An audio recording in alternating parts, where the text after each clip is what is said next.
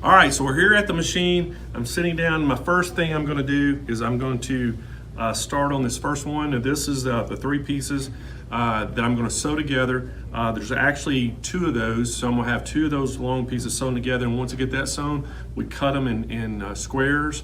And as you can see, this is the quilt I have right up here behind me. That's the one I'm trying to make, the table runner. So I'm going to start on that first.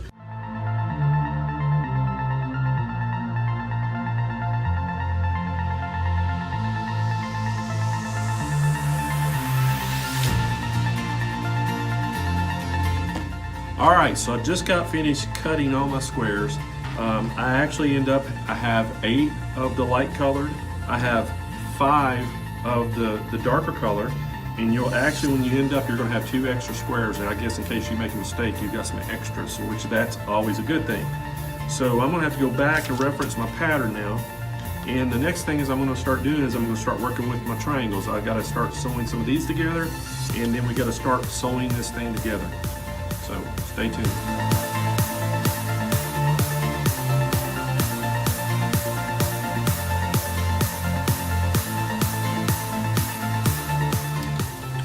All right, so if everything went okay, I should have what you see up here, okay? So let's check this out. Let's just see if it looks like it. The next step now is to do some quilting. All right, we're out here. We're at the Handi Quilter Infinity. Got the Pro Stitcher on it. As you can see, we actually got the table runner all pin to it, and we're going to do the robotic system and let it do some stippling on this thing to kind of finish this quilt. So let's get this thing started.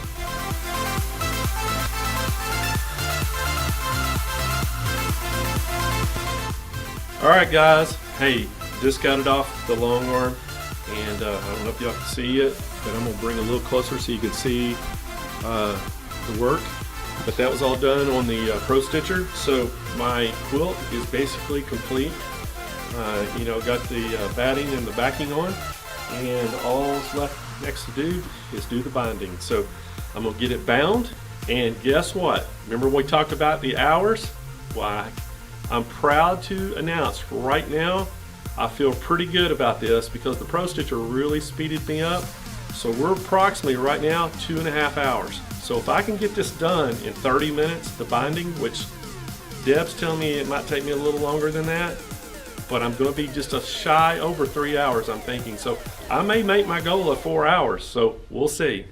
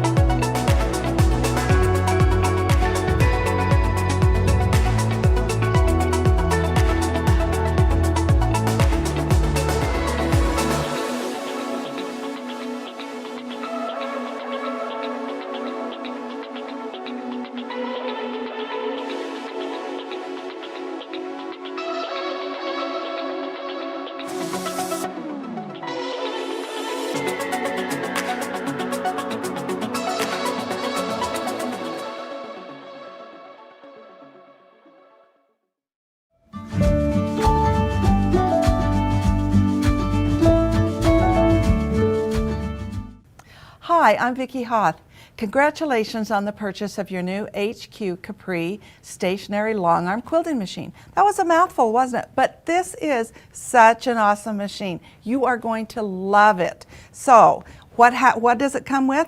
It comes with the 18-inch Capri, 18-inch throat space. You have the 𝐏𝐤 insight table with stitch regulation. You are going to be able to finish so many quilts and have that perfect stitch. So join me and let's get started on putting it together.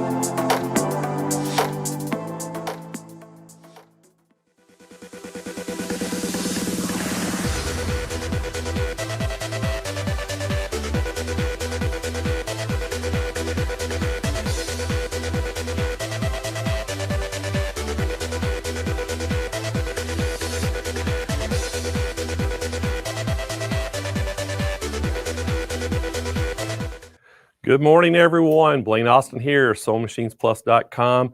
Welcome to day 5 of our virtual Quilt Fest. Hey, we're glad you're here. What we need you to do is start commenting and asking questions, sharing the video, doing all those things, because we're going to tell you why. We have this big, huge $50,000 Dream Studio giveaway, and one of you out there could win this. And this is how you can win it. If you voted on some of the quilts back before the voting closed, that helps your chances. If you go to that virtual Quilt Fest page and put your email address, that helps your chances. If you're commenting and sharing the video from Facebook, if you're giving the likes, that helps your chances. If you're on YouTube and you go hit that bell notification, gives us that thumbs up, and subscribe to the channel, that helps your chances. So what's happening is the algorithms are taking all your activity in, putting you in that big bucket, and we're going to pull the name out of that. So it's all done electronically. And so the more participation you have throughout the week, the better your chances are to win that. And I don't know if y'all went and looked on that page and saw all the things that you're getting, but it is absolutely incredible. Dave, if we could, can we put that overlay up and show them all what they're winning at Dream Studio? This thing is pretty awesome. And, it's a value of $50,000. And you're going to get that, the Grace 21 Pro with the continuum frame and light bar. You're getting the Lighten Up QBot system, the robotic system to go on that 21 Pro. You're getting a Handi Quilter Capri with that new Insight table. So it's going to be a free motion sit down. You're getting a Baby Lock Accolade Serger. You're getting the Brother NQ3600D sewing and embroidery machine, which is a Disney machine. You're also getting that Brother SDX230DX Scan and Cut, which is Disney.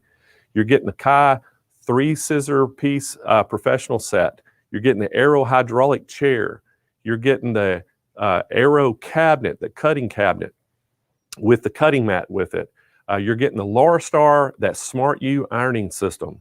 You're getting that Juki DX4000 QVP sewing machine, and you're getting a dime bundle that has so many things in it.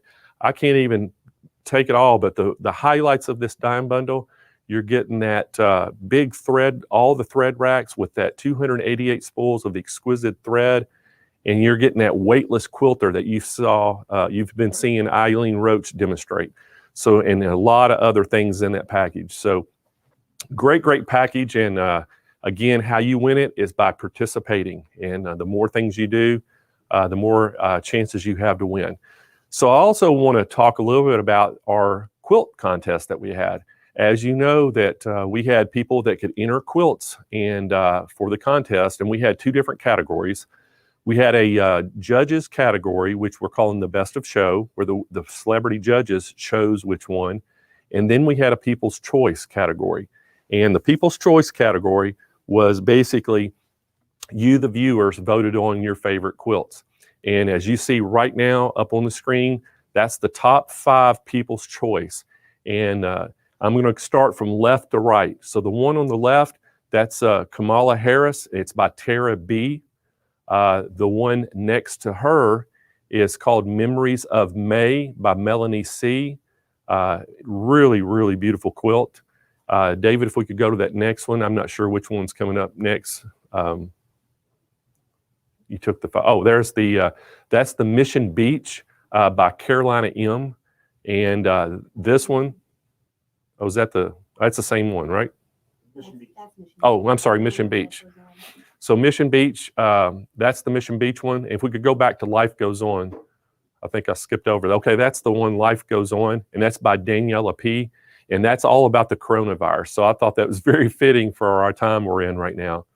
And then I think that's, don't we have one more, the Forget Me Not? Yes, by Janet D.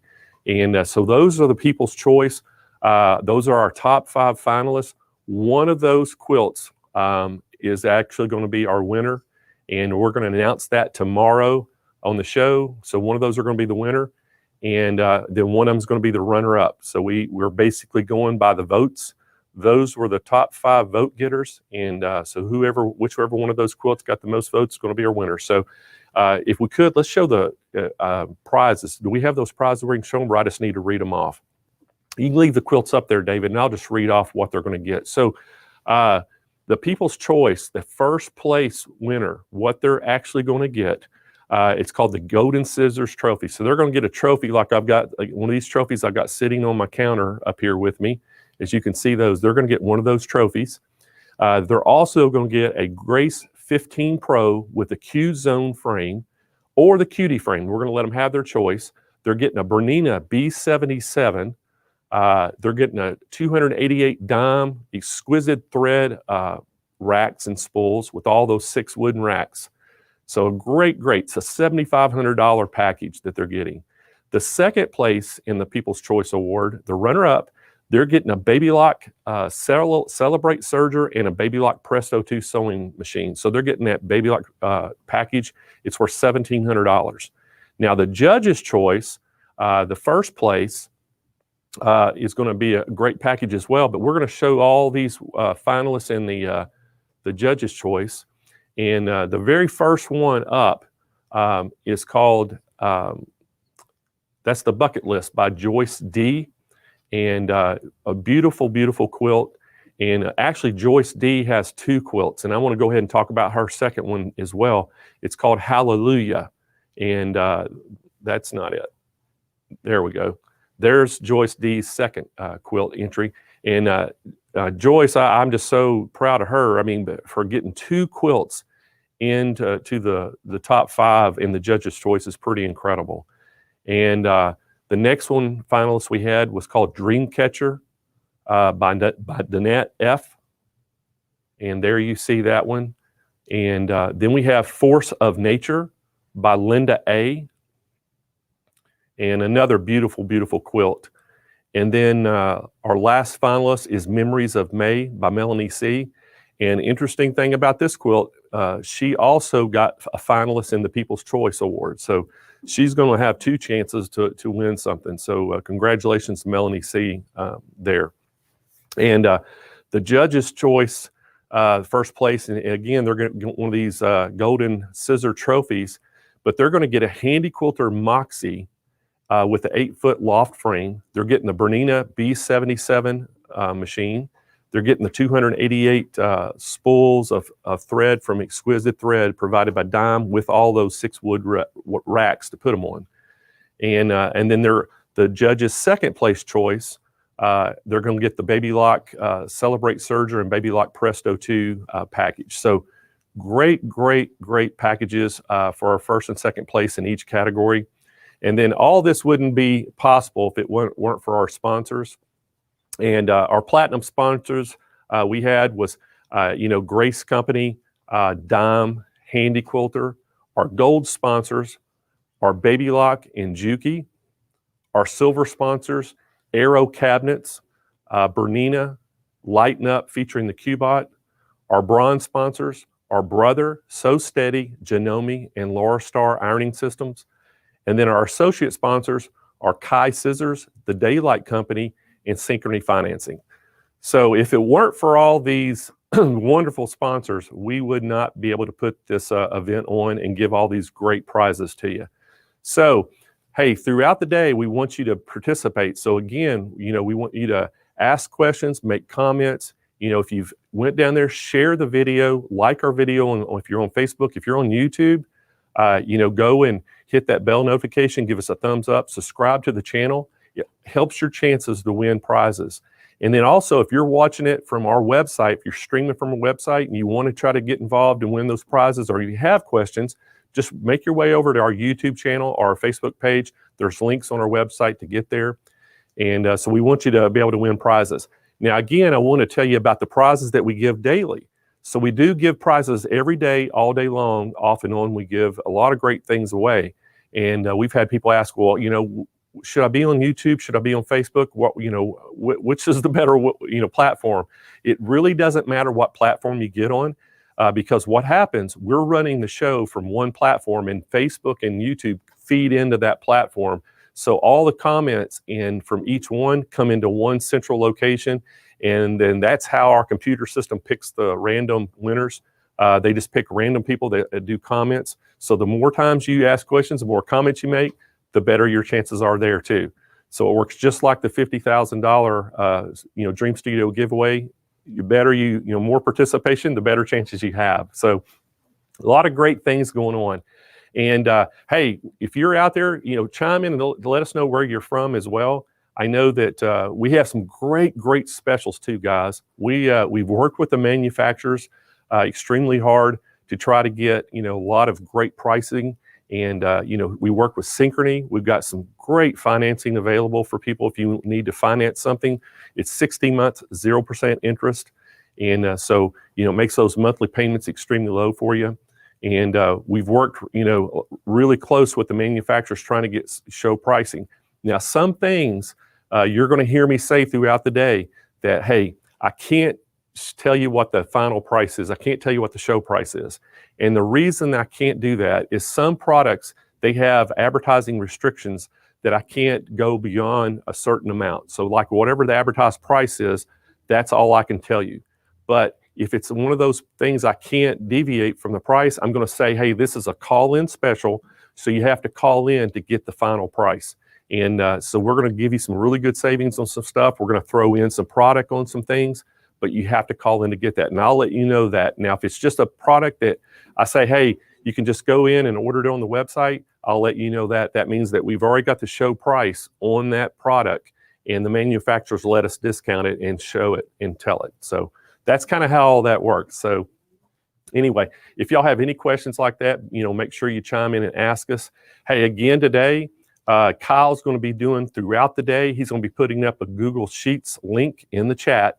And what that's for, if you try to call our call center and you can't get through, or you're on our website and all of our chatters are busy and they can't help you, the live chat people, you can go on that Google Sheet and fill out your name, your contact phone number, and what product you're interested in, and somebody in our call center will give you a call back. That is updated real time in our call center, and they see it live. And so as soon as Kyle puts that link up and you go in and do anything, it pops up on their screens, and they can give you a call back. So they're doing that throughout the day. Depending on how busy we are, sometimes they're getting it to you immediately.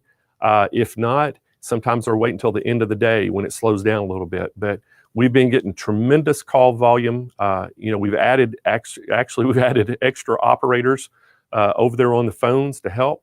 And we're still pretty busy, and so be patient with us. We will get to you. And the chat team is the same way. I think we only have about 9 people on the chat team, and they're working hard too. Now, if you're on Facebook or YouTube, and we have in the studio, I have people that are monitoring the chat here in the studio. We have Candace, we have Deb, we have Pat, and we have Marina. They're all going to be coming in, and I think even Rhonda's helping. They're monitoring the chat, and if you have questions, they're going to try to help answer those questions on chat as well. So while you're in there, so got a lot of things going on this morning. So we're glad you're here with us. And anyway, we're ready to go to our first presenter. And guys, this thing is so awesome. I'm having so much fun. And I hope y'all are having fun too, getting to see all these great presenters. And I'm going to brag about our presenters a little bit.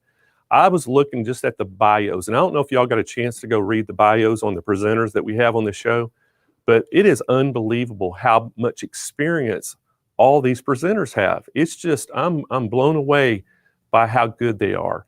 And, I went and read all of them. They all have so much experience, and they're just, so good. And that's even like our judges. You've been getting to meet some of our judges. I was blown away by our judges, how much talent they have, how much experience they have, and they've done such a good job. And you're going to get to meet Sherry McConnell today. You're going to get to meet Melinda Bula today. I think they're going to be on the show, and we're going to talk to them a little bit more and get to know them. And so just great judges. And then again, guess who's going to be here tomorrow? Eleanor Burns is going to be back. She was here 2 days in a row. We had Jenny doing the first of the week. Eleanor's going to be back tomorrow, and you got a whole hour with her. And so we're super excited to have her back, and she's just she's the queen of quilting, and so we're pretty pumped about that. So, hey, our first presenter this morning comes from the Grace Company. It's Nathan Erznoznik.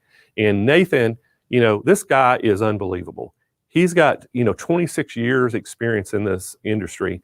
And, you know, Nathan over at Grace, not only is he the, you know, the sales director and marketing director, he's involved in customer service.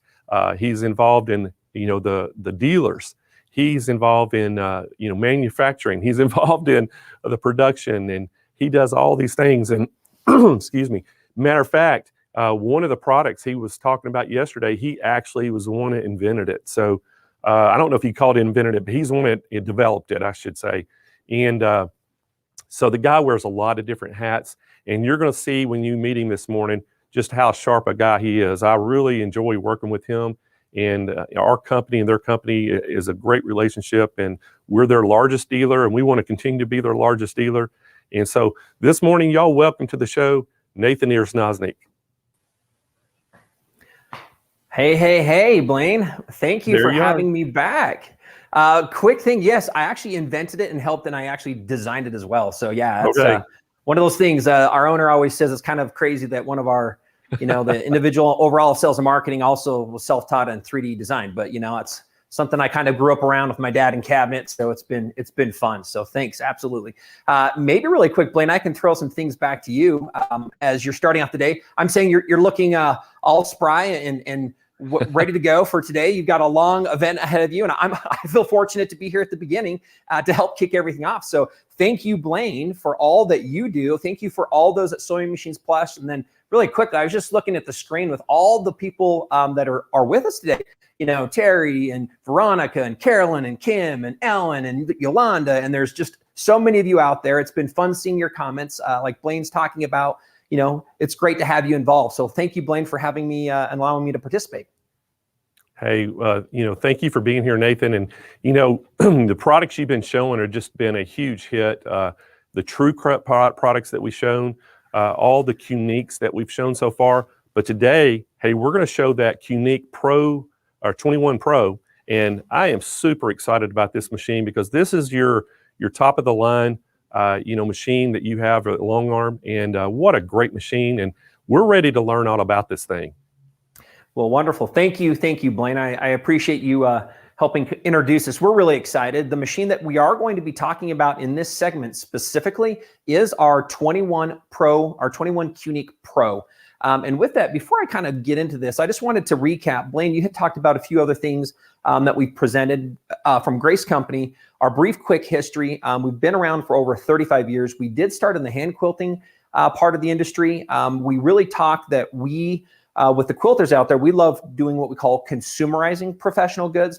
One of our part of our business and what our mission is to help people to connect with their creativity, the things that they're passionate for, and to help them enrich their lives and then the lives of those that they love and they associate with. And so we think that by hearing what quilters want, by coming out with what some solutions will be to help you as quilters finish more of your quilts. We're really in the business of finishing. We think that it's been not only a fun journey, but we're hoping that we're really resonating with you out there. We have products at a variety of price points that have a variety of functions and features. Blaine mentioned we have cutting tools that are above and beyond anything that you would ever see. So we talked about some of those yesterday. Our quilting structures later on today, we're going to talk a little bit about what we call hoop quilting. So if you haven't had a chance, stay watching with what we have today. Watch a few of the other things from Grace Company with what we've done with Sewing Machines Plus.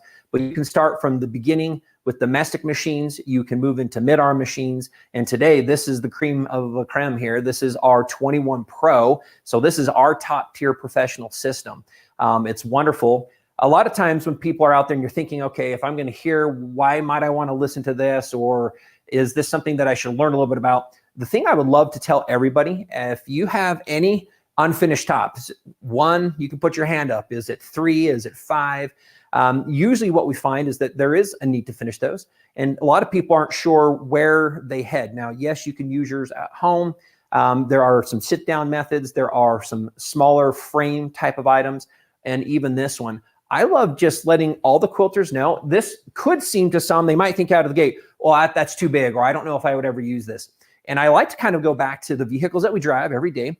usually there are some things that we like that are conveniences, and we're looking to potentially pay or will increase our budget on our cars for conveniences. I'll take myself, I'm kind of a car guy.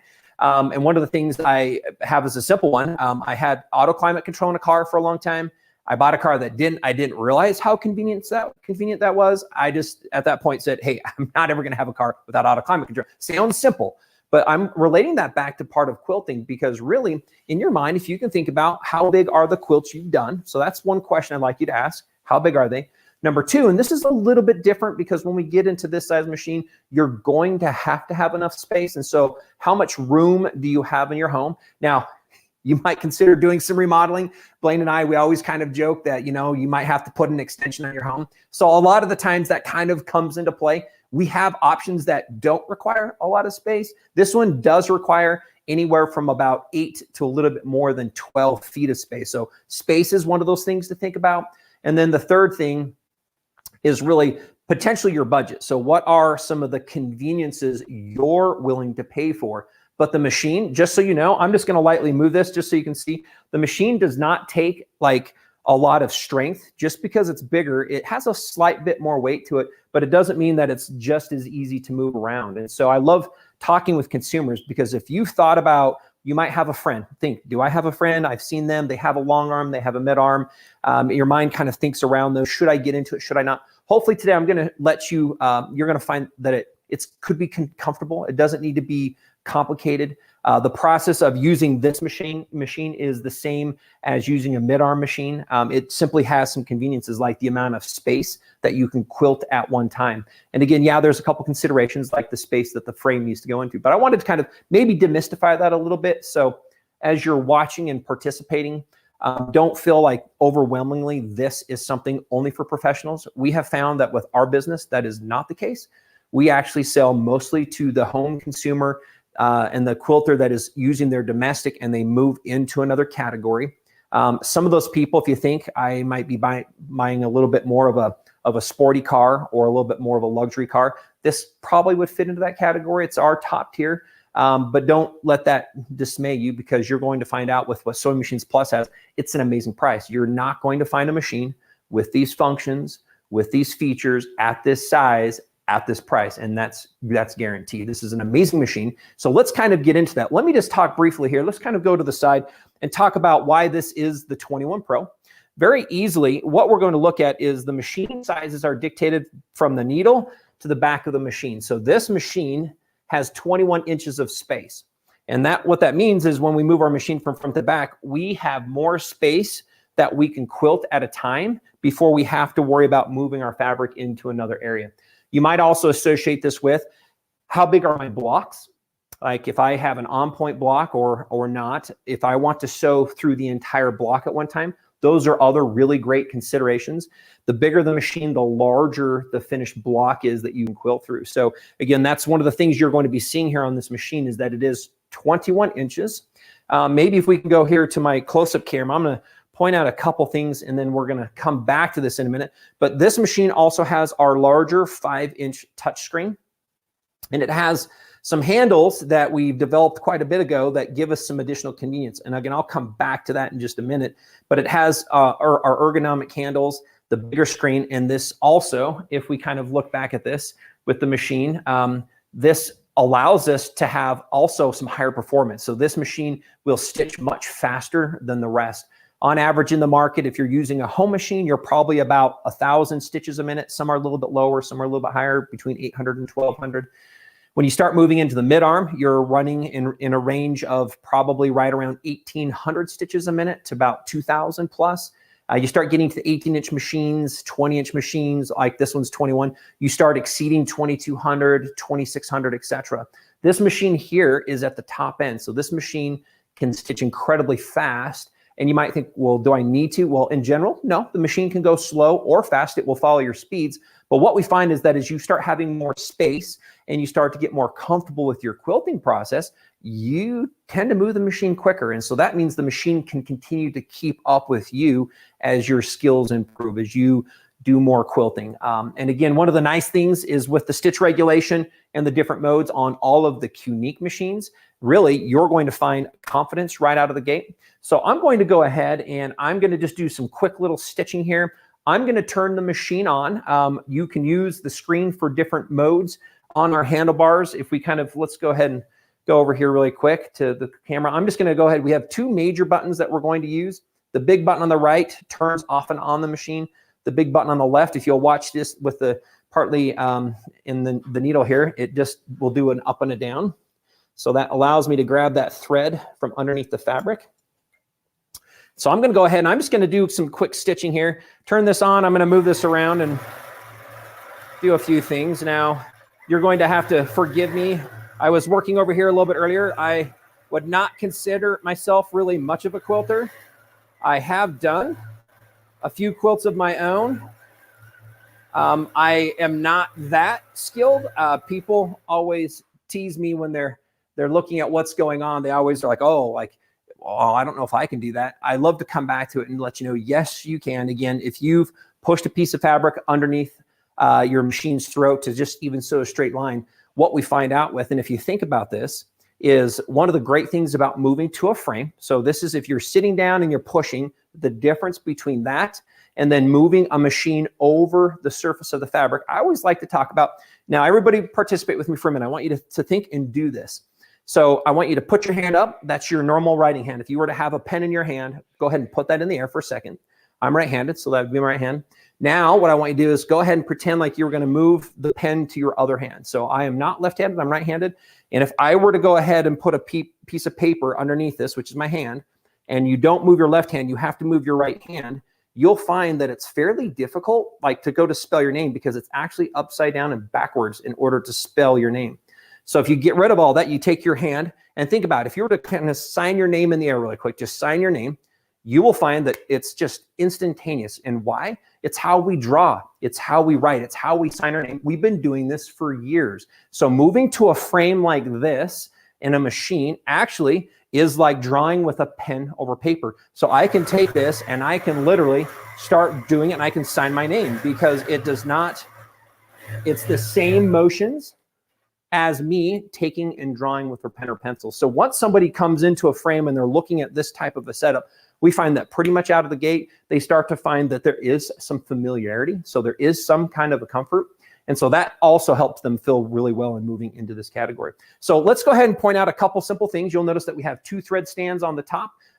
Some people will wonder why. Well, I might be looking at a couple different colors that I'm going to do in different areas, and it's just super easy to access those and thread that.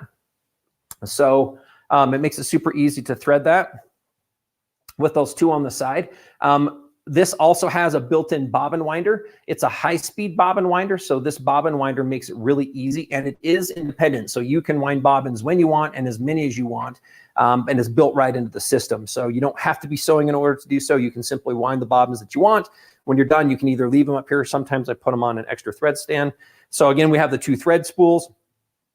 As we're coming down, let me kind of point out here a little bit on the handles, and I love this. When we started looking at what would be the needs of somebody when they're using a bigger machine, and one of those is, if you think about this, the farther the machine is from me, okay, the more I'm going to be leaning over the frame. So we don't want to have to lean over the frame.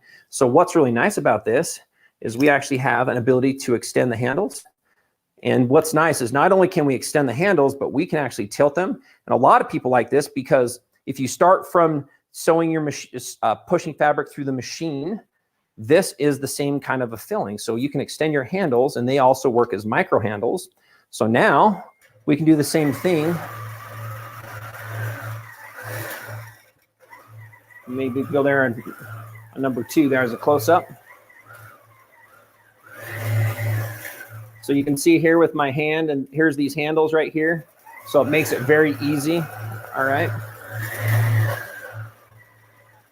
So you can also adjust the handles up and down. So I'm going to go kind of put these back where I'm going to be preferring to quilt. Very easy to adjust. Again, you can adjust them in and out. You can adjust them up and down, and you can adjust the angles. And so people love this because that does allow you to put it at an angle that is most comfortable for you. I really prefer them at about an angle like this. For me, this frame's probably a little low. I would normally put this frame taller so that I would have my arm at a 90-degree angle is a recommended piece. The other nice thing is that the screen, by having the larger screen and having it touch screen, we can build in other functionality. One of the great things that this particular machine has is a bobbin estimator. What that means is the thread starts to get low, it can help give us a warning that that thread's getting closer to being out of position. And there are other things that allow us to toggle our needle. We have multiple modes. So we do have, and maybe I'll demonstrate this one kind of just from the side here again, we have what we call precise mode. And so what precise mode, it's what I've been using right now, is when I turn on the machine will actually, it doesn't stitch until I move the machine.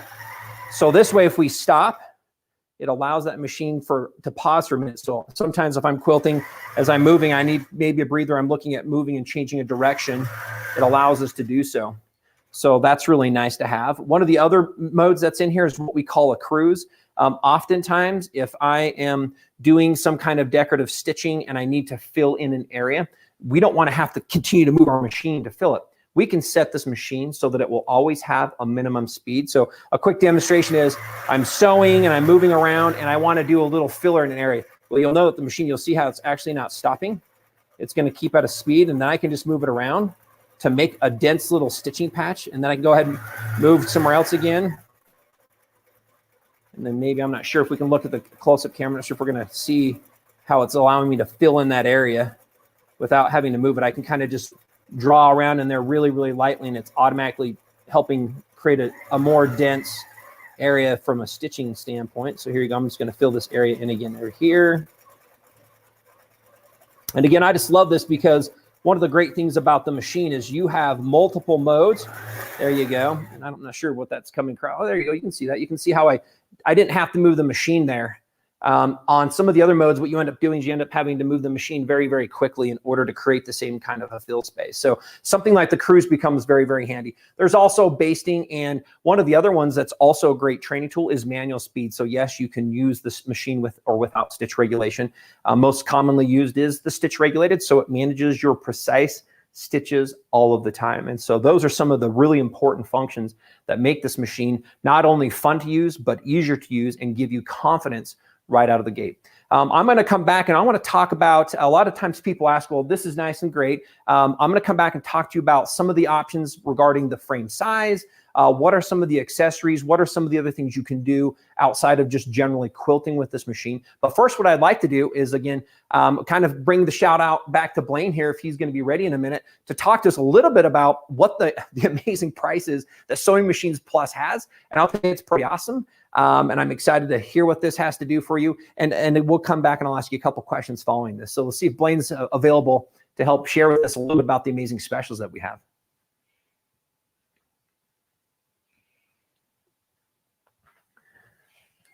And if not, what we can do here until he gets back, let me go ahead and tell you a couple things about the frame. On the frame, so you know, this is our Continuum 2 frame. Are we good, Blaine? You have a minute to show us the pricing that we have for everybody? I sure do. I'm sorry, Nathan, Great. I didn't hear you. Yeah, no, that's great. Yeah, let's go to the overlay, David, and I'll show everybody about this price. Now, again, you're going to see this is the Pro 21 and the QUILT Pro 21, and it comes with the frame, that Continuum frame. And the whole package price, this is the show price, is $94.99. Guys, this is a complete frame. You can get it in an 8, 10, or 12-foot frame. And with this Pro 21, this is a great long arm machine for under $10,000. I mean, this is unbelievable, the price on this, $94.99. We have 60-month 0% interest financing available for you to make those monthly payments easy, to get you set up in your big, nice long arm quilting machine. And so give us a call at 800-401-8151. Go to our website at SewingMachinesPlus.com. You can speak to one of our live chat agents, and you can order this thing. We have the pricing set up. You can go right to the website and put the machine in the cart, and it has a drop down where you can pick which frame you want and check out right there. This is a great, great price.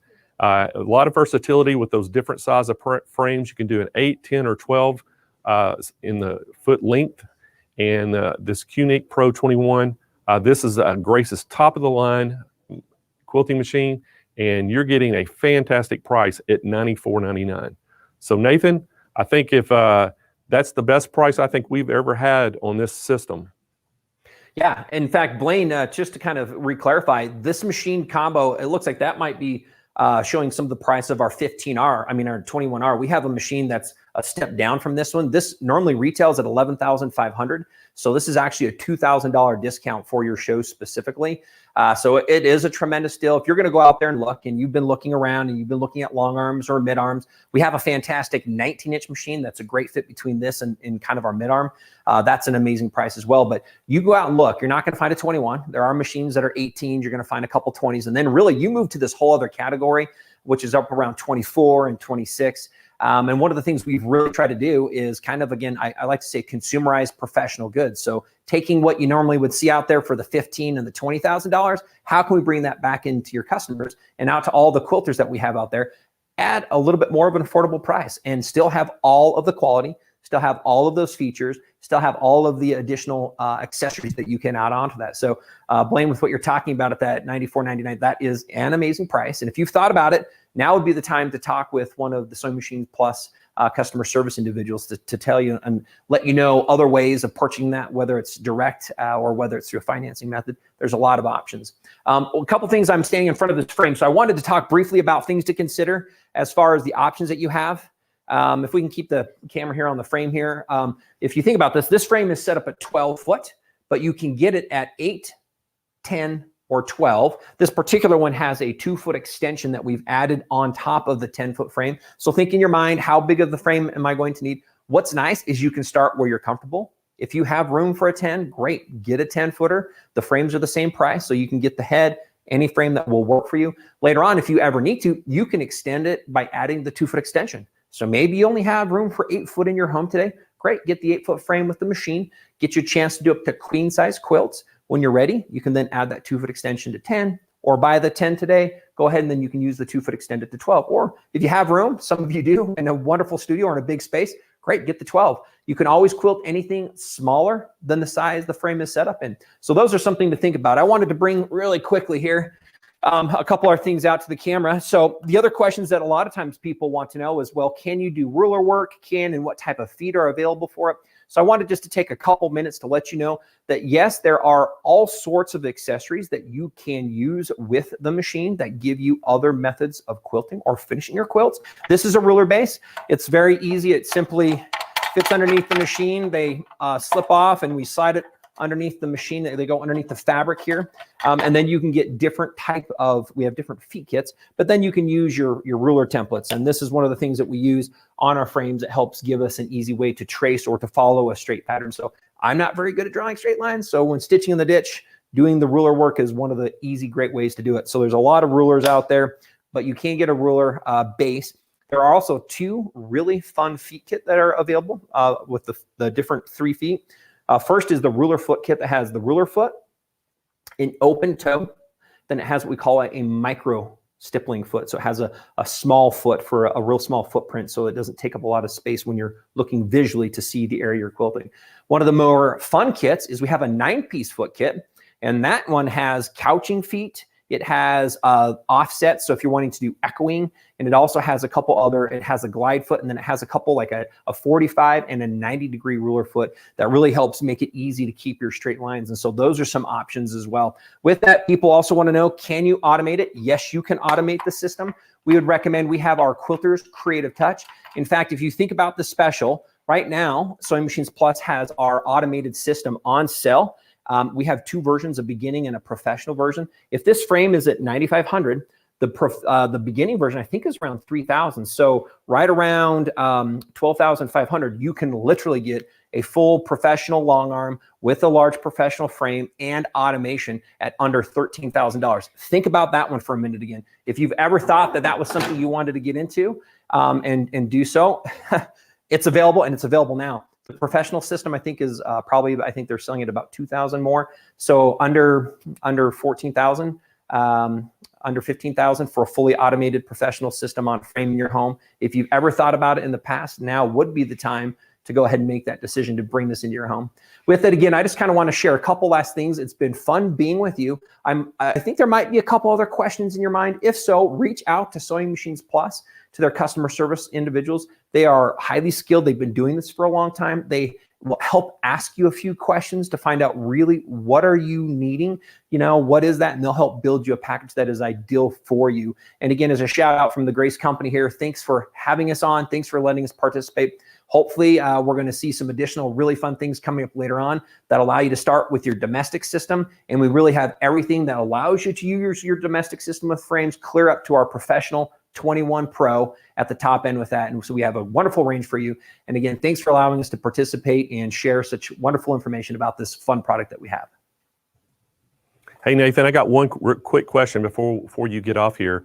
On that height adjustment on the frame, what kind of range can you have? Because could you lower it low enough that somebody could sit at it, or is it going to have to be like they're going to have to be on a stool, or what's the height range on that? That's a great question. This frame actually goes down about another 2 inches lower than where it's at now. If you're going to sit at this, you would not use a standard chair, but if you were to use something like a bar stool height chair with rollers, or out there in the industry, there's what we call saddle chairs, you would be able to sit in front of this machine to do that. And it also has actually 1 foot of leveling. So this can actually go up about another 8 inches farther than where it's at today. Right now, I would want this frame probably, for me, about another 4 inches higher than where it's currently at for this demonstration. So it is adjustable. Yes, you can sit, but that sitting does require to use more of a bar stool height chair, which are available out there and fairly, they're easy to get a hold of if you need to, so.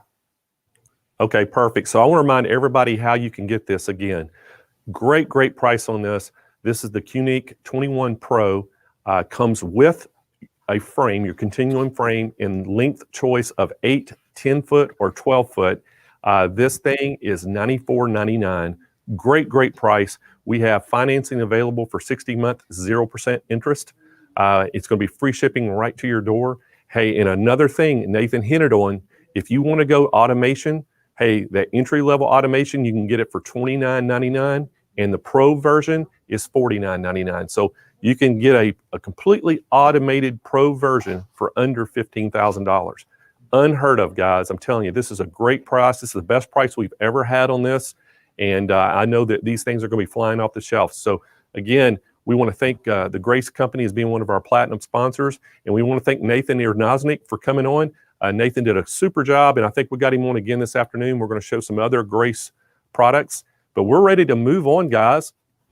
Hey, we're going to go, and our next presenter is Kim Sandberg. She is with Handi Quilter, and Handi Quilter is another one of our platinum sponsors. And, Kim, was taught to sew from her mother and grandmother at an early age. And, when she was in junior high school, she started kind of making some clothes, and through all the way through high school, started making her clothes and things. And then, one day she saw a log cabin quilt, and she was just kind of blown away by it. And so she took some paper and sketched out her first quilt.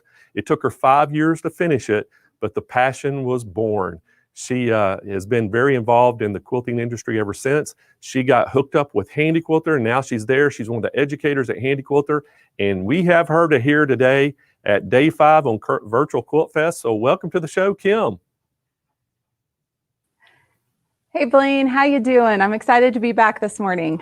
Oh, we're excited to have you back. And I know, again, we're getting ready to talk about a hot machine that Handi Quilter has. And I know you love this machine yourself. So I'm ready to go with this thing. And I know our customers are excited to see the Moxie this morning.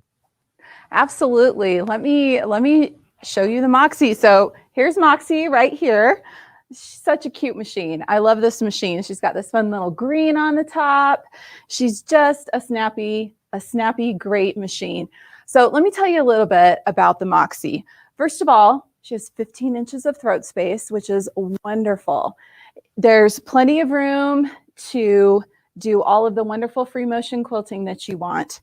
The Moxie comes with the loft frame, and it's an 8-foot frame, which is awesome. You can do quilts up to, 7 feet wide because it's a foot less. We lose a little bit on the sides. So you can do, a nice large quilt on this frame, no problem. But we do have a 2-foot extension available too. So the Moxie has 2 modes of stitch regulation, just like all of our other machines.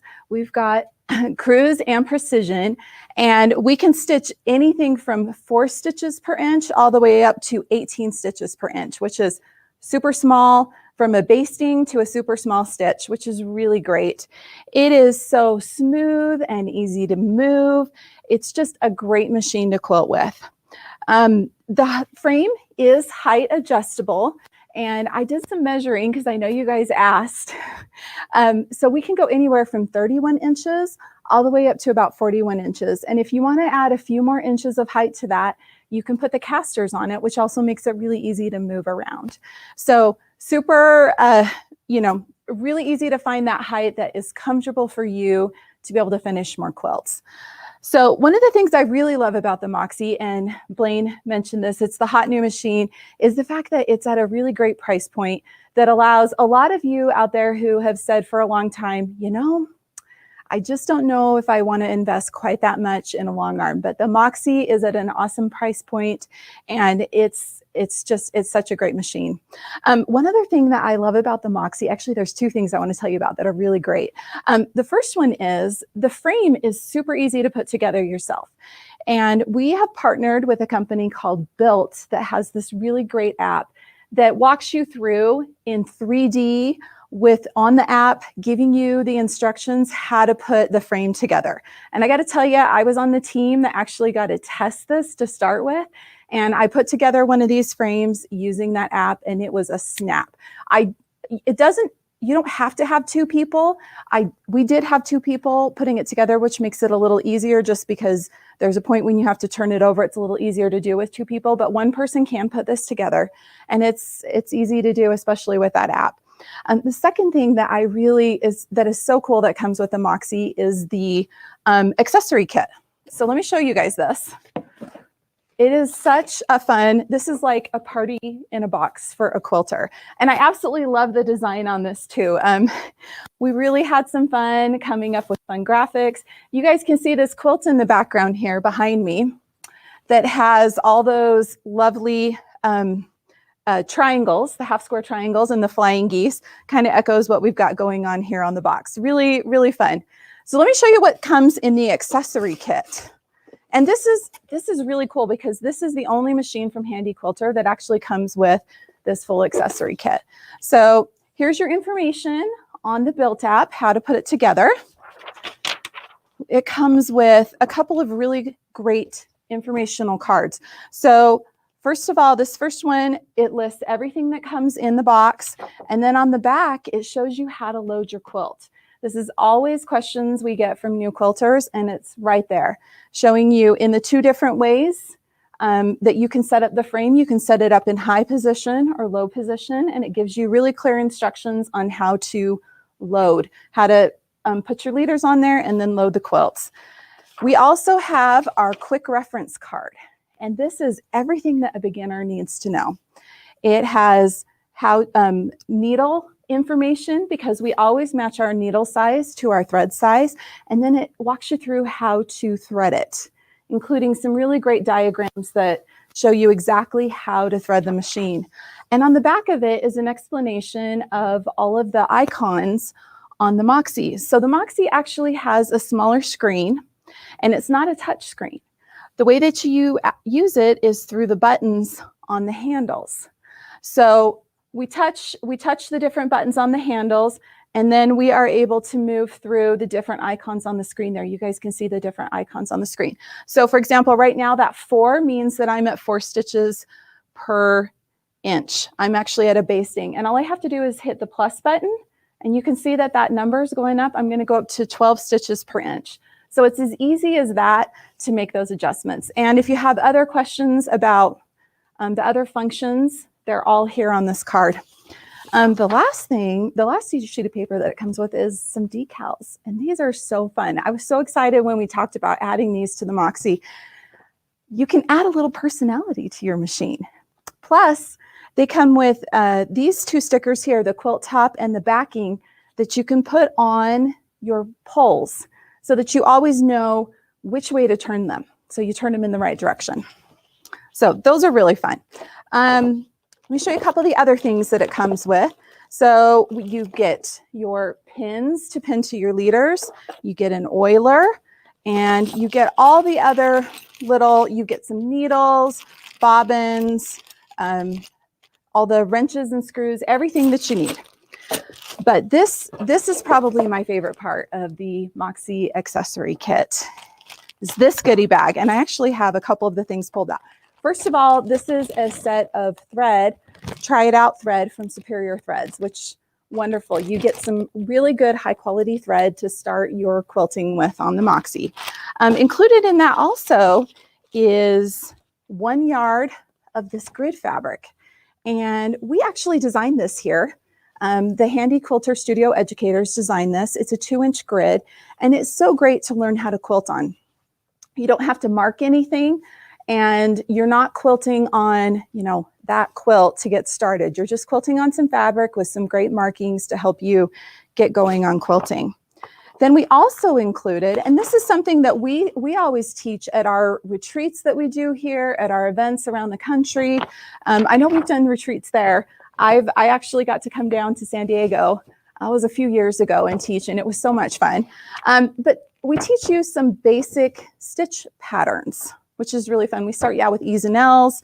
We go to meander, and then we even get into continuous curves. So just some basic quilting patterns that you can practice on this grid so that you can really get going with quilting, finishing more quilts with your Moxie. So let me tuck this stuff back in here. And we'll talk about a few of the other things, and then I'm going to do some quilting, because I know I've been going back every day and reading the comments, and I'm seeing a lot of you asking me, how do you do this? How do you do this? So I'm trying to answer those questions for you too. So the Moxie, we can add accessories. So what I've went over so far are the things that come with it. That's included in the purchase price. So things that we can add to the Moxie. If you want to do rulers, you can add a ruler base. And this is the ruler base for the Moxie. I'll show you guys how to slip that on. We'll just walk over here. We'll pull the machine over to the side here. And we just place it right here. And there's some knobs on the side that you actually attach when you get the ruler base. And it just pops right on there. Easy, easy. And then we'll just slide it right back under. And that gives me that nice solid platform to be able to put my rulers on. So we can add a ruler base to it. We can also add what's called the Quilt from the Back kit. And that allows you to do things like pantographs. So pantographs are designs on a long strip of paper, or you can buy them and print them out yourself and like tape them together to put across the back. But what you do is you use a laser to follow this line, and then you're able to quilt this design right onto your quilt. It's a great way to finish quilts quickly, add an all over texture, and it's also a great way for a beginner to learn different stitch paths. Because trust me, once you've done this a few times, you start remembering that, and it's a great way to learn how to stitch those designs. With the Quilt from the Back kit, we can also do groovy boards. And I actually have a groovy board here to show you guys what they look like and how they work. So this is a groovy board. You can just see that it's a sheet of plastic. It's about 1/4 inch thick, and it has the design cut out in grooves, hence the name groovy board. And when you want to do groovy boards, what you do is you need to get the Quilt from the Back kit. Then you also need to get the groovy board stylus adapter, which is it's this little tool right here, and it's actually on a little frame on the back. And what you do is there's a little tip on this, and you drop it down, and it just fits right inside that groove. So you're able to just follow that groove and then very easily stitch the design, that perfect design, onto your quilt. So you can do something fun like this. This is such a classic quilting design. It's called a Baptist fan. And I love it for just putting all over texture on a quilt. So there's your groovy boards. We can add that. We can also add, I did mention the 2-foot extension to the frame. So that puts you up to 10 feet, which means you can quilt up to 108-inch wide quilt, which that's a king. So you can do king size quilts on this. The 𝓦𝓮𝓵 is also available on the little foot frame. So if you don't have room for the 8-foot frame, the little foot is a 5-foot frame, and it uses a hooping system. It's very versatile, and it can fit pretty much anywhere. Usually quilters, if they're a little crunched for space, the little foot frame is the perfect fit. So that's kind of the overview of what comes with and what you can get with a 𝓦𝓮𝓵. So unless if we've got some questions, I'll just go ahead and show you guys some stitching. I wanted to show you guys, I've been trying to show a little bit of a different technique every day. Just some fun ideas and things that we can do with the 𝓦𝓮𝓵. So let's just come over here and let's just do some basic free motion first. And then I actually want to show you some micro quilting today. Okay. So we'll come over here to the machine, and I always want to do my needle down, needle up to start with. Bring up that bobbin thread. It's important that you do this so that you don't end up with those knots on the back. I'm going to hold down my needle down, needle up, and do a few walking stitches, which are, and that's like walking, like I'm out walking. It's called a walking stitch when I do that, but that provides a lock. It's just like doing a back stitch. Now we can go ahead and do some quilting. So let me show you guys how great and easy it is to move this around. And I'm going to stop for a second and clip my thread. Get that out of the way. You guys can see just how smooth and how nice and even my stitches look. It's just such a great machine to stitch with. It's easy to move, easy to quilt with, and I'm getting that nice, beautiful, even stitch that Handi Quilter is known for. Now I'm quilting in cruise mode right now, and you guys can just see how beautifully that's stitched out. Love this machine. Okay, let me show you how easy it is to change the feet. Now the 𝓦𝓮𝓵 comes with this foot right here that's on here. This is called our hopping foot or ruler foot, and it has a lower profile on it. You can use it with rulers. It's originally the one that we had to go with rulers. We have added one that's called the sure foot that you can purchase for extra. And then the other foot that comes with the 𝓦𝓮𝓵 is the open toe foot, and it's actually open on the one side, so you can see directly where the needle is. As a matter of fact, let me grab that one. I do believe it's right here in my kit. Yep. Let me show you guys the difference, because I'm going to actually walk you through. Oh, actually, that's another ruler foot. You know what? I thought I had one ready to go. You'll have to take my word for it. So it's open on the side. And that can be really great for micro quilting when you want to be able to see exactly where that needle's landing. But I'm going to show you a foot that takes it a step further. So this is called our micro foot. And when you guys look at this, you go, wait a minute. Looks like it's missing something, but it's not. There's enough of a foot there that it does its job by holding that fabric in place, and we're able to see exactly where we're placing those stitches. So I'm going to go ahead and change my foot. I'm just going to loosen this screw with my 2.5mm hex wrench. And and you can see that this just pops up, so you can easily take that foot out. And I'll just pop it right in there and go ahead and screw it in so it's nice and tight.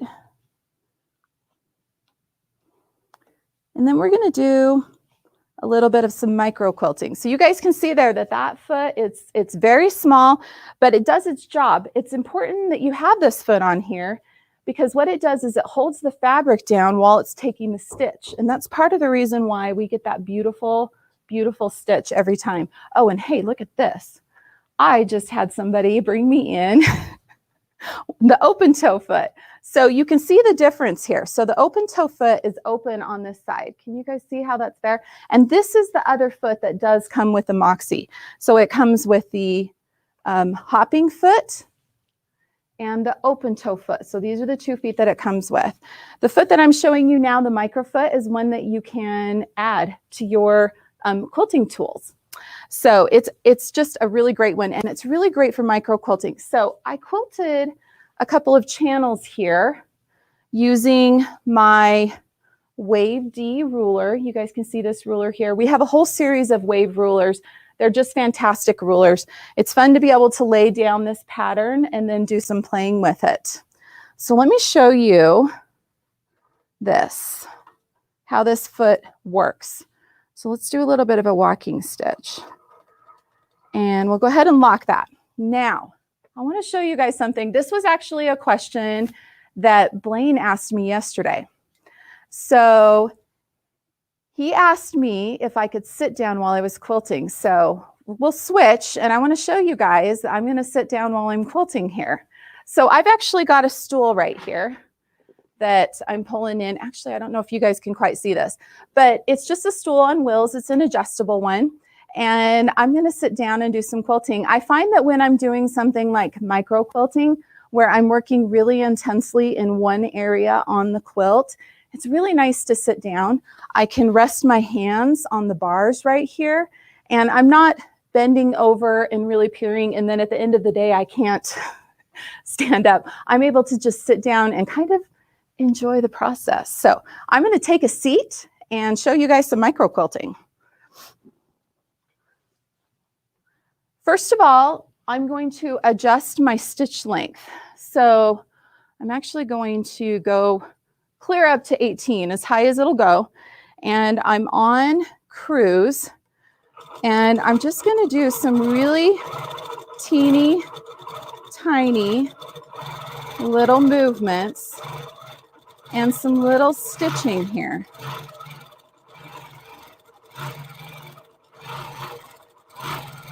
You guys can see here, I'm just able to see, because I'm using this nice little micro foot, I'm able to see exactly where I'm laying down every single one of those stitches. Isn't that great? So we'll go ahead and come over to here. I'll clip my threads. You guys can take a look at that. But micro quilting is really great. And being able to sit down while I'm quilting is really nice to have that option. So that's my new little technique for the day. I told you guys I want to do a little bit of a different technique every day. So remember that the Moxie, you can use all of the Handi feet that come with it, that are available from Handi Quilter, including the micro foot. So Blaine, I've been seeing a bunch of comments popping up. Do we have any questions today? Hey, we sure do, Kim. Okay. So a couple of questions is, the first one is, says, do you have automation available? You know what? We do not have automation yet. Pro Stitcher, there is a Pro Stitcher version coming for this soon. However, Blaine, I know that you have something through SMP that's available. I actually do. So we actually have a Q-bot that will fit right on that Moxie and works extremely well. So if they can have that, it's actually $43.99 if I remember correctly, for that robotic system that'll fit right on the Moxie. That's great. And automation is fun. I love using my Pro Stitcher. I got to tell you that. All right. So I've got several questions. So I'm going to just we'll do some, like the quick fire round, you know, how we did it yesterday. So Absolutely. Somebody asked, Kim, is the learning curve easier on a smaller long arm than a larger one? You know what? That's a really good question. I'll tell you what, because it's a smaller machine, it's a little lighter, so it's easier to move. I would say, yeah, I think it actually is. Another thing, because it's a smaller machine, your throat space is right where we quilt. So quilters really use, unless if you are truly a long arm quilter, meaning you're a very tall person, they really only use the first 10 to 12 inches of the throat space. And so the Moxie is perfect for that, because that's right where you're quilting. That's right in that throat space. So yeah, it is a great machine to get started on. All right. So the next question is, they know that you get stickers in the box. So exactly, you know, like how many stickers are there, and like, you know, what would your suggestion be how to use them? Oh, that's a good question. Exactly how many are on here? Oh, there's a lot. So each one of these little decals you can see here are separate stickers. I don't know, there's probably at least 20 on there. I would totally trick out my Moxie with these. And then I would probably, you know, because I want the world to know that I have a Moxie, I'd probably stick one on the back of my phone. I'd probably put one on my computer. Maybe I'd put one in the window of my car, you know, just let everybody know that I have a Moxie. So just some ideas. Maybe on my other sewing machine too. I know my domestic machine, I have all kinds of fun stickers on that one too. So yeah. I'm just picturing you, you know, driving down the road with a big Moxie sticker in your windshield, Oh, yeah. or your back glass or something. I'd be going, oh, I know what that is. Oh, that's exactly. funny. All right, so I'll have to do that. you need to. So the next one, the next question comes to us is, how much room does it take for the frame, the loft frame? Okay, so we recommend at least 2 feet, pretty much like 2 feet on both ends. So if it's an 8-foot frame, it's really nice to be able to walk all the way around your frame, but you don't absolutely have to. So if you need to push one side up against a wall, you need at least 10 feet with the 8-foot frame.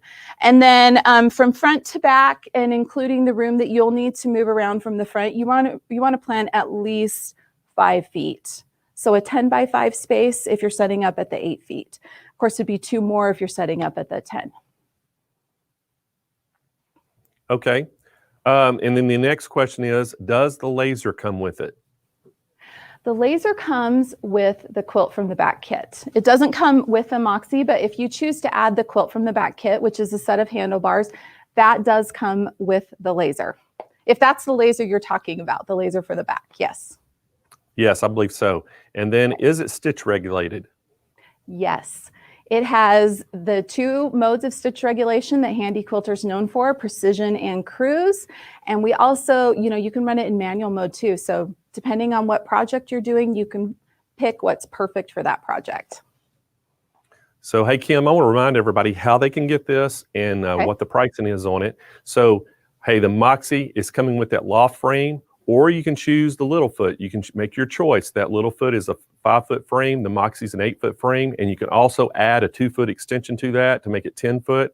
But it comes with the 8-foot frame for $49.95. That's under $5,000, guys. A great, great price on this.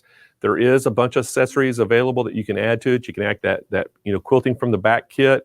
You know, so there's a lot of things that you can add to it. You know, it's $49.95. We have financing available. If you want to get the 60-month financing, you will have to call in because that's a special thing. But guys, this makes this thing $83 a month. Anybody can afford $83 a month. So great, great chance to get you a great machine if you wanted to get started in quilting. And give us a call at 800-401-8151 and speak to one of our agents on the phone, or you can speak to one of our live chat agents if you go to the www.SewingMachinesPlus.com. And Kim, I know that you've been showing a bunch of things on this. Mm-hmm. So what other things can you show us about how this thing is quilting? Oh, some other techniques. Well, yes. We can do all kinds of quilting on this. So today I showed you rulers. We could actually, you know what? If I swap the foot out, I can show you guys some ruler work again. I kind of pre-quilted that part. So we'll come over here and I'll show you again. We'll go ahead and clip my thread. Always bring up that bobbin thread. It's the good habits you want to make. And we'll swap back to my ruler foot. So let me just change this really quick. And then we'll do some more quilting with rulers.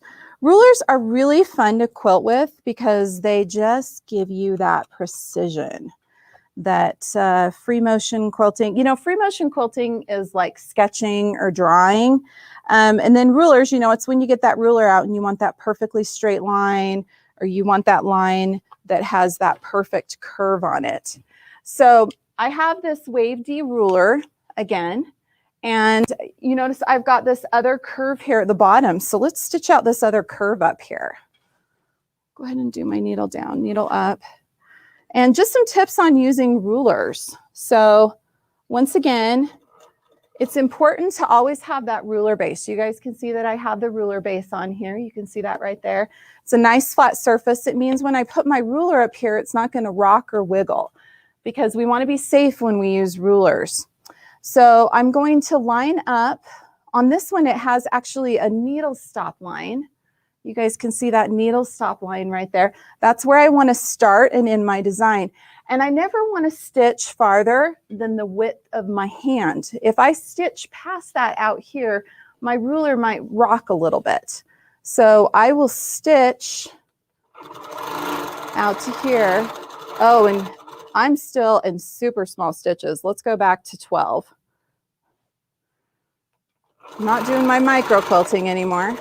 So I'm going to stitch to where my thumb is and stop, and then readjust my hand. Once again, ruler safety is always important. And stop right here. And then let me show you how I, on this other one that I did earlier, I created that space in between, that channel, so we could do some fun quilting there. Let me show you how I do that. So we'll line up here. And this is when we get to have a little bit of fun with it. We maybe have to do a little bit of figure out how to make that ruler fit just perfectly. And then adjust my hand and keep stitching.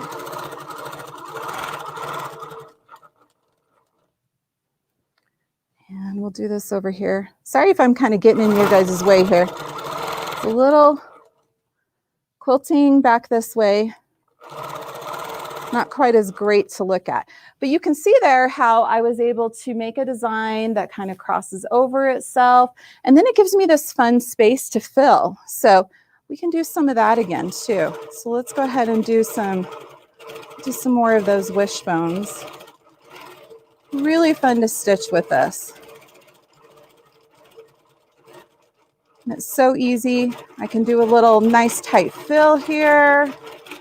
Really fill that in, and then come back over and keep doing my wishbone. It's just so fun to stitch with. I start doing something like this and I forget. I have to like remind myself, focus. So there's some more stitching using the rulers so that I'm getting that perfect curve and that perfect shape that is exactly the same all the way across my quilt to create that pattern that I really, really like. So we have some more questions. I'm watching the comments here. It's fun to see. I feel like I'm starting to recognize a lot of your names. Hey, Kim, we do too. We see a lot of our usuals that are always on chat, and Yeah. they watch our regular shows during the week as well. But we do see a lot of of our customers on here, and you kind of get to know their names after a while. But Yeah. hey, great presentation, Kim. And I know this machine is just an awesome machine, and we've sold a ton of them. We're Handi Quilter's #1 dealer in the world, and so our staff is extremely knowledgeable about the Moxie. So I know that we had training when they first came out. We got one down here, and we had Handi Quilter came down and trained us on it. And so all of our call center staff is extremely knowledgeable about the Moxie, and they know a lot about it, and they can help you out. So if y'all have any questions, make sure you give them a call at 800-401-8151. And I'm going to remind you again, guys, you can get this for $49.95. It comes with that 8-foot loft frame, which we do sell an accessory and a 2-foot extension if you need to make it a 10-foot. And we also have the little foot frame, which is a 5-foot frame. So if you don't have room for that 8-foot, we're going to give you your choice of frames. You can either get that 5-foot little foot, or you can get the 8-foot loft. It's $49.95. And we have financing available, 60-month, 0% interest. So it gets that payment down like $83 a month. Great, great price for you. And like Kim was talking about, right now, they have a Pro Stitcher version. It's coming out for automation if you ever want to put automation on it. But we do have the QBot automation. It's made just for the Moxie, available right now, and it is $43.99. So when you call in, you can ask them about that. But to get the financing at 60 months, you have to call in to get that. If you go right on their website, we do have 36-month available if you want to check out the website. And the website is reflected of the show price. So that show price on there. So great, great price. Kim, thank you so much for coming on and showing us that Moxie again. We love that machine, and we really do appreciate Handi Quilter. Handi Quilter is one of our platinum sponsors again. And guys, we could not have done all the wonderful prizes and all the the prizes for the contest winners of the quilt contest if it wasn't for our sponsors. So, hey guys, coming up next is another one of our platinum sponsors, and it's Dime, and we have Eileen Roche going to be here. And Eileen, oh my gosh, guys, I can't say enough about Eileen, but she shares her wealth of machine embroidery and sewing experience to create products for embroiderers of any skill level. Her talent is unbelievable. She's very innovative. She has come out with so many great products just because of her sewing and seeing the need for it. And I have known Eileen for a number of years. She's a true great ambassador for our industry. And so please welcome to the show, Eileen Roche. Hello, Blaine. How are you today? I am fantastic, and I'm so happy you're here. You are just doing a fabulous job. This is like the Jerry Lewis telethon. Well, thank you. Thank you. I'm trying. I'm hanging in here. So, hey, we're getting to talk about one of my favorite products today, as you know, and I cannot wait to talk about this. And I told you, I got to tell everybody the story. So we talked on the phone, and I told Eileen, I said, how many do you have coming into this? And Eileen said, well, I think about 100. And I said, Eileen, we will sell out all of these on the show. I said, I promise you, they're going to all go. Guys, these are coming in. They're going to ship them on April 1st. Eileen's going to direct ship them, drop ship them right to our customers to save time. But guess what, Eileen? We've sold over 70. So that tells you there's just a little under 30 left. So if y'all want this thing, you better act, because they are going to sell out by tomorrow. I promise. I know. Well, they're so excited. I'm just reading some of the funny comments. Terry Click saying, Eileen, what will she wear today? Are you in my closet every morning? Right? I wake up, I'm like, what am I going to wear today? Because, you know, I like to show embroidery. I don't always wear it, but today I am wearing embroidery. So, Well, but we're you know, super glad you are. It's all about quilting with your embroidery machine, right, Blaine? You know, it is. I mean, I've been doing that for over 20 years. And, you know, I think many people thought, oh, you're crazy. But now they see that the embroidery designs are available. They have those quilt tops they want to finish. So, you know, I just think they need the right tools. And we most certainly have them. There's the combination of that monster hoop and the weightless quilter. And boy, you can finish any quilt on your embroidery machine, you know, from crib size all the way up to king size, believe it or not. But first, you know, I want to talk about some of the mistakes that quilters make. When I say quilters, I'm talking about people who are quilting with their embroidery machine. And that is not planning your embroidery. So you should always plan your embroidery by printing a template of the embroidery design, and you should also use a sharp needle. Not an embroidery needle, because you want, you know, you're going into cotton quilting fabric, so you want a sharp needle. Regular embroidery needles are actually a ballpoint, so they kind of have a rounded tip, and they're for stitching on knits. And then you want to make sure that you use the same weight thread in both the needle and the bobbin. So throw out that idea that you're going to use embroidery bobbin thread when you're quilting with your embroidery machine. Not true. You're going to treat your embroidery machine just like a long arm and use the same thread top and bottom. Now that's weight wise.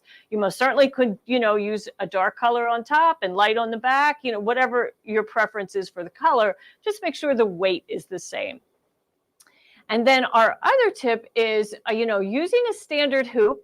Although you can often get a hold on your quilt sandwich with a standard hoop, the quilt is heavy and it will drag that hoop and it will literally pull that inner ring out of the outer ring.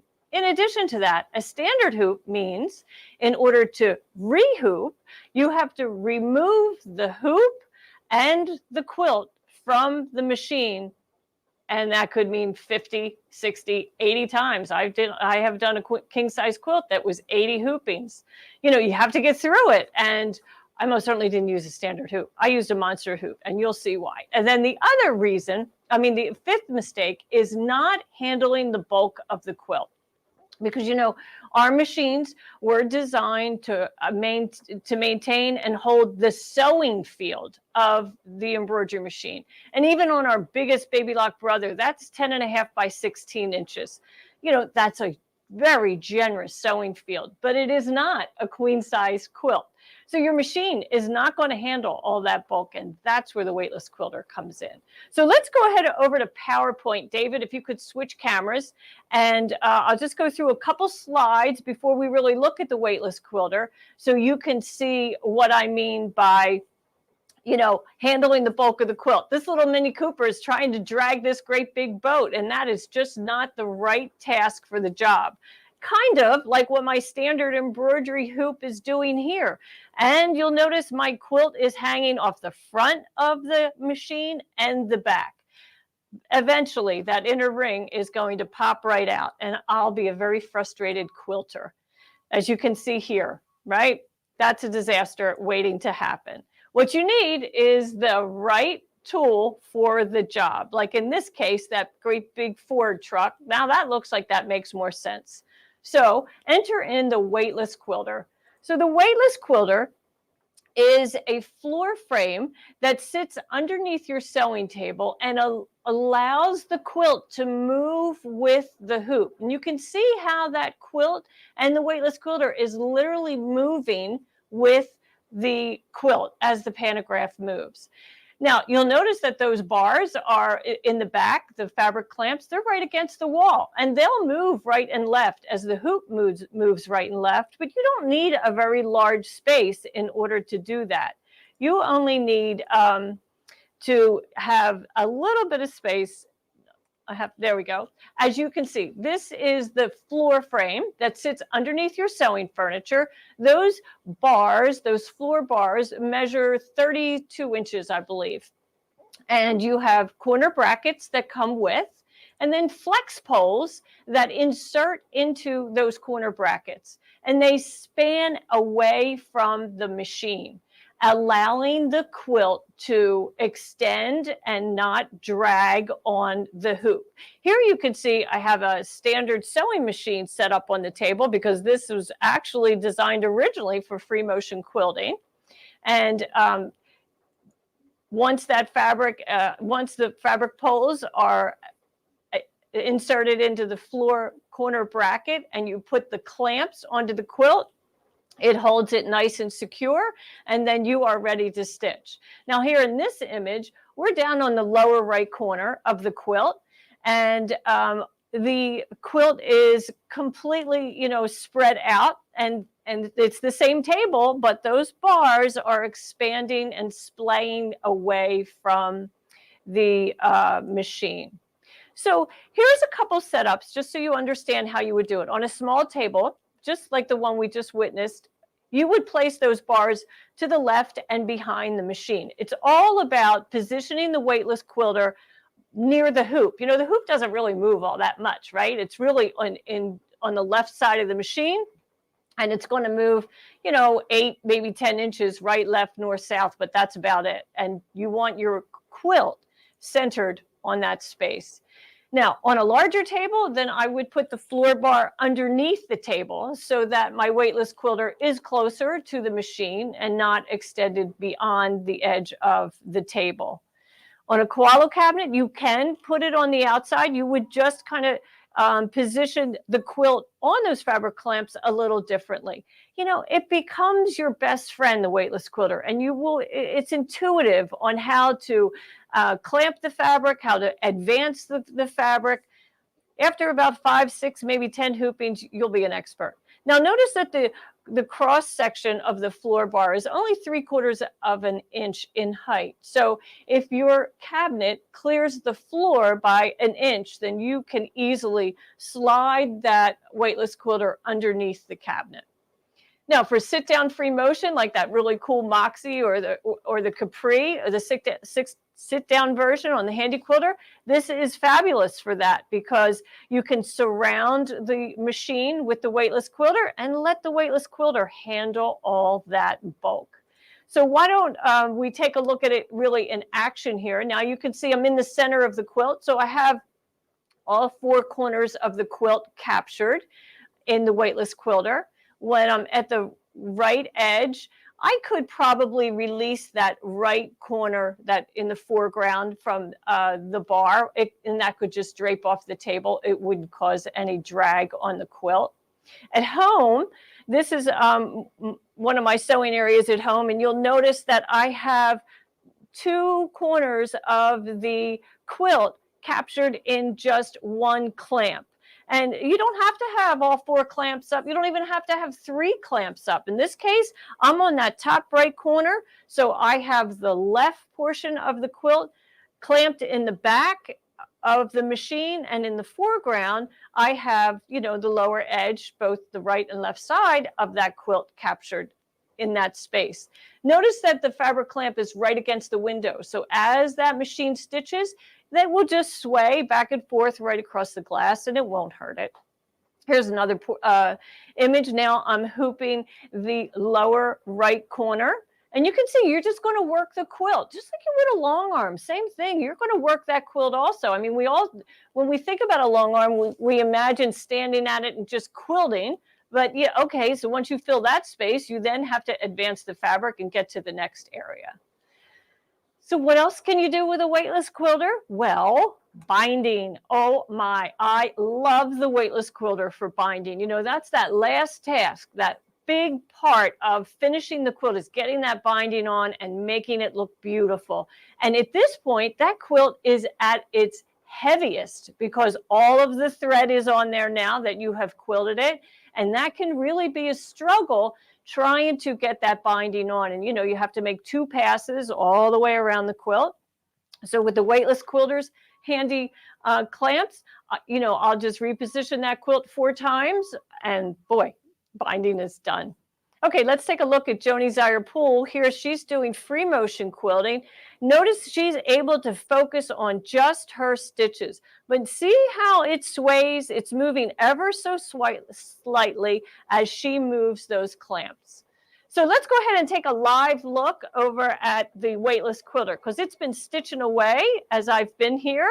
And you can see it's just, look at the back. It's just moving ever so slightly. You can see the pole in the foreground. And that's because of those flex bars that come with it. And you get 8 of those flex bars. They are made out of fiberglass and they come with a felt, adhesive felt that you will attach to both ends so that when you insert it into the fabric clamp, you get a nice strong fit. These poles that you get, there's 8. So there are actually 2 different circumferences or diameters. Here, let me scoot right in front of the camera. That's horrible. But get a skinny one and a thick one. And you can see that the skinny one is really quite flexible, right? So that's what you're seeing here in the foreground and actually even back there. And the thicker one is not as flexible. And that's what you're going to use when you have maybe a wool quilt or flannel, or you have a big king size quilt that is heavier. So you'll get to know which one would work best for your project. And then you'll select it and you'll use the one that's appropriate for your job. Now the fabric, the floor clamp is right here. And it's just so easy to use. Your pole just fits right in there. There's a slot for the floor bar. You know, there's these holes here, but we don't even use the screws. So we don't even provide screws anymore because those bars don't move. They just stay right in there. And it's the engineered design of the angle of this floor clamp that allows the pole to flex out and hold the quilt. That's what's so beautiful about it. I just love that thing. It also comes with little finger cots that are really handy to cover the fabric clamp with because these teeth can be kind of sharp.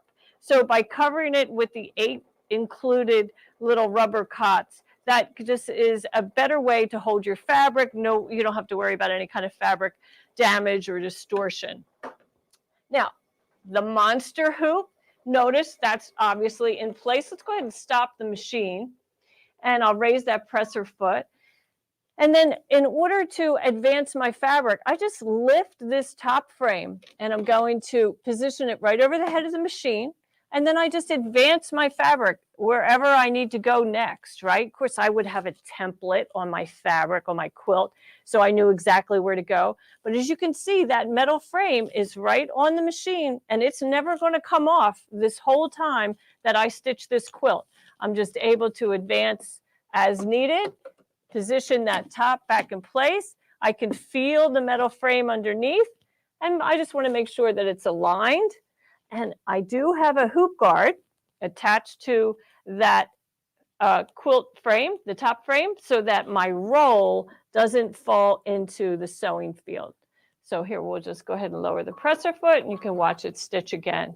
Now, occasionally, you would come over to the fabric clamp and reposition it. So we have a little bit of excess on this side, so I'll just reposition it and let it kind of fall in that position. And, you know, then let it stitch that whole design. And once, oh, it stopped on me, so we'll start that again. Once it's stitched, you know, it's just time to advance to the next hooping. And that's the beauty of that, because, you know, 50 hoopings, 80 hoopings, that's a really big struggle. But if you don't have to take the quilt off of the machine in order to rehoop, that's the beauty of it. You know, and you just use a template, position it in the next hooping. And of course, I know sometimes we're doing edge to edge where we're actually connecting, you know, line to line, or maybe we're doing custom quilting, which is, you know, in this sense, I'm going to use a template that is centered right on my quilt block. And I would use this with the weightless quilter. I'd be positioning it on the quilt, center the needle over that template, lift the template, stitch the design, reposition the template, on and on. And, you know, that's how easy it is to do. I love the weightless quilter. I have finished so many quilts in this past couple years since the weightless quilter came out. It's so rewarding. It just makes me so happy that I can finish my quilt from concept all the way to binding without having anyone else involved in order to, you know, like quilt by paycheck, right? Send it off to a long armor, and I actually get it finished because it's doable. You know, before the weightless quilter, boy, it was really a struggle. You had to love that quilt to want to do it on your own. So, Blaine, do we have any questions? Hey, Eileen, we sure do. We have quite a few, actually. So Okay. what is the maximum height that you could use? Like if you've got a taller table by chance, what are the maximum height you can use that thing with? Yeah. So the poles are 5 feet tall. So I think that the weightless quilter should extend about 14 inches above the bed of the machine to get enough height to manage the weight of the quilt. So I suggest when people buy the weightless quilter, they take it home and they set it up in their space. And then before they put that adhesive felt on the end of the pole, they should, you know, test it without cutting anything, and then cut down maybe 2 inches and do another couple hoopings. You will intuitively know. You really will. You'll just get a good feel for it. And if it's a big quilt, a king size quilt, you don't have all 4 corners of the quilt attached to the clamps.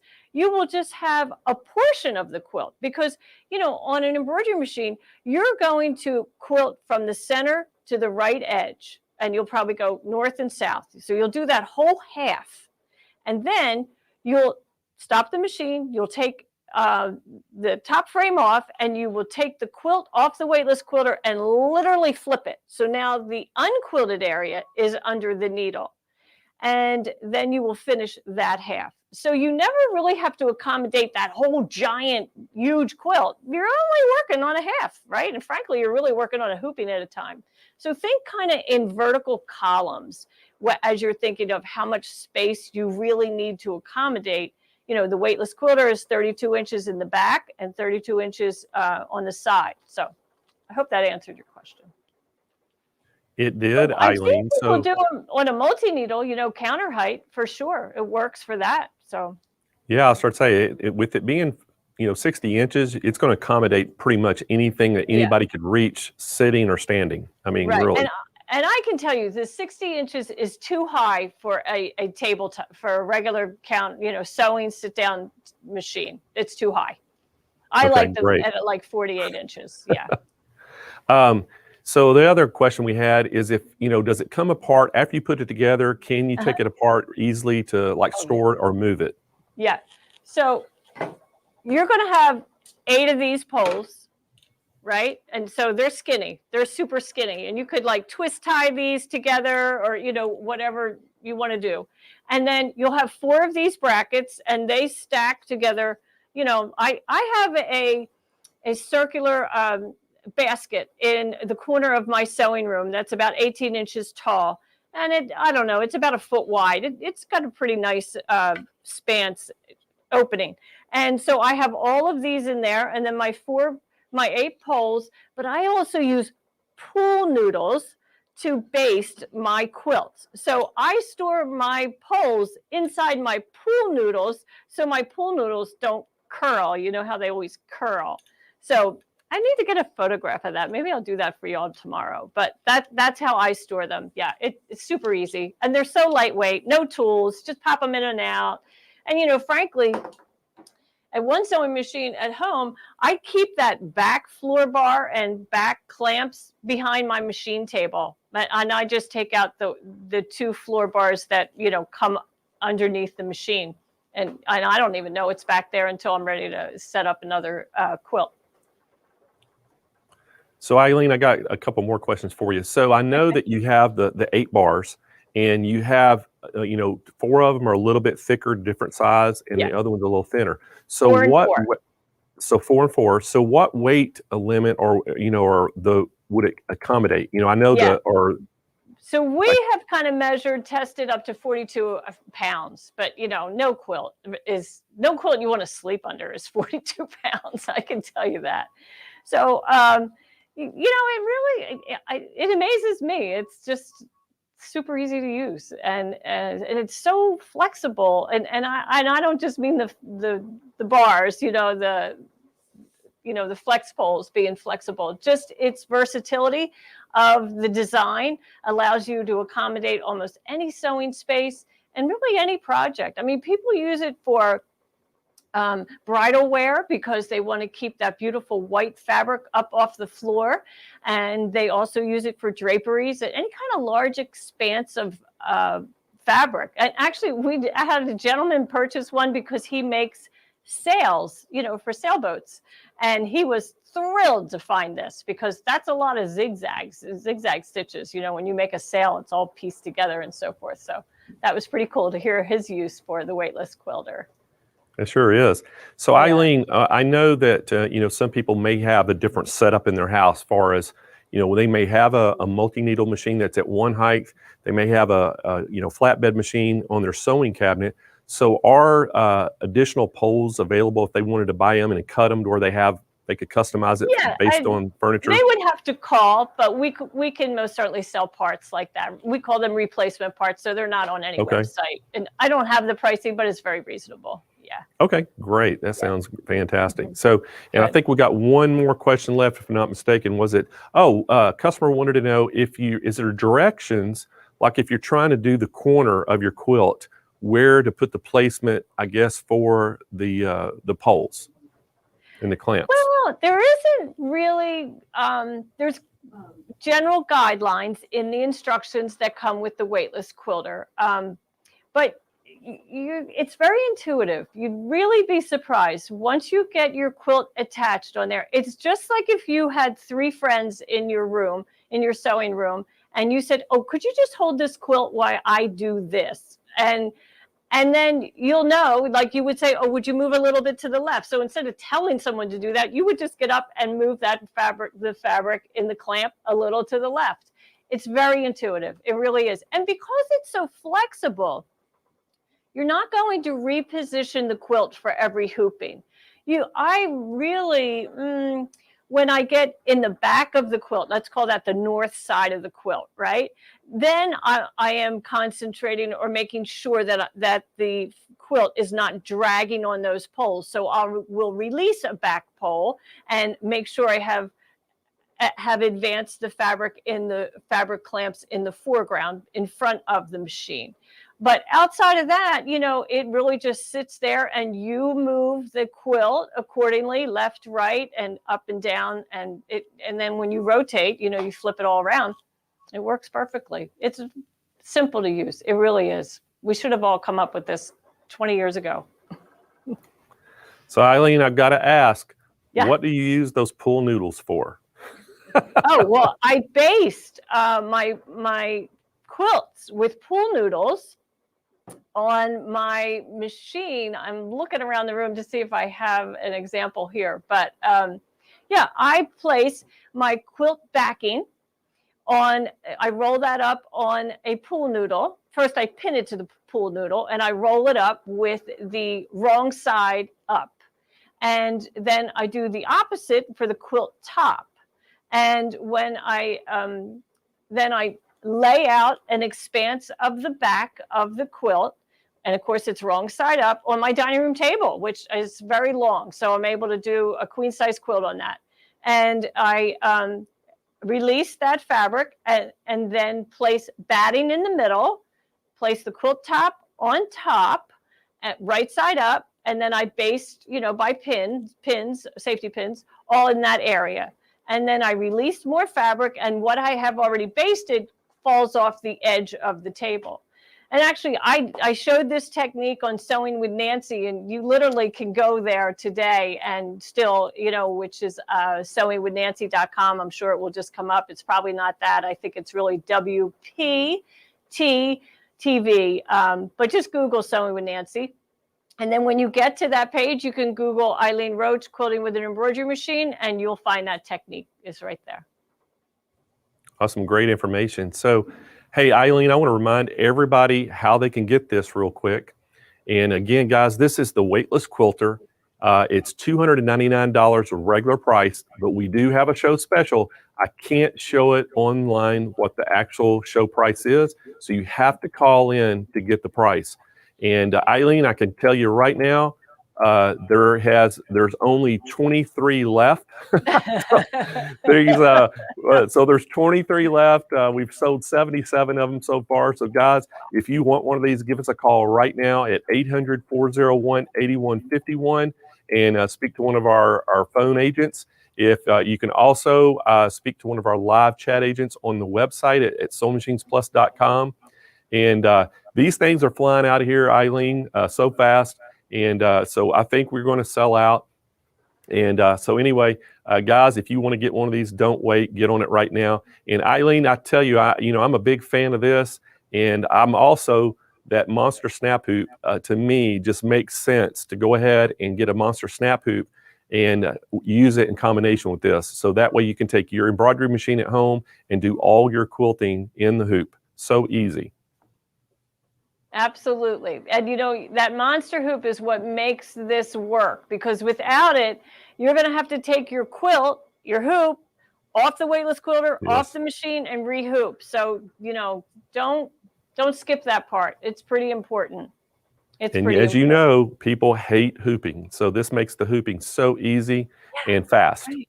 Yeah, Love it, it's love it, love flat. it. You can pull, you can tug, you can reposition right under the needle. That's what I love about it. You know, it's just awesome. It's just great. It is. Yeah. Well, again, Eileen, thank you so much for being on our show. And I know everybody loves your products. And again, thank you to Dom for being one of our platinum sponsors. And, you know, if it wasn't for you and your company, we weren't able to be these wonderful prizes that we're giving away to all the quilt winners and, you know, and all the viewers each day. So thank you so much for being here. Oh, well, you're very welcome. And, you know, I'm thrilled to work with you, Blaine. It's always fun. And our good partner, Sewing Machines Plus, you know, this industry wouldn't be here without companies like yours. So we're really very grateful. Well, thank you. So, guys, we're ready to move to our next session. And, hey, this is called Meet the Judges. And we have a wonderful judge on this morning. And I think everybody, when she was on, I think a couple of days ago, the chat lit up and everybody loves Melinda, but we have Melinda Bula coming on. You know, Melinda has taught and lectured all over the world. And, you know, she's been featured on the Quilt Show with Ricky Timms and Alex Anderson. her work and her education has been, it's an international name now. It's really good giving her an international name because she's done so many things. She's also written 2 books. And so we are so wonderful to have her this morning. And so welcome to the show, Melinda. And thank you for being here. Thank you for having me. I'm turning up my mic. You hear me? Oh, we can hear you loud and clear. So, you were on, I think a couple of days ago, and everybody just fell in love with you. And so, again, we've kind of been trying to find out, a lot of things from the judges because, we're using your expertise to kind of help, people like me that don't know a lot about, a lot of the quilting, things that you do. And so one of the things I wanted to ask, what are you, what did you look for? Like the do's and don'ts. If you're wanting, somebody like me that says, I want to get into quilting and I want to get where I can actually get good enough I could enter a quilt in a contest. What would be some things that you would, some advice you would give somebody like that? Don't give up. That's my advice. Don't give up. If it is your passion, you have to make a lot of crappy quilts before you win an award. And every quilter that I talk to that has won a lot of awards, I go, they're teachers. Like when you hang out in Houston, and having lunch with all those famous teachers, I just ask them, well, did you start out making these beautiful quilts? And they all say no. We have closets and closets of ugly quilts. And some people, they gave away their ugly quilts because that's what you do with them. But that's how you get good. You don't give up. Don't beat yourself up. You can't just be good one day. You have to keep trying and enter your quilts in shows because I really love, I know it's scary. It is scary and it makes you mad. And sometimes I've cried when I've gotten the review from my quilt, but it's made me think, okay, I need to do this a little bit different. And it makes you try new things. So always be willing to learn new things and go home and try and try and try. When I learned how to do free motion quilting at our quilt guild in Folsom, California, I took this class from this famous free motion quilter. And when I got done with the class, all I realized is, wow, she's really good and I'm really bad. And so I gave myself a week to sit down every day for a week and try free motion quilting. And if I could not get it, I would give it, I'll send them out. Excuse me. And so I sat down and I tried all the things that she talked about. And I realized, yes, I can master this, but I can't master them all at the same time. I had to master my speed control. Then I had to master my hands matching my speed. Then I had to get my little brain to go with my hands and my feet. But each one took hours and hours. You can be a naturally talented at, let's say, flying, but they aren't going to let you go up in the cockpit until you have so many hours behind that. You need to log in so many hours behind your sewing machine. And each time that you do, even if you make ugly stitches, you've risen up the ladder of skill level. So you have to start at the bottom and work up and keep going. The biggest thing is I see that others do is we compare ourselves to somebody else. And you're not somebody else, you're you. And that's what, when I finally started realizing that I couldn't make quilts like this person and I couldn't make quilts like that person, but I could make quilts with the gifts that I have. And when I focused on I'm okay, which took a while, all of a sudden these quilts started coming out of me, like the quilts behind you. Do you see my boat quilt there?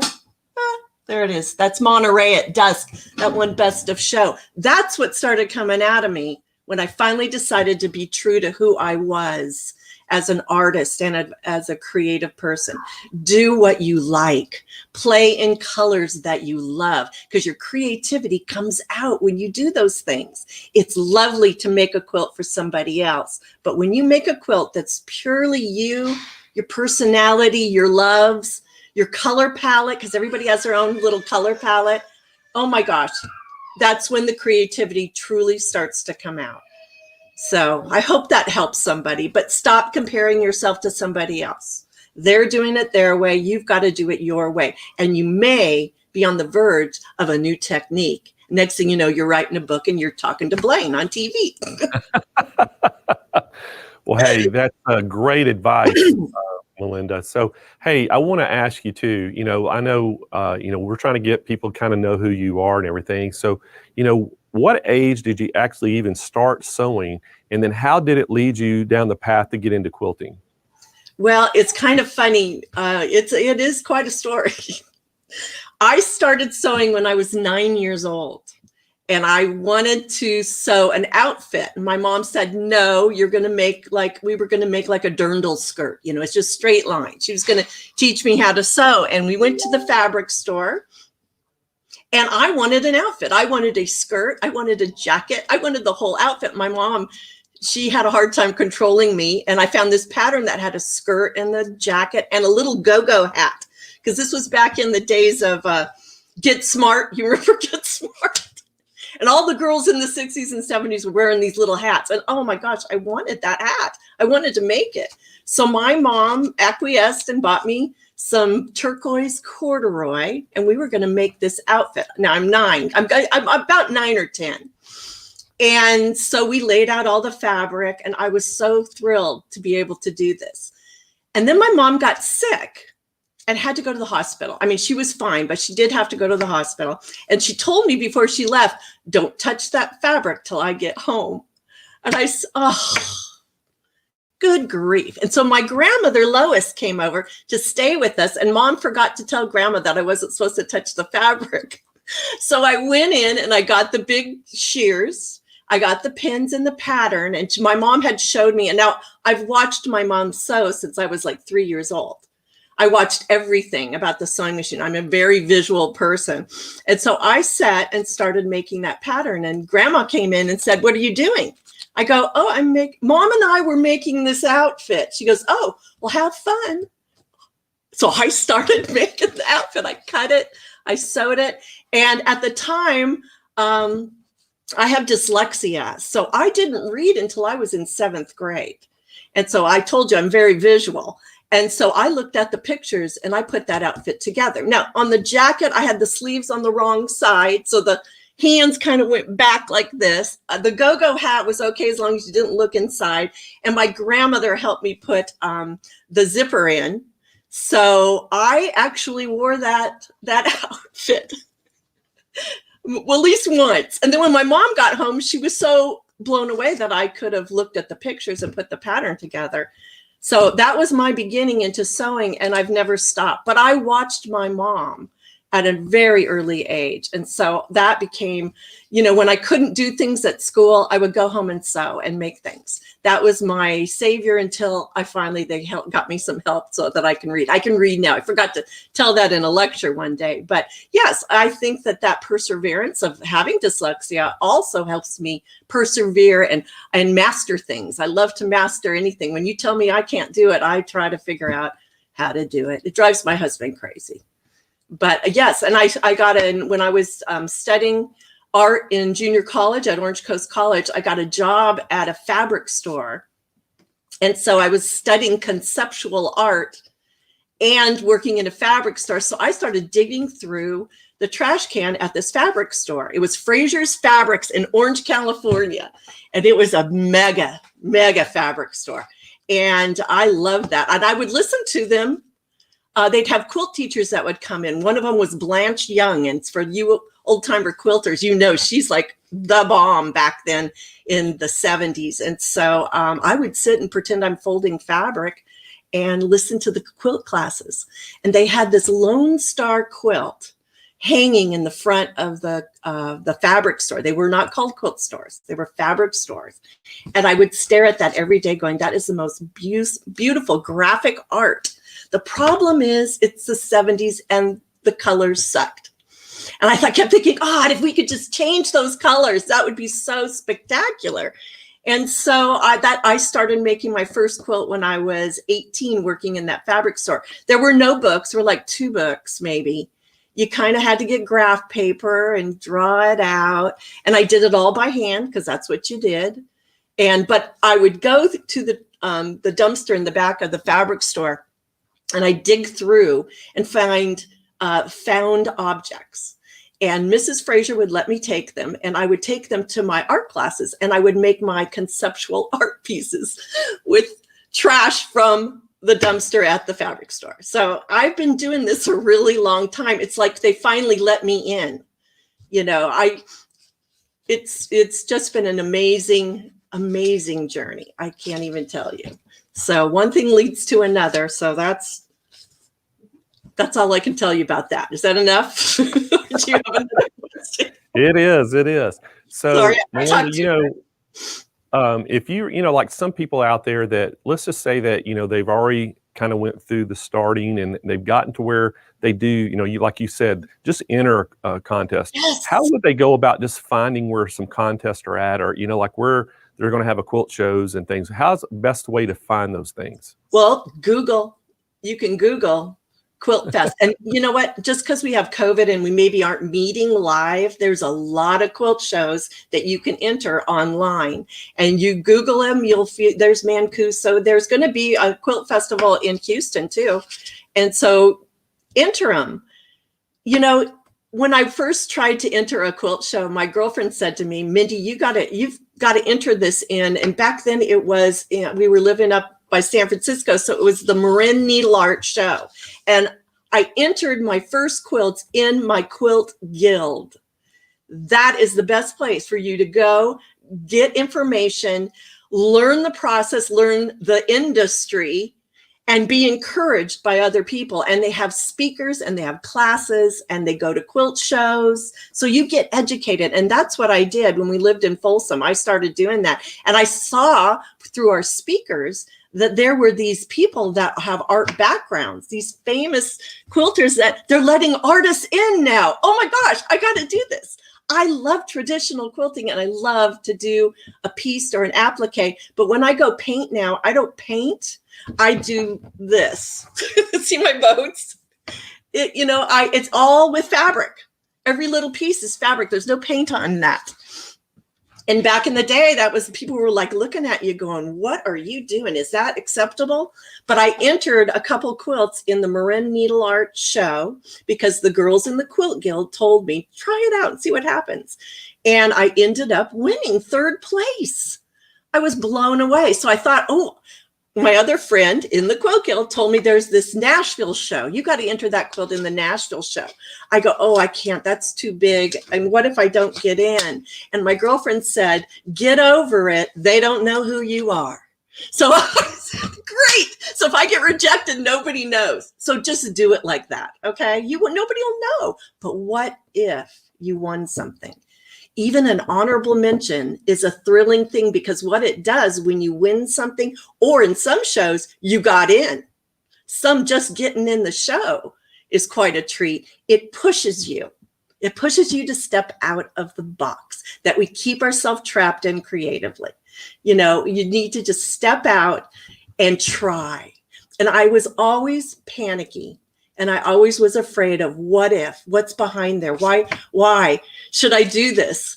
And then one day I decided I am a grown-up girl now. I'm wearing the big panties. I am going to not be afraid anymore. And I'm going to try those new things.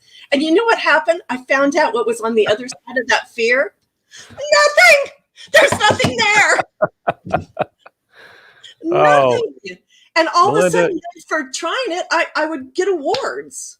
Hey, you're motivating everybody in our studio. Everybody's hope all so. pumped up. All of our customers are excited.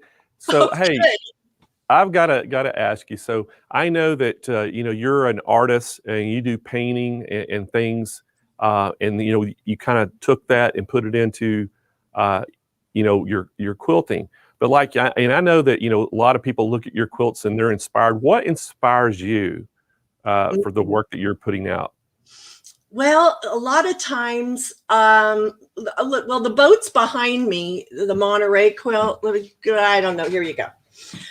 I took a picture when we were in Monterey, and it was my 25th wedding anniversary. And we finally got enough money to go on a nice vacation to Monterey and stay at a lovely hotel.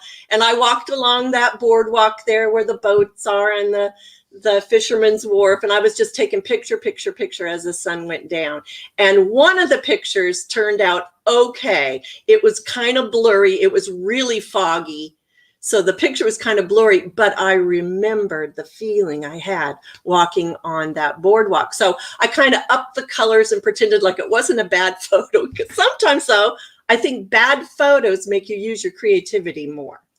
So that was one of them. Another thing that I did that recently, and it's a big thing. In Paducah, they just recently at the National Quilt Museum bought my quilt, and our flag was still there. You need to Google that picture and see the flag. I made that flag as my only child and son decides to be a United States Marine and an Arabic linguist. And he was accepted at the Defense Language Institution. And that's not what I had planned for my only child, is to become a soldier, become a warrior. But that was what God had planned for him.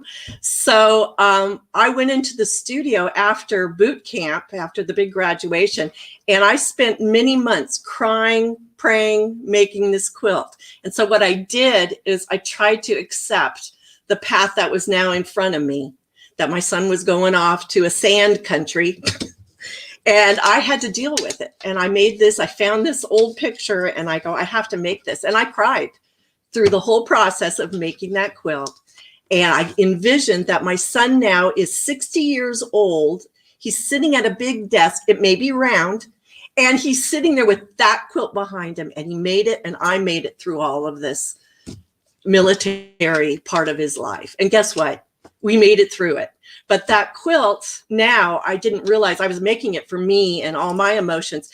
But the people that send me letters and cards, I mean, I could cry right now thinking about it, that it inspires them. So that quilt is in the museum where it belongs so that people can see it. And it's made with love for people that have decided to give their life for us so we have freedom. And my son was, I'm proud to say, was one of those people that was driven. I made him go to college. He wanted to join the Marines right out of high school. I said, no, you're going to college if I have to sit there and hold your ear. So he went to college. He got his degree in math. And 2 days later, he joined the Marines after I paid for college. Oh, my gosh. So he's a wonderful kid. He's not a kid. He's a man. And he's very successful now. He's on his third degree. But I didn't have to pay for those. So, but that's how I make quilts, because there's a memory, there's a love story, there's something exciting that you remember. And a lot of times artists, we paint and create, and quilters do this too, because quilters, you are artists too. You go in, I'm going to go make this. I'm going to make this because a friend is sick. And I need to be there and give her something of myself, of love. A lot of times I would go into the studio when I was mad at my husband and I'd iron. Oh, I could really just iron really. And I know you out there know what I'm talking about. And so emotions are what make me create a quilt. Emotions, happy, sad, anticipating something new. All of those things are what make us create. And a lot of times when you're going through stuff, you need to go in and just be busy, have things in your hands and be busy being creative. And I think it's a healing process too. I think I find when I teach a class, and this happened last year in Houston, not last year, the year before, there was a lady there that came with her sister, and her sister, I looked over at her and I go, something's not right with the sister. The sister was dying. And she wanted to go to Houston and take a class from me. And she sat there with her sister and she just laughed and giggled the whole time. And she didn't make it past noon. She was just there for the morning. And I just went back to my room and cried and thought, this is a lot more going on than fabric. So just remember that. And if you happen to make a bad stitch in fabric, you can throw it away and get new fabric. You know that, don't you? Nobody's going to judge you. You know, you can get new, you can start over, which is so fun. And that lady with the ruler that was slapping your hands, they're not here anymore. So you're free. You're free to run with scissors and play and be creative. Life is too short. And haven't we all experienced that right now with COVID? We don't have time to be worrying about, you know, what people think of us. Get out there, be creative, put your best foot forward and try. That's my mommy Mindy is telling you that. Anything else, Blaine? Hey, would you mind if we show that flag? No. You want me to take it over there? No, I've got it. Oh, you have it? We have a picture. You do? I think. Can we show that picture, David? Yes. I want everybody to see this. And it's called, and our flag was still there, and the ends of the flag are kind of shredded. That's it. There it is. Yeah, that's it. That is absolutely beautiful. And in Paducah, Kentucky, this last spring, I didn't get to go because of COVID. They paint murals on the flood walls all around the convention center where the Paducah show is. And they just painted, this talented artist took my quilt and painted it on one of the flood walls right around where the convention center is. So I will be there and I will be looking at it as soon as everything kind of gets back to normal. So I look forward to that. It is such an honor. I can't even tell you. I mean, it's like, that's awesome. They need to have you to go up and autograph that wall now. I did write my name in thread in secret places. I usually do that. So, you know, it's there. That's awesome. So Melinda, the two quilts behind you, I kind of like, if you could, you know, both of them are just awesome. The boat quilt and then the magnolia. Could you kind of go through the process of each one of, you know, how they came together? Yes. The boats, I started with a picture and I kind of divided my fabric up into, you know, where the horizon line is, where would be the mountain. And I started with a big piece of muslin fabric. I kind of drew out with a chalk pencil what I was looking at in my picture. And that's how I did that one. The dogwoods, that was one I made for a class. I wanted to teach a class in how to do white fabrics, how to make white fabrics look real. Now, there's no paint on any of my quilts. There's nothing wrong with painting. But my little shtick is I want to see if I can do it without any paint. So I have no paint on any of my quilts. They're all fabric and thread. And so to get that shadow of the white flower hanging over the other one, that is all about color and the colored fabric that you have. So that's been a very popular class and pattern. In fact, I have a class on YouTube on how to do that quilt. So it's really fun to see people get it and then write, you know, call me or email me. And then the little picture of the little boy over there with the pacifier in his mouth, that is a photo quilt that I was taking a shop in Photoshop. And I made all the fabric, printed it on my computer, and I took and manipulated a picture and then embroidered it. And I was trying all kinds of stuff. So that's my favorite portrait of my son, the Marine, with his pacifier and his lace, which was his security blanket, was a wad of lace. Yeah, I know. He's manly. He's a manly man. All right, so another viewer is asking a question, Melinda. How in the world do you keep your studio so neat? Oh, because I'm a superwoman. Don't you know? Okay, I'm going to show you the real thing.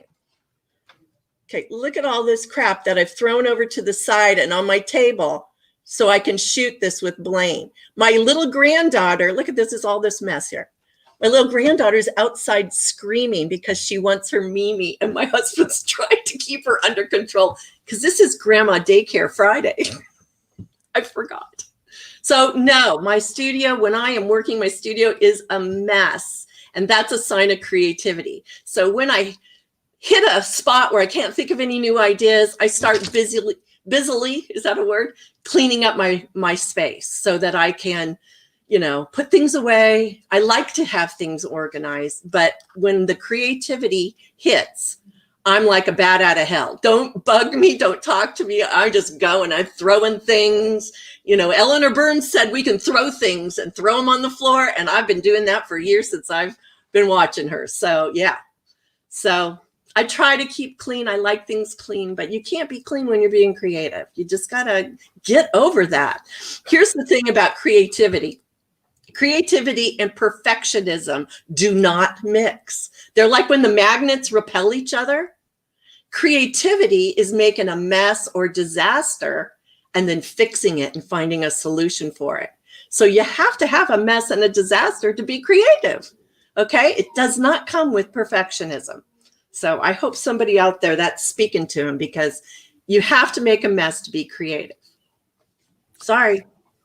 So Melinda, do you like when you're making your quilts, do you like make your own patterns and things? Yeah. When I do my own quilts, I don't use a pattern. When I teach people how to do it, I tried to teach people the way I do it. I just look at a picture like you're painting a painting and I just start putting color up here, here, here. But not everybody could get that. And that really frustrated me. How could I teach somebody that doesn't have an art background, give them some tools to make something, make a piece of art? So I show people how to take a photo in my retreats or in my, more than one day class, take their photo, make a tracing of the basic shapes of it, how to enlarge that to the size you want that's doable for you, and then how to break it down into colors and how to look at color and how to see the subtle colors that are in certain things. And the key is the longer you look at your subject matter, the more the little brain starts to receive that information. Have you ever watched artists for a really long time sitting there and staring at their subject matter? They stare for a really long time because they're trying to take in all of that information. So that's how I do it. But I do make patterns for my students and for my pattern line, but not when I'm doing my own stuff. Lately, I've been using my iPad, and I'll sit. I used to spend a lot of time in airports, and I'd sit and draw and doodle on my iPad, and then bring it home and kind of print that out and play around with it. And I did that recently with one of my new quilts that has did win an award recently in a Mancuso show. I won first place in my category. So that was really good. So, and that I drew on the iPad, then printed it out, and then kind of enlarged it, and then worked from my original drawing. So that's how I do it. So Melinda, I got to ask you, you and I talked on the phone about, you use the scan and cut to do some really creative things. So I'm going to put you on the spot here. I want you to, come on my show. I have every other Thursday, I have a Facebook Live show. I would love for you to come on the show and for a whole hour, and let's show everybody some things that you do with the scan and cut to help you do quilts. My students have always asked me, why can't we do this with the scan and cut? I go, not yet. We're close to it, but we had problems with it, the fusible sticking to the mat and not adhere to the fabric properly. And how do you cut through the sticky fabric? Because I use a sticky steam machine. But yes, I'd love to come and show you. And I've now made a line. Well, I have one at the printer and two on their way. Patterns, the patterns that I normally make. We make a scanning sheet. I'm making a scanning sheet. So it's a clean sheet that's 12 inches. It slides on that mat, goes in, doesn't have any registration except for the cutting lines. And then it comes out and oh my gosh, it's so fast. So I hope people will enjoy doing that. We'll see. I'm going to show you. I would. And if as long as it's not a Friday, because I got my granddaughter's out there screaming. Yeah, I heard her a little bit. So yeah, we don't want to take you away from your granddaughter. So we'll make sure it's on a Thursday. And I will. You just call me and tell me when you want it, and I'm here. All right. I'm not going. We want to show everybody. We want to show everybody that technique that you use. It's so awesome. And so, hey, how can people find you? I know that you have a website, and on your website, can they find? I know you have a YouTube page, Facebook page, and all that. So tell us where everybody could find you. Okay, well, if you go to 𝓦𝓮𝓵𝓬𝓸𝓶𝓮, Melinda Bula. Now, Bula is Bula. It's like hula with a B. You go to 𝓦𝓮𝓵𝓬𝓸𝓶𝓮. You'll hit my web, my whatever it is, my web page. And I have classes on YouTube. I'm on Instagram at #MelBula. I'm on Facebook at Melinda Bula. And my shop on Etsy is Melinda Bula Designs. And I have a lot of patterns right now. I'm doing lots of kits and patterns. And then you can go over to my YouTube channel and watch some classes. And I have a bunch of classes. I show you how to use the 𝓤𝓾𝓲𝓵𝓽𝓲𝓷𝓰 scissors. Did you know she made me a pair? She made a pair of scissors. The pink handle is for fusers. So because it's not serrated, it is a knife edge blade, and the sticky fusible web will stick to serrated blades, but it won't stick to the knife edge blade. So she made me a pair, and she made them pink. So those are cool. So melindabula.com for all the fun, and you can follow me on all those things. And then I try to figure out how to do more. So I have a couple more classes coming up. I have a new pattern called the Poppy. It's not really new. I just reworked it, fixed all my mistakes, and made it a little more doable, a little less stress, I hope. So that class and that pattern will be up soon. Well, hey, Melinda, so we want to thank you so much for being our judge, and thank you so much for coming on today and talking to everybody. You inspired a lot of people today with your stories, and good. we enjoyed it so much, and look forward to, we'll see you again on tomorrow. Actually, you're going to be on our show at the end of the show to help us award our quilt winners. So thank you so much, and we'll see you tomorrow. Okay, thank you, Blaine. Love you all. Bye. Bye-bye. All right, you heard it there from Melinda Bula. Awesome, awesome lady, guys, and a great, great quilter. So motivational, so inspiring, and I hope y'all enjoyed that. So, hey, guys, guess what time it is? It is giveaway time. So y'all ready to win something? We got some more things that we're going to give away, and it's brought to you by all of our wonderful sponsors. And our first thing that we're giving away comes to us from So Steady, and it's the Fun and Fancy Quilt Sampler Bundle with Cutting Ruler. And as you can see it right there on the screen. And our winner is coming to us from YouTube, and the winner is Dorothy Mullins. So congratulations, Dorothy Mullins. And when I get finished calling everybody out, I'm going to tell you how you claim your prize, okay? So our next gift that we have is coming to us from Dime, and it is the 6 wood racks that you can store your thread on. And you're going to get 6 of them. So I think, if I'm not mistaken, it'll hold 288 spools of thread, which if you get the exquisite thread, that'll be every color that they have available. So, but these are the racks that you can hold your thread on. Great, great prize. And our winner comes to us from YouTube, and it's Elaine Reese. So congratulations, Elaine. Our next prize also comes from Dime. And guys, this is one of my favorite products. This is the weightless quilter. You saw Eileen Roche demonstrating this morning. So our winner comes to us from Facebook, and the winner is Donna Hardy Haskell. So Donna Hardy Haskell. And so congratulations, Donna. And then our big prize for this giveaway time is a Baby Lock Jubilant provided by Baby Lock. And our winner for this comes to us from Facebook, and it's Kathy McBride. So congratulations, Kathy. So congratulations to all of our winners. And this is how you're going to claim your prize. You're going to email us to contest, plural, with an S on the end of it, to SewingMachinesPlus.com. In the title, you're going to put I won.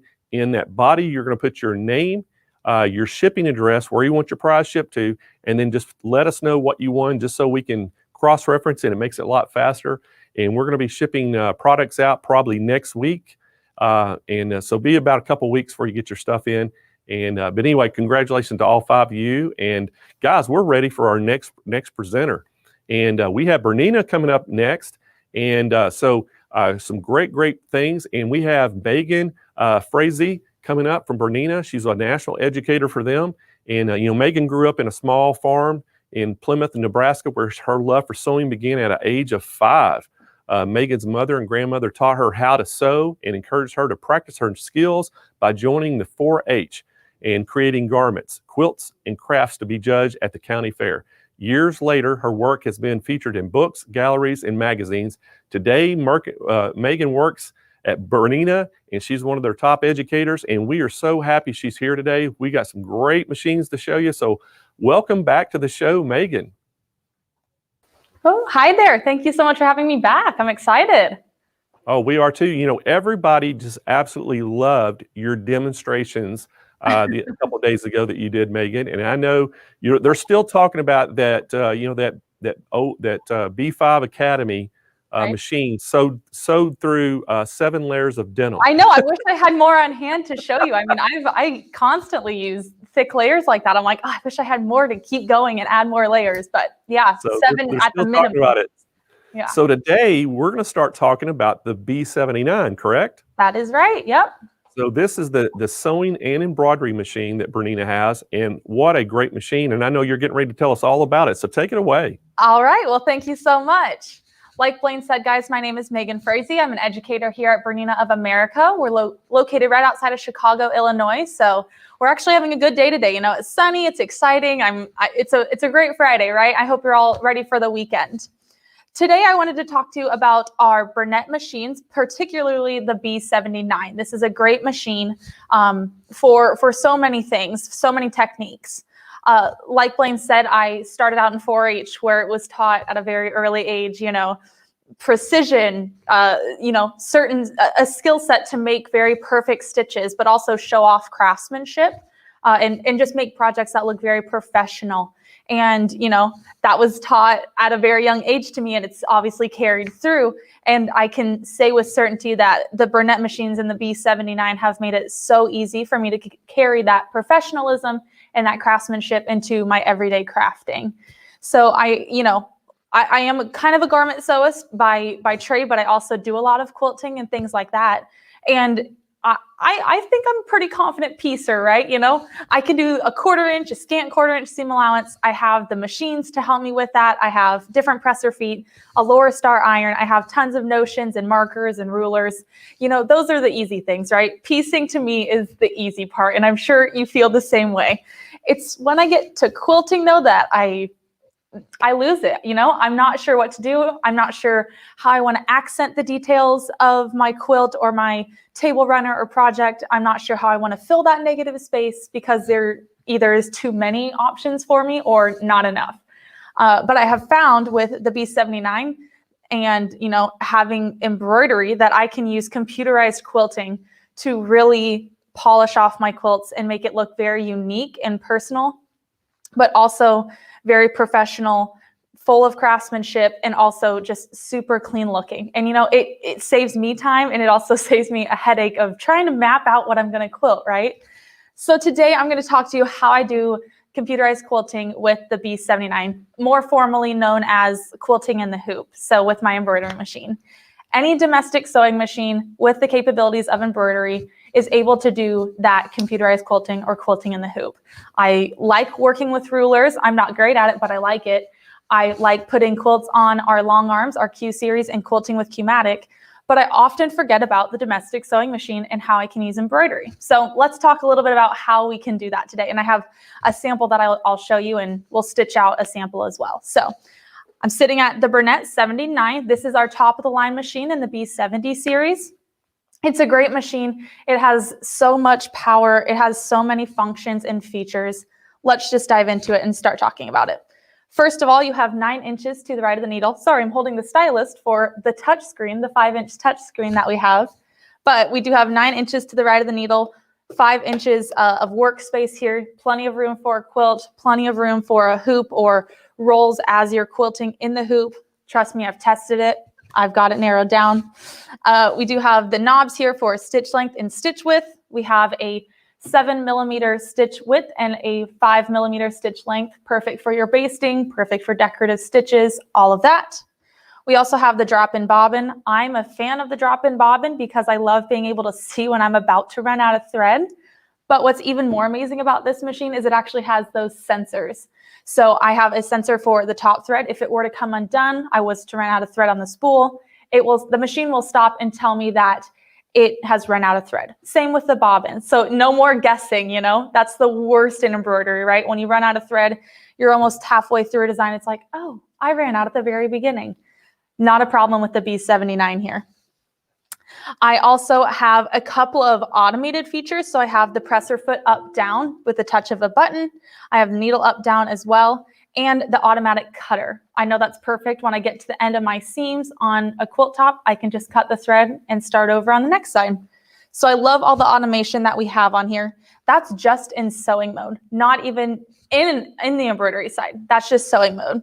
We also have the Burnett dual feed. So if you're familiar with Bernina dual feed, I have the embroidery foot on here, unfortunately, but this Burnett dual feed sits in the back of a presser foot and helps you evenly feed your fabric. So no more getting to the end of a seam and being like, oh, I have a 1/4 inch left on my top fabric and not enough for my bottom fabric. Not a problem with the Burnett dual feed. It's going to keep those layers even. We also have the semi-automatic needle threader. It'll drop the presser foot and you can thread it. Oh, see, just a double thread for me. Perfect. There we go. Raise my presser foot back up. Again, there's this 5-inch touch screen so I can see all of the features. I have tutorials on here so I can see, you know, if I'm questioning how to thread for a double needle or how to clean the machine. I can go into tutorials and find that very easily. It also gives me presser foot recommendations, presser foot pressure, and it also has stitch plate recognition. So if I have the 7mm stitch plate on there, it's going to know that. And when I switch to a 0mm stitch plate and I try and maybe move my needle position, it's going to know and it's going to stop me from sewing. So that's perfect. It's a security feature that is very helpful, especially when you're sewing late at night, not sure what's going on. That's a great feature for you. Let's go ahead and switch over to the embroidery side. I really want to dive into this quilting. All we have to do is select our home button up here. I'm just going to talk through it. I'm sure it might be difficult to see, but I'll talk through it for you. And I just need to select the embroidery side. It's giving me a warning here not to put down my dual feed. That's a great feature. Another security feature. It's telling me now that I'm going to put in my different hook system with higher tension, perfect for embroidery. And one more feature. There we go. And now I'm on my editing screen. I'm able to see here what's going to be going onto my quilt block, my table runner, my mug rug, anything. I have so much visibility here. I can zoom in, I can zoom out, and I can move around the screen as much as I need to in my editing process. I'm going to go ahead and put a design together and then we'll stitch it out. What I love about this is that it has that drag and drop editing. So I have a motif in here already. And I can just move it about as much as I want to. I'm in the editing screen, so I have tons of options here. Like I said, I have the capabilities of moving, so I can go in here and press on the buttons, or I can use the dials to adjust it as well. Other things that I love is I can resize in here. I can also flip and mirror, rotate. I can delete something if I'm not happy with it. And then I have this absolute check. I know that, you know, when you hoop up a project, you're so excited, you're so confident that it's straight, and then you attach your hoop to the embroidery module, and it's like that's not at all straight, right? Absolute check is going to make sure that your motif is lined up with your marking lines or different positions on the quilt, whatever you're aligning to, and it's going to make sure that it's perfect every time. I forgot to mention that the embroidery module is plug and play. So instead of having to shut off the whole system, you simply plug in the embroidery module and switch over to the embroidery side and it's ready to stitch. So I do have one motif in here already. I'm going to add a second. I am using this quilt block that I just pieced together really quickly, and I have marked my centers here. You'll know that this is the largest hoop that comes standard with the B79. It is the large hoop, and it has a field area of about 10.2 inches by 6.3 inches. So ton of area to go ahead and stitch out with. I will have to do some rehooping, but that's very simple with absolute check. I can make sure that all my points are aligning again. So I do have one motif in there. I'm going to go ahead and add a second in my editing screen here. I really like, forgot to mention, I'm adding a motif here, and it takes me to this menu of stitches. I have alphabets, I have decorative stitches, and then I have favorites. I can create stitches that I like and save them in here directly. Totally up to you.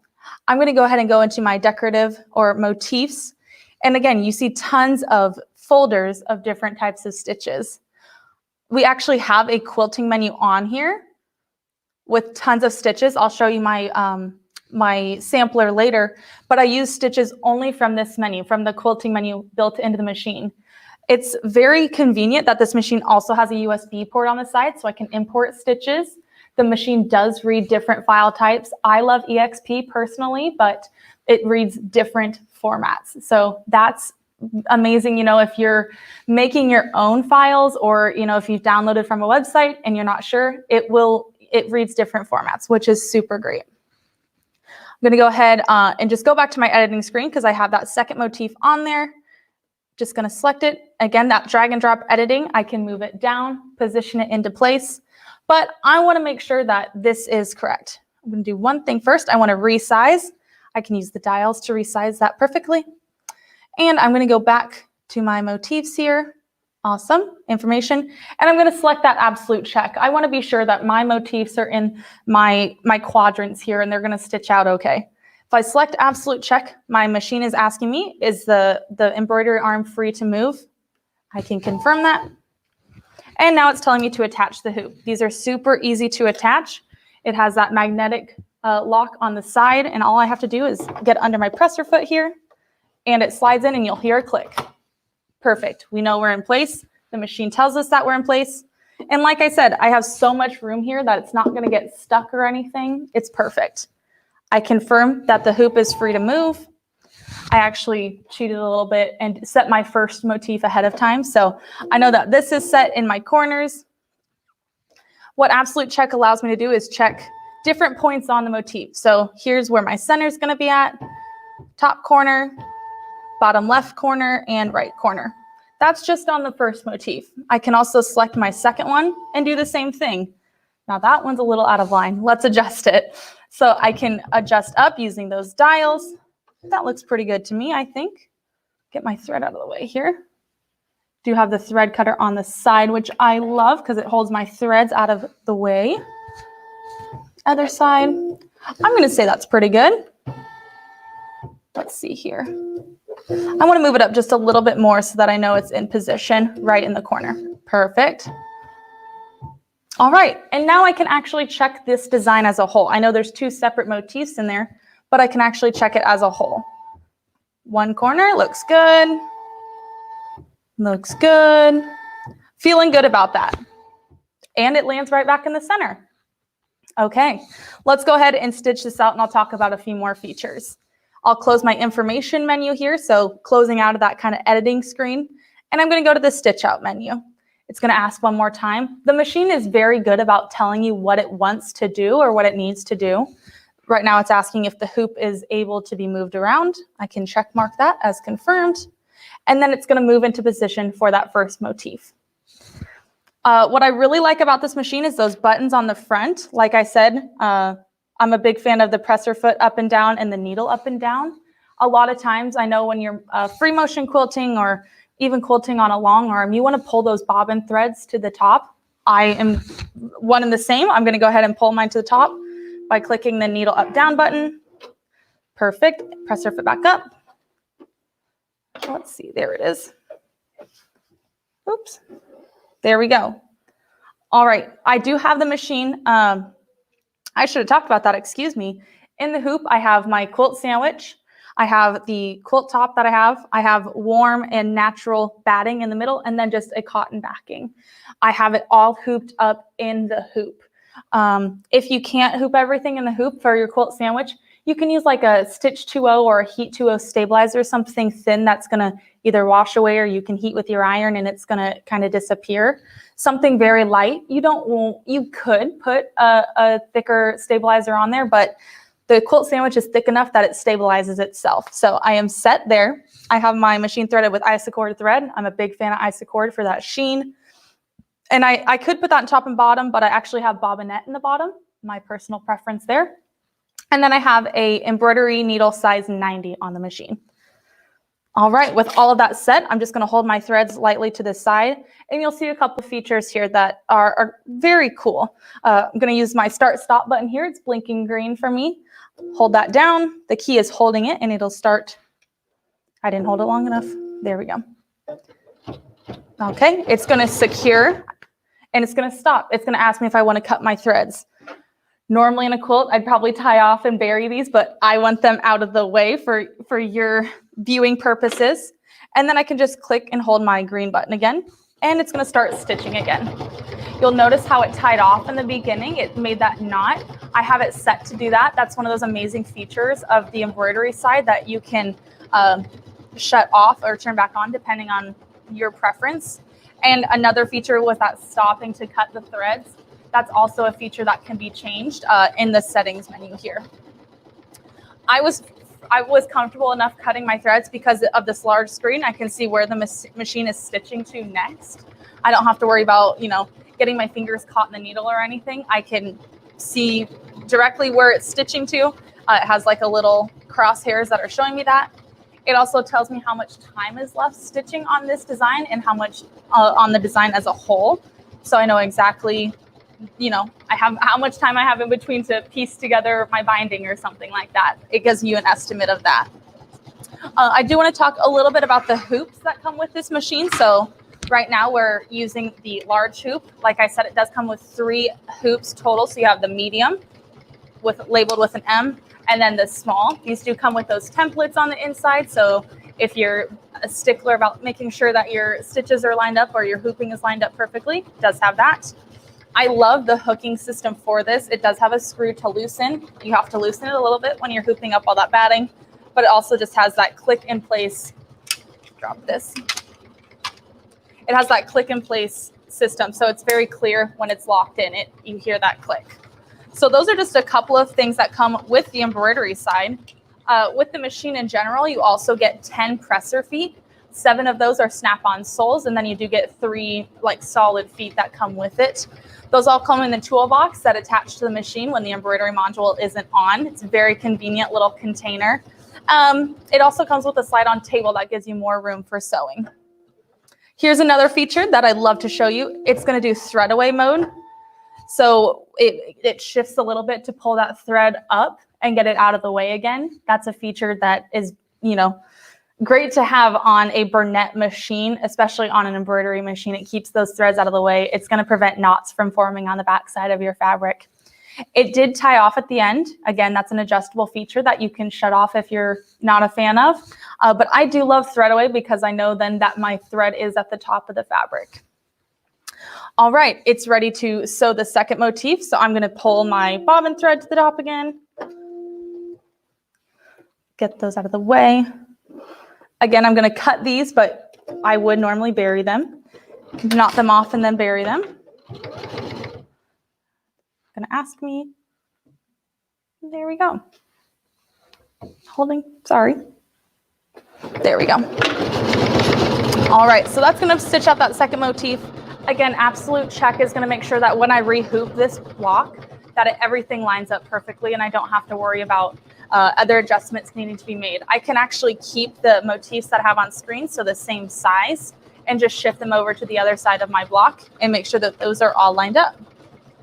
Take a second here to show you a little sampler that I created with just designs from the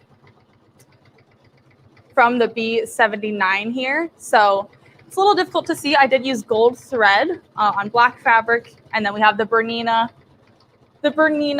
sampler pack, and then just some gray. It might be hard to see here, but I did do it on a black batting, so you can really see, what this machine can do. So here in the circles, you have a circle with a single stitch, and then you have that triple stitch. So you see how perfectly the tension is set on this machine to stitch out stitches with a triple stitch in quilting. This has the same quilt sandwich. It's cotton, quilting cotton, warm and natural, and then a cotton backing as well. But you'll see I did a couple of different motifs on here. So I have the circle, I have some just lines, something you might use for a border or for sashing. And then I also have that kind of repeating pattern. You know, it's one square. You can probably call out where that one square is at, but it's one square of design that I repeated 4 times and kept repeating on itself. So that creates that full motif and full quilting block.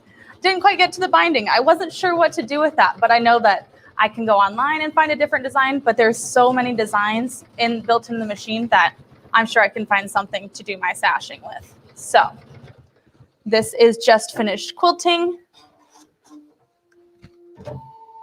All right, it's going to ask me if my stitching has finished. I'm going to go ahead and confirm that, and then I can take it right off the machine, just pushing down this lever and pulling it out.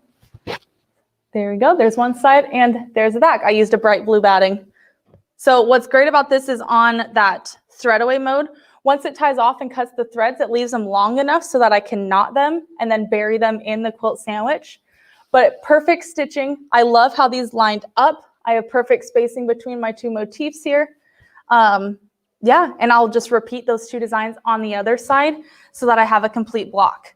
Now I might need some help though with the binding or the sashing on these, because, you know, I'm just not sure what I want to do. But that's the beauty of computerized quilting and the B79. I know that I can, you know, explore different features. I have that on-screen editing, and I can go through everything and see if I like the stitching. Hey, Megan. Hi. We got some great demonstration again, and we got some questions for you if you have time to answer them for us. Absolutely. All right, great. So what all accessories come with the machine?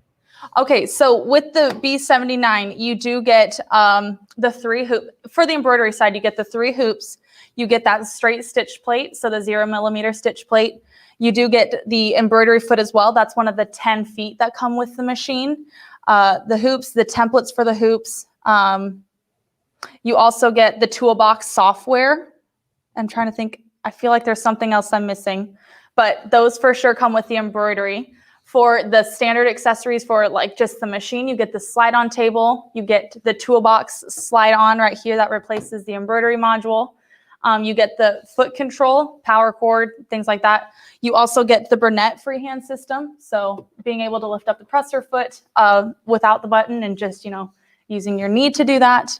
And you get the bobbins as well. You get extra bobbins, the stylist, and spool stabilizers and pins like that. So a lot of accessories come with this machine. It's a great machine for a combination machine for both sewing and embroidery, and, you know, quilting in the hoop. Another question we have, Megan, is do you know the sizes of the 3 hoops that come with it? The large hoop is 10. I believe the hoop itself is like 12 by 8, but that leaves the stitching field to be 10.2 inches by 6.3 inches. I'm not exactly sure of the other 2, but I can hold them up here so that you can kind of see those size comparisons. So here's your large hoop, and then here's your medium and small. So plenty of room. You know, I like working with a large hoop because I can get repeating patterns and things like that. But I love the small hoop for those small, quick motifs that I need embroidered on something, not just a quilt. But I would love this, and I've used the small hoop for my quilt labels and things like that. Definitely. Okay, and another question we have is, do you know what the throat space is on the machine? Throat space is 9 inches to the right of the needle, and then 5 inches of height here, working area. All right, we have another viewer asking us, do you use the B79 to do quilting? I do. Like I said, this is all me. It was one of those late night projects, and I wasn't sure, but yes, I love using the B79 to quilt. I use it a lot to baste and things like that, but I've used it mostly for just those straight line quilting projects that, you know, are going to look good with matchsticks, straight line quilting, and I can get even spacing on this machine. It does have those markings on the stitch plate, so I know where I'm going. But yes, I do love using the B79 for quilting, for piecing. It's pretty much my all-in-one machine, definitely. Megan, the other question we have is somebody was asking, what do you mean when you say drag and drop? Drag and drop. What I mean is, so we have those motifs on that stitching area now. It's You see the white background there. What I mean by drag and drop is I can literally take the motif. I'm going to go back to my editing menu. I can take the motif and drag it anywhere that I want. I can drag it and then drop it off in a certain location. So I don't have to use my dials, my knobs to move anything. I can just touch on screen and drag it and drop it. So I have unlimited possibilities of where I want to move the motif to. And it also has that great security feature of it tells me if I'm outside of the hoop. It won't let me stitch out. So just another reason why embroidery isn't scary, quilting in the hoop isn't scary. It has all those security features. I can use it, trust me. Hey, Megan, great demonstration. I want to remind everybody how they can get this. Again, guys, this is the Burnett B79. It is made by Bernina, and this is a fantastic machine. The regular price on it is $19.99. Now, we do have a show special, but you have to call in to get the show special on it. We are offering financing, 60-month, 0% interest to help you get those low monthly payments. Give us a call right now at 800-401-8151 and speak to one of our live agents. And if you can't get through to the phones, you can also try on our website at SewingMachinesPlus.com. And we have live chat agents standing by that can also help you out. If you can't get through to one of those, Kyle has been putting over in the chat a link to a Google Sheets page. And all you have to do is hit that link. You're going to go put your name, your contact phone number, and tell us what machine you're inquiring about or what product you're inquiring about. And that gets updated real time right in our call center. And they can give you a call back as soon as they get available. Depending on the call volume, they'll get you, today, midday. If not, they're trying to get people at least by this afternoon. If you don't get a call this afternoon, don't worry, they'll try to get you tomorrow. But as long as you're on that Google Sheets, we're going to honor the pricing, the show pricing, all the way to the end of next week. We're going to honor that price as long as you're on that Google Sheets where we can, that means that you didn't get through. So don't worry, we can still get you that price. So again, I'll remind everybody, this is $19.99. It is a combination machine. You can do sewing, embroidery, and quilting with this machine. It's got the touch screen on it. Great. It's going to come with 3 embroidery hoops, a lot of feet, and this is a great machine. This is one of our most popular Burnett's that we have. We've sold hundreds and hundreds of these things, and it is flying off the shelves. Quantities are limited on this, so if you're interested in this, don't delay, act today.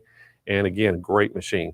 So guys, coming up next, I want to thank also Megan again for coming on and Bernina for being one of our sponsors.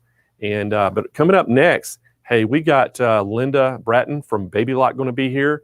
And Linda, she's a native in Nebraska, but she was transplanted to Columbia, Missouri area.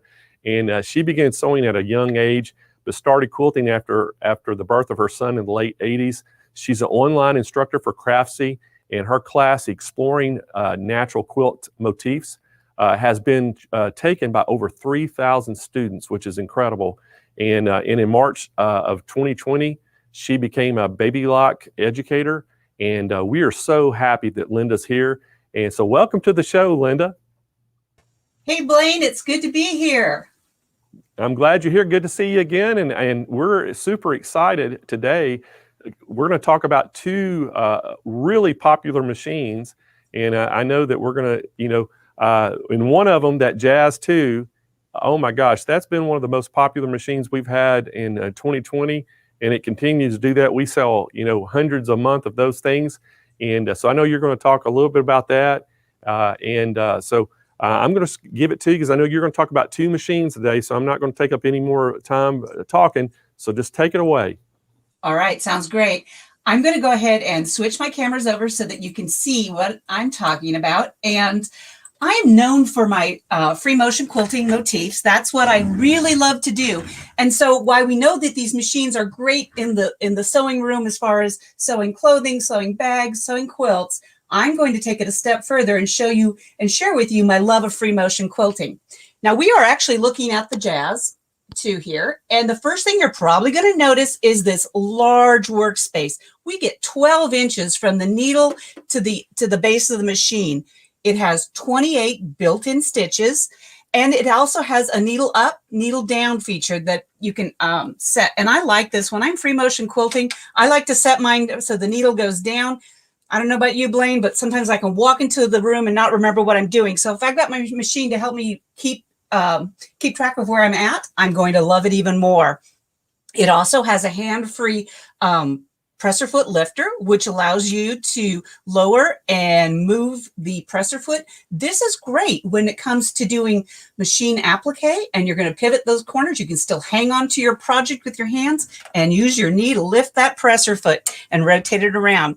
Now, the thing about this machine that I really like, it is a manual or mechanical machine, but it's lightweight. It's only like 28 pounds. So this is a great machine. If you've got a really large machine at home, you may want one of these to take to classes, to retreats, when we get to go back together again, and just to use it as a starter machine. If you are a quilter who has always been piecing and you want to step over into that free motion quilting world and start quilting your own project, this is a great machine to get started with. It comes with 9 presser feet. And I'm really impressed with this. They have the quick release, snap on, snap off features with the ankle here. You get the standard presser foot. You get an open toe embroidery foot for those decorative machine stitches. You also get a straight stitch foot, which is really great. If you're going to do some sewing with some lightweight fabrics, that helps to prevent those thin fabrics from going down into your bobbin case. It comes with the overlock foot, the blind hem foot, a zipper foot, my favorite, a patchwork or 1/4 of an inch foot that has all the markings for the to help you with your binding and different things. It comes with a free motion quilting foot and the 1-step button hole foot. And I just absolutely love it. Some other things about this is that it has 6 LED lights to light up your working area. Now that is huge because as I get older, I'm going to need more light to help me see what I'm doing. It has a needle threader and your stitch width can go up to 7 millimeters. I also like that it has a drop-in bobbin, and I'm just going to remove my grip glider here. You're going to see this, that you can actually just easily drop in your bobbin and continue sewing. So a lot of the features on this machine are similar to what some of the upper end machines are. It's quick and easy. You've got a numerical threading pattern to go through. But once again, like I said, what I like about this machine is the free motion stitching and what I can do with it. Now, a lot of people say, oh, I don't like free motion quilting. I prefer to do it with my, credit card. Let me show you. Today I'm going to share with you 2 ways to get started developing your free motion quilting skills. And what I'm going to show you with the Jazz is the Jazz actually has its own exclusive baby lock ruler or template set. And it comes with a foot. And that is what I have attached to my machine. I also have the Baby Lock Grid Glider. And if you've never used one of these, what this is it's a Teflon surface that helps you to slide your projects around easily. And it's real important when you're using templates or rulers that you're able to slide your project easily. Because when you are free motion quilting, you are your stitch length regulator and you are the feed dogs for this project. So I have reached behind here. Oh, I forgot to mention too that it has this lovely slide-on table that has your room for all your accessories to be stored in the front here. I'm just so excited. I'm talking faster than I want to share with you so many things about this machine. So what I have here is just a standard quilt sandwich. I've got cotton on the top, cotton on the back, and a low loft cotton. When I do my free motion quilting, I do prefer a low loft cotton batting or an 80-20 cotton batting. This just helps me because when you are free motion quilting on a domestic machine, you have a limited space to work with, and you're constantly pulling in and shifting your fabric or your quilt sandwich. And by having it be cotton mostly, what that does is that the nap of the cotton helps to hold your project together. And then you can always baste it either using a spray baste or pins, whatever is your preferred method. Now I am using the actual template here that comes with the Jazz set. This one is the Spiniflex number 3. And I'm going to demonstrate how to do this. Now, on my quilt sandwich, I have just marked crosshatch lines, 8 of them, north, south, east, west, and then the northwest, northeast diagonals. And one of the things I want to share with you about these templates is that they have marks, registration lines added to them so that you can easily, I guess I probably should let you see this on something dark so you can actually see it. They are gridded so that you can actually see how easy it is to use these. Plus, there is a gate, so you don't have to snip your threads when you are using this with your machine. Now, to get started here, what I like to do is I like to bring my thread up from the bottom, excuse me, and I'm just going to insert my needle and bring it to the top. And you could do your needle up, needle down. And I'm going to pull that bobbin thread out, and that gives me just a base starting. And there are north-south lines on this that I just mark. And since I went ahead and pulled my needle or my bobbin thread up in the center, I am ready to go. Now I'm going to go ahead and just slowly stitch around. And the secret to using templates is, first of all, anything that you go inside of, where the template has a key or a gate and a hole that you're going to stitch inside, is much easier than having an edge where you have to maintain your presser foot along this edge. So starting out, I'm just going to show you how to use the Spiniflex here. And this is a fun one because you get these really cool designs without having to do a lot of free motion skills initially. We do want to go steady, and let's just go ahead and give it a try.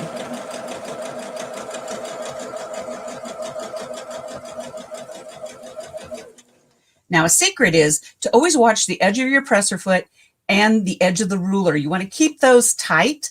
If you watch your needle, you're going to go off the tracks. You're going to get a distortion in your quilting motif.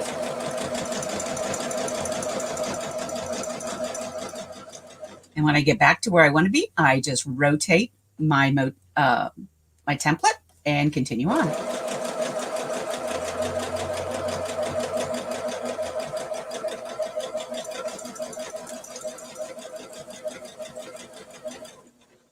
And I just keep rotating around. And what's really neat, if you've ever played with a spirograph, it's a lot like that.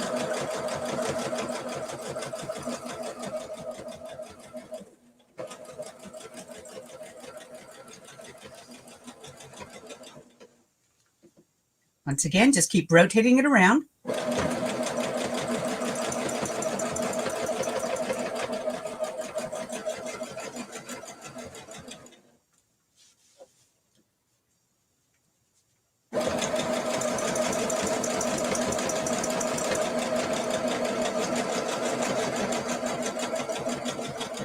When I teach this in classes, I always tell my students, they're always like, well, how fast do you go? I always say, develop the skills and your stitch length, maintaining the same stitch length, will come. Let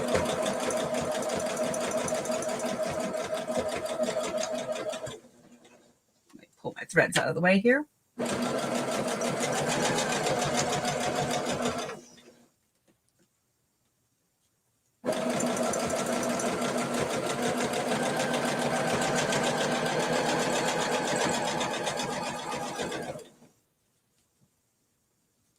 And my last one.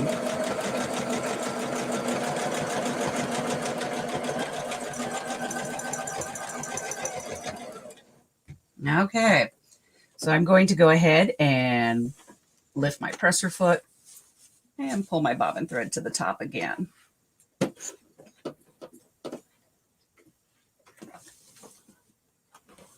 I'll reach in here, and I'm going to go ahead and just trim my threads real quickly here just so that you get the visual on this. But how about that? Wasn't that just a fun and quick and easy motif? Didn't require a lot of skills. I just let the machine do it for me, and I get this really cool spinning motif. Now, there's a lot that you can do with this. I've got a couple samples here. This is one of the other features to this actual ruler is that it has a pin motif, which enables you to get 2 sizes of flowers. This one is the center motif here was using the pin motif. And then these petals were created with the spinning wave ruler. Such fun. And then what if, using the same motif that I did here, what if I just did only 4? You can really get some really fun motifs. And then if you want to go ahead and just play a little bit more, if you're more of a traditional person, you can definitely come in. And this is the same motif, but notice that I just highlighted the center petals and left those with the backing or the topping fabric and cut through to see the other layers. Such a fun thing. Now, in addition, if you don't have a Jazz 2, I wanted to let you know that you can use these templates on other machines because it is a short shank machine, and you can still use your short shank rulers with your high shank machines. So that's one of those opportunities out there. Plus, Baby Lock has its own exclusive ruler set that it makes with that Wesley and them have created together, and you can get 4 templates plus the 8-point crosshatch. So, is there any questions about the Jazz 2, Blaine? Hey, Linda, there sure is. So one of them is, could you show how to wind the bobbin on the machine? Ooh, okay. Let's see here.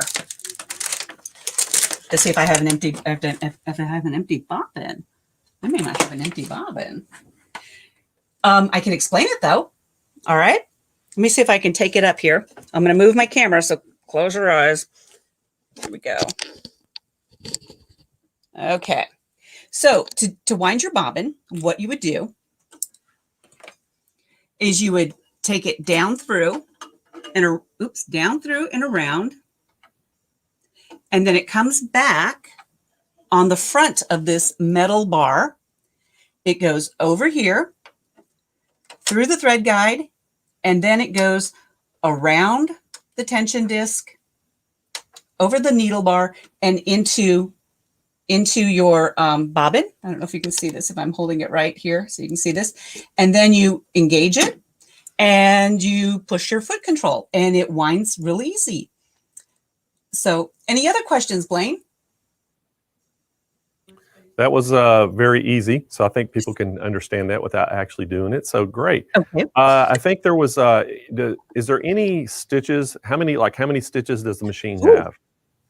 Well, this machine actually has, I don't know if I mentioned that, 28 built-in stitches, and it's manual. So the stitch selector is your length and width here. And then just below the hand wheel, there is it's a mechanical twist, and you'll see this is the zigzag, this is the triple zigzag. You've got the blind hem stitch, all of them. Plus you've got some fun ones here. If you can see with the camera, we've got some of the feather stitches, some of your basic quilting stitches. You know, this makes it a really great travel machine because 99% of our stitches as quilters is straight. However, the decorative stitches that they offer would work really great to do a machine sewn binding on. So just some fun stitches. Like I said, it's really a good machine because you get this extra large workspace. To me, as a quilter, that extra large workspace just gives me room to create. And I just really appreciate that. Any other questions? Linda, there's one more. How many feet actually come with the machine? We are looking at 9 presser feet altogether. The one I demoed today is actually a bonus. It would be with a kit with the templates, but there are 9 presser feet altogether. And it covers anything you would need for basic bag making, basic construction, and free motion quilting. Fantastic. So I want to remind everybody, Linda, at home, how they can get this machine and what the price is on it. So I think David's going to put an overlay up there. So guys, this is the Baby Lock Jazz 2. It's a low shank machine. It's going to come with those 9 presser feet. Hey, and this is $6.99 shipped free to your door. And this is a call-in special, guys. We do have a special on this. We can't advertise it online because of advertising restrictions. But if you call in, we do have a special. Now, this machine, guys, you're going to be pre-ordering it. We sell these machines out every single month, and I think you can probably call any dealer in the country. They're not going to have them. We get a tremendous amount of these every month that come in, and we sell out every single month. So these are due in on April 1st. And I promise you they're going to sell out. So if you're interested in the Jazz 2, go ahead and place your order and get on that pre-order list. And so you'll get one and you'll take advantage of that special we have going. We also are offering financing. So we have Synchrony 60-month 0% interest financing. If you need some help on that, it'll get that monthly payment down for you. So Linda, I think we have another machine that you're going to show. Is that correct? That is correct. In fact, I've already changed my camera over to the Accomplish. Yeah, well, this is, we're talking machines here. I love what my machines can do for me. So I'm really excited to share with you the Accomplish. Now, this Accomplish can actually sew 1,500 stitches per minute. It has an automatic thread cutter. You just hit the button here and it cuts your threads for you. And it comes with 8 presser feet, including a walking foot and the free motion quilting foot, which I have on the machine right now. It comes with a quilt extension table. So think about this, folks. If you have a limited budget and you want to just get all in one bang, this might be with it. Might be what you're looking for to travel with. It does have 8 3/4 inches from the needle to the base of the machine. And then it has a telescoping thread stand. And I'll show that to you later, but you'd see all my technology right now. And then it also comes with a hands-free knee lift, but because of my camera setup, if I did the knee lift, I would be bumping my camera all the time. It does have a set-in bobbin, which is different. Now, the Jazz had the drop-in bobbin from the top. This has the set-in bobbin, and it does have a manual tension dial on the outside. Now, I'll tell you what, folks, the manual tension dial is nothing to be scared of. In fact, I think some of us probably grew up with these manual tension dials on the outside. But the secret when you're doing any kind of free motion quilting is just to give it a little less tension. And this machine, even though it's a straight stitch only, will do a lot for you. And I always, people are always like, what's a straight stitch only? But I'm telling you, you can do a lot. So what I'm going to share with you on the Accomplish is my love of thread painting. I absolutely adore thread painting. In fact, when I first got the machine, I went ahead and I just hooped some, this is straight stabilizer and a piece of cotton, and just started doodle stitching, just seeing what I could come up with. And then I changed the color of thread to see how it would cover. This is thread painting, okay? Now, I'm known for creating patterns and teaching classes that make difficult things look easy, and that's what I want to share with you today. This is one of my patterns. It's those stork scissors. This was all thread painted here on the Accomplish this week, and just love it. So what I'm going to share with you today is my Daisy Delight pattern. I'm just going to go ahead and get this in the hoop. Now you're going to notice that I do have it in an embroidery hoop. This is just a standard embroidery hoop. Some people who do thread painting don't like these pinchers, and I will tell you this, you have to be careful when you do this because instinctively you want to hang on to this, but you don't want to do that because that will actually spring the hoop, and it just gives you heart palpitations in the end. You don't want to do that right away. So all I've done here is set my presser feet so they are lowered, and that is a dial right here on the front. I do have needle up, needle down choices, and I do have my machine is threaded with a polyester thread, and I have a matching thread in the bottom. And so all I'm going to do is just show you how this works. I'm going to pull up my thread first. Let's see if I got it. I always engage my tension dial by lowering my presser foot. Okay, here we go. And the secret to thread painting is if you have it, and I've just transferred my pattern here on stabilizer. But just to give you a little bit of, just to show you a little bit of what this machine can do as far as free motion goes. Now remember, I'm showing you the fun way to free motion quilt by doing the templates and now the thread painting.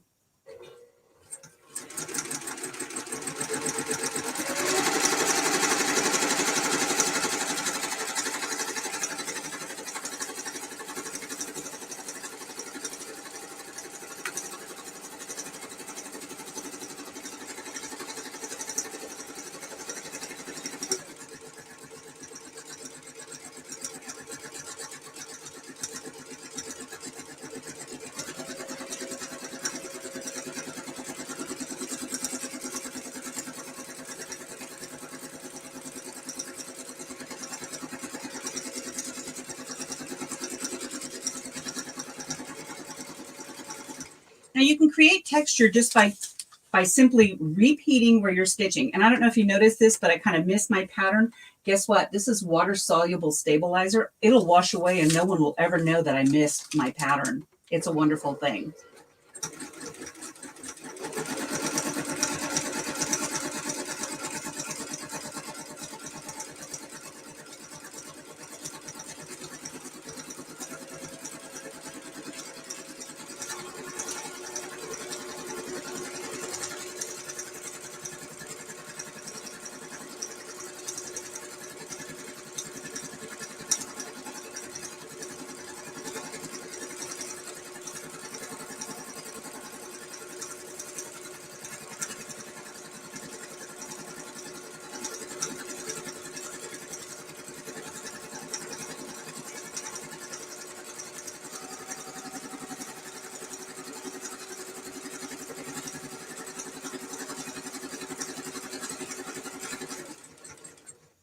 Okay, I'm going to go ahead and stop here and show you what I got, just because I'm not very good at talking and sewing. It's kind of like chewing gum and walking. I can't do it at the same time.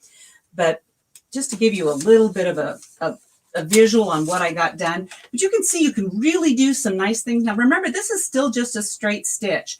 And earlier this week, I went ahead and just did some doodle quilting with the Accomplish. And I don't know if you can see this, but this is a piece that I've just quilted with the Accomplish. I've got some really fun motifs going here, and this is ready to be painted. So any questions about the Accomplish, Blaine? Hey, Linda, there sure is. So do you know what the throat space size is? Yes, it is 8 3/4. I dropped something. Great. Sorry. And so, Linda, I'm looking at this machine, and I know this has been a real popular machine for us as well. And a lot of quilters are buying this. They actually like to take them to retreats, and because it's very compact, it's extremely lightweight, and you're showing it right there what you can do with it. I mean, it's amazing what you're doing with that machine. Oh, I love it. It's well, I haven't really met a baby lock machine that I don't like, so I'm kind of biased on that one. Okay, but you know what? If I was just brand new, and I know that some of my friends are long armers, and with the lockdown, everybody was piecing, but nobody had the ability to take in any extra quilts. So this is a great way to get those smaller projects done in your time. And it's a great price point to get you started. In fact, the predecessor to this machine was the Jane, and I even know a lot of seamstresses and men that sew jeans on these machines. So it's a really compatible machine. It can take a lot of bulk. It actually has a pin feed system for some of those tricky fabrics to use. It's just an all around, just kind of a nice basic thing. And if you pair it with a serger, you got a really good thing going here. Not that, I would say to do that, but of course I would. So, Linda, great demos. I'm telling you, you can tell that you're extremely talented with doing that. And so how could somebody, if they're kind of wanting to see more things with you, do you have a website by chance? I do. It's 𝓦𝓮𝓵𝓬𝓸𝓶𝓮.com. And you can go there and there'll be links to my store. There's links to my classes, and there's a newsletter, and it always tells you where I'm going to be teaching next. So I'd love to have you join us. I also try to do a Facebook Live in the Linda Bula Creations Facebook page, the business. And if you want what I'm sharing as far as patterns, you need to join the Linda Be Creative Facebook group. So, yeah. Okay, so thank you, Linda, for being on here, and we really do appreciate Baby Lock being one of our gold sponsors. And So anyway, thank you so much. And y'all heard it right there, how you can see some more of her work and things. And hopefully we'll get to work with you soon. That would be great, Blaine. I loved having this opportunity to share my love of baby lock machines. Thank you so much. All right, Linda, have a great day. Thank you. All right, so we're going to remind everybody exactly how you can get this Accomplish machine. We're going to show you, this is the Baby Lock Accomplish. The price on it is $9.99. And we have a back order situation on these machines now. We had them going into the show, and since we started showing baby locks, a lot of our baby locks have been selling out. So this is $9.99. We have some coming in, so make sure this is a pre-order situation where you want to make sure you get on the list, because we sell these out every month as well. The Jazz 2 and this machine, it's the same. They both sell out extremely well.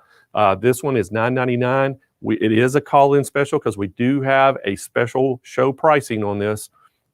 Or actually, you got a free accessory coming with it if you call in. So you don't want to delay. You want to act today and get on that list to get this. So give us a call at 800-401-8151 or visit us on SewingMachinesPlus.com, and you can speak to one of our live chat agents, or you can speak to one of our phone operators. Now, again, that Jazz 2, that is $6.99. We do have a bunch coming in at the end of this month for sure. So we know they're coming at the end of this month. The Accomplish, we're not exactly sure of what date it's coming in, but they're telling us it's going to be in the 1st of April, around the first or second week of April. But the Jazz, we know they're coming in at 1st of April. We should have those. So go ahead and get your order in on the Jazz 2. It's $6.99. It's a call-in special as well. You can get your name on the list. And we also have a special accessory that comes with it. And so also that Accomplish, it's $9.99. It's also a call-in special. You get that free accessory that's going to come with it. So both machines, hey, we have 60-month 0% financing available if you need to finance to get those monthly payments down. And as you saw, Linda, oh my gosh, what a great demo that she did, and just shows you what you can do with either one of these machines. And so don't delay, act today if you're interested in either one of those. So guys, we're ready to go to the next session. And hey, are y'all ready to meet one of our other judges? Hey, we haven't got to meet this judge yet.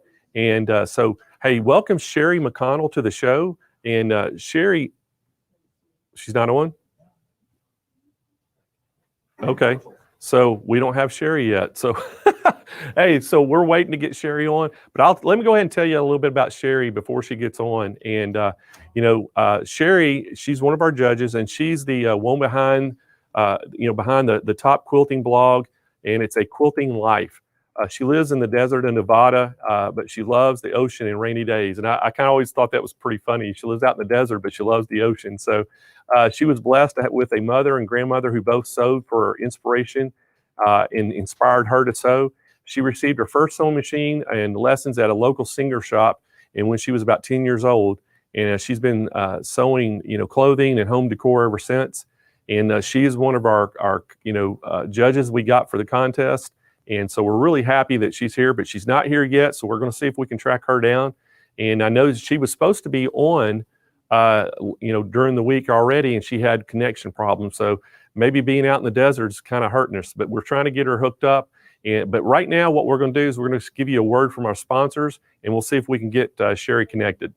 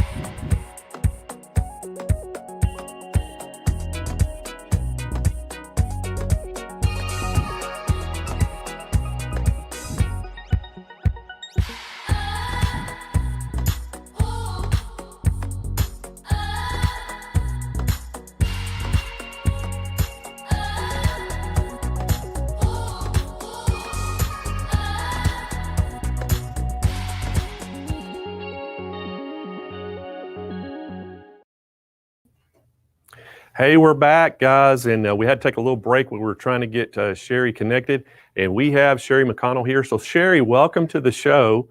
We're so happy you were able to get here and get connected in, and we got a lot of things to ask you. Thank you. I hope Hey. it doesn't get too noisy. We've got some construction going on here, but it's quiet now. So. All right, well, great. So, hey, you know, first of all, we want to thank you for being one of our judges. And I've already kind of basically gave me your background and introduced you. And so, you know, I know that the judging was pretty hard to judge all those different quilts and things. So, you know, one of the things that we've been asking all the judges is, you know, like, what are some things that, you know, you look for in, you know, in a quilt? And then, you know, like maybe some do's and some don'ts that might help somebody that's wanting to get started in maybe taking a quilt to the, you know, to a show and showing it.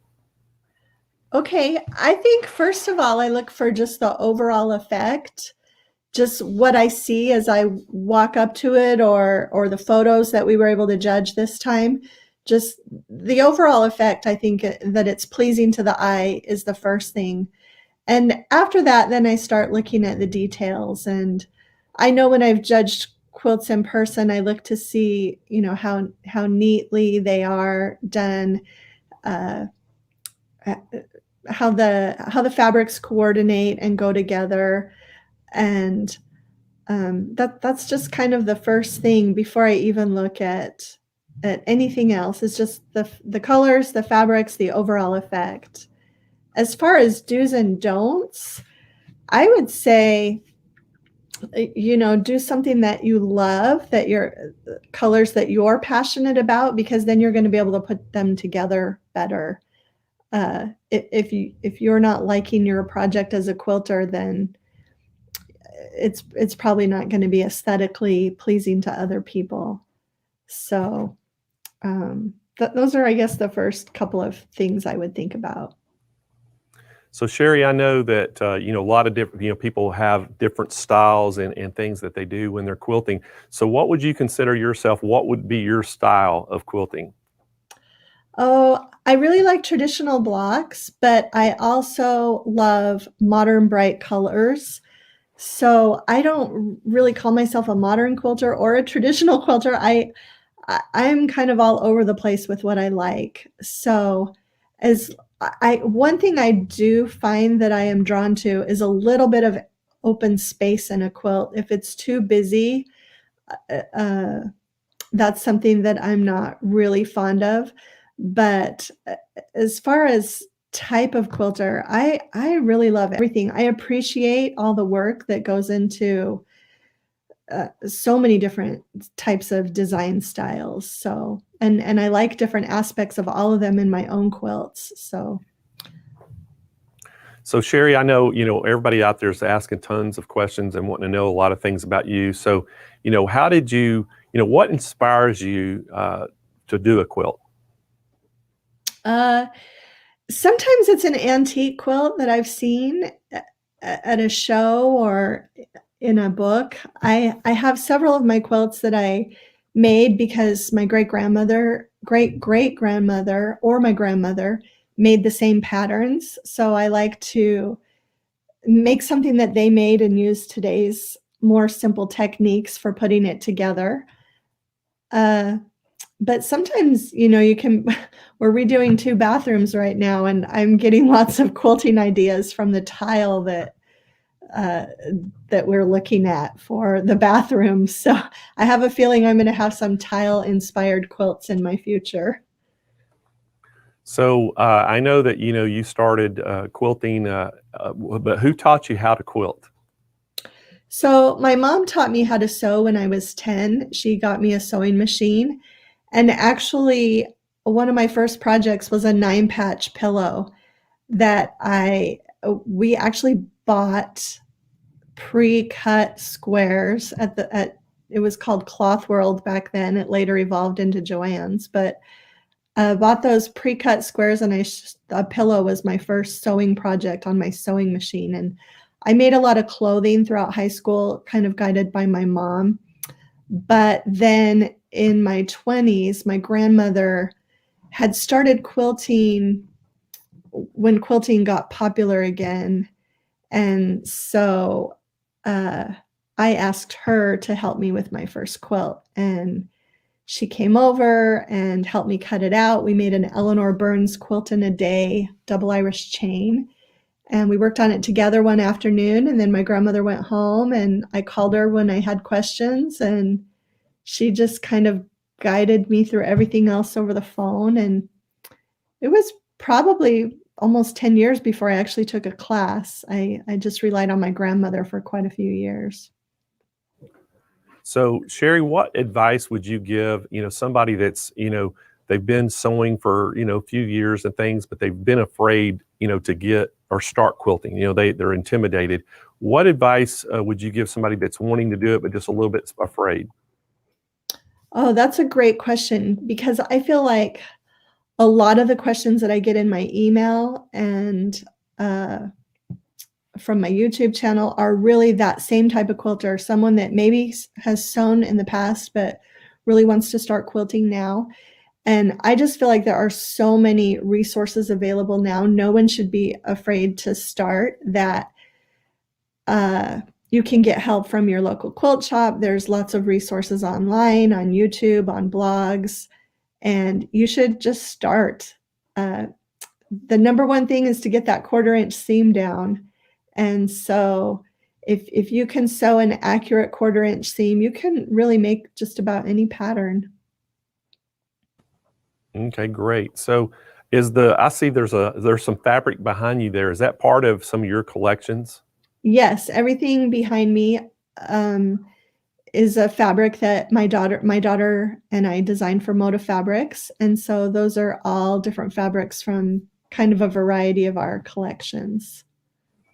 Oh, fantastic. So, I know that, I've been, we've talked to a lot of the judges, and it's kind of funny that when you talk to, quilters, the famous quilters such as yourself that have a name for themselves, I've always tried to ask them, what kind of other hobbies do you have besides just quilting?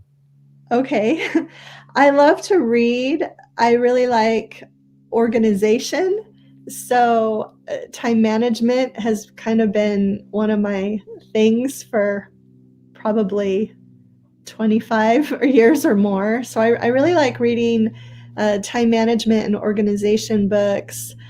I like plants and flowers and gardening, but I live in the desert. So this is our season right now. March and April, and then kind of October, November are the only months I get to do that. But I do have a bachelor's degree in literature, and taught and did graduate work also, and taught at a university and a community college, taught writing. So I like to write and read as well. So Sherry, something that was so funny, I laughed, I introduced you a couple of days ago, and we were, talking about all the judges, and I laughed. I said, here Sherry lives out in the desert in Nevada, but she loves the ocean. I was like, yeah. So you don't get to see the ocean. And I said, and you like it rainy days. I'm like, well, they don't get much rain there. There's not an ocean pretty close. So you're going to have to travel for both. Yes. I've had a child going to college in Southern California. He just graduated in December. So we've made lots of visits down there to visit him. So we'll see if I end up with the child living anywhere near the ocean so I can go visit. That's funny. So, hey, I know that we're going to be cut a little short on time, this session because of your connection problems. But, I wanted people to be able to get to meet you. And I know you're going to be back on Saturday to help us, award the first and second places, you know, with the judge's choice for that best of show. And we're super excited about that. But, you know, how can somebody find you and see your work and things? Do you have your website available? Yes, if you just go to 𝓕𝓮𝓵𝓬𝓸𝓵.com, you can find almost everything you need to know there. I also have a Quilting Life YouTube channel, Quilting Life on Instagram, and it's just all one word, Quilting Life all together. So for all of them. So. Okay, well, great. I think we're going to put that up on the screen so everybody can see that, and they can find you and go out and check out, you know, Sherry's collections. And again, Sherry, thank you so much for coming on today, and thank you for being one of our judges. I know that wasn't an easy task, and you know, I know y'all had to go through 222 quilts and try to narrow it down, and we do appreciate it, and I know all of our viewers appreciate it, and our viewers really appreciate just kind of getting a, you know, have a little, you know, Q&A session with you. So anyway, thank you so much for coming on the show. Thank you so much. And the quilts were all inspiring. It was really fun. They were. We'll see you Saturday then, Sherry. All right, bye-bye. So there you had it, Sherry McConnell, guys, and great quilter as well. And, you know, super inspiring. And we cannot wait to have her back here on Saturday. But guess what time it is, everyone? It is giveaway time. So are y'all ready to win some prizes? So, hey, our first prize that we're going to give away actually comes from Sewing Machines Plus. We're going to give this away, and it is our what we call our event bag bundle. We sell these on our website. The bags are $9.99 a piece, but we're going to give you all 8 colors. It's normally a $49 package. We're going to give it to you absolutely free. And each one of these bags, the different colors, they have different sayings on them. And you have some, the embroidery sayings, you have some that have quilting sayings. And the one that y'all are going to absolutely love, we have one saying. It's, they say they're not called, you know, they're quilts, not blankets. They're called quilts, not blankets. And and it's a true story how this happened. So y'all will have to join in one of my regular Thursday shows to find that story out sometime. But it was, so we have them all different sayings on there. So we're going to give that away. And our winner is actually coming from Facebook, and it is Beth Duncan. So congratulations, Beth, on winning. And I'm going to tell y'all after I call every one of them out, I'm going to tell you how you claim your prizes, okay? So our next prize comes from Kai Scissors, and it's that GS7 set of 3 scissors professional series. This is a great prize, and our winner is coming from YouTube, and y'all still have Beth Duncan up there. Beth not winning this. So, oh, there we go. So our winner's coming from YouTube, and our winner is Nancy Clement. So Nancy Clement, thank you so much for joining today, and congratulations on winning this. Okay, our next winner is coming from Dime, and it's the Perfect Embroidery Pro, and our winner is coming from Facebook, and it's Dusty Greaves. So congratulations, Dusty, on winning the Dime Perfect Embroidery Pro. And then our next prize is actually from Bernina, and this is the big one. This is the machine that we're giving away at this giveaway, and our winner comes from YouTube, and this is that Bernina or Burnett B77, great machine, and our winner is Ginger Israel. So congratulations, Ginger, and congratulations to all of our winners. And here's how I need you to claim your prize. So give us an email at contest, plural with an S on the end of it, to SewingMachinesPlus.com, and in the title, put I won. In the body, put your name, your shipping address where you want it shipped to, and then just down there, just put what you won. So it helps us match it up. It makes it a little quicker and easier, and we'll get that shipped out to you. We are going to be probably shipping things starting next week, so it'll probably take a couple weeks to get everything shipped and get it to you. So just have a little patience on that. But you want to make sure you email us to contest, plural, with an S on the end of it, to SewingMachinesPlus.com. I think David's got it going across the screen there where you can see it. And you want to do that, and then we'll get it right, get your prizes as quick as we can to you. So, all right, guys. So what do we have coming up next? I think we got something really cool. I think we have Eileen Roche coming back up, and we are going to talk all about the monster snap hoop. And oh, I'm sorry. We have Louann Hartley coming up next. So we have Louann coming up next, and from Juki, And Juki is another one of our sponsors. Man, we sure do appreciate them. And Luann is going to talk all about that Roku printer, that direct-to-garment printer. And so we have Luann on yet? All right, so let's welcome Luann back to the show. Hey, Luann. Hey, Blaine, you're lucky. I clicked on early so we can get an early start. How are you today? I am doing fantastic. I'm doing fantastic. So are you ready? We got you a little bit more time today, so now you can really show all about that printer. And that's what I'm going to do. I'm going to show the printer today, and then we'll do the Juki DX4000 tomorrow. And that way we can spend more time on the printer, take some questions at the end, and we'll have more time on the sewing machine tomorrow. How's that sound? Oh, fantastic. That sounds fantastic. So take it away.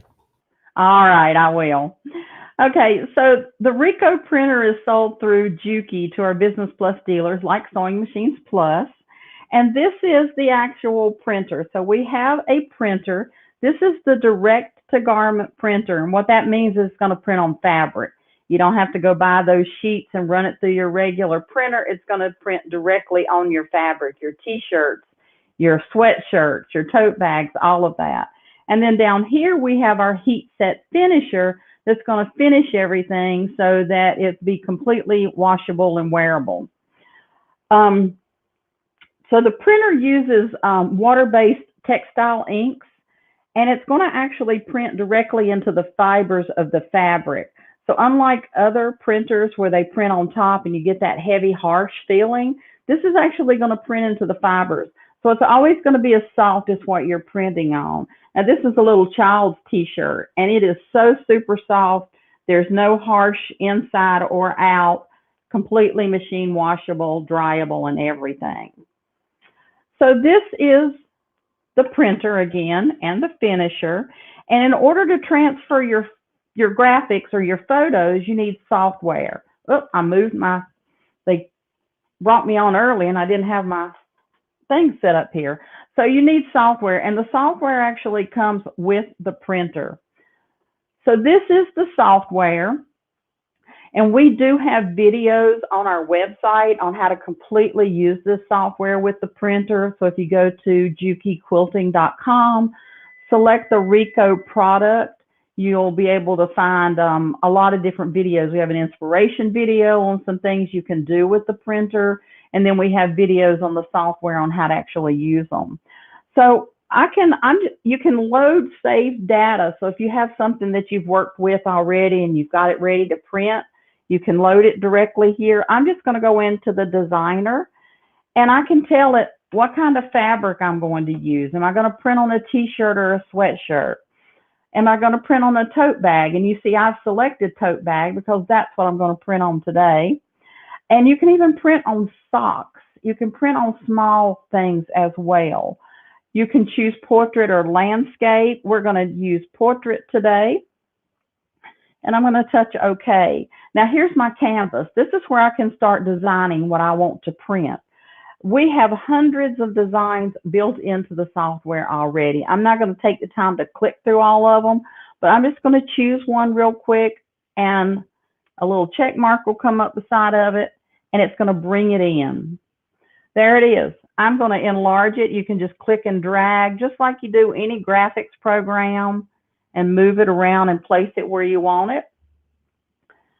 I can print now. If that's all I want, I'm ready to print, but I also have the option here in the software. Let me just show you some other things. There's artwork in here where we can go get this type of artwork. There are frames in here where you can frame photos. You can bring in a picture of your child, your grandchild, your dog, which is what I do a lot of. Bring it in and work with those photos. So the other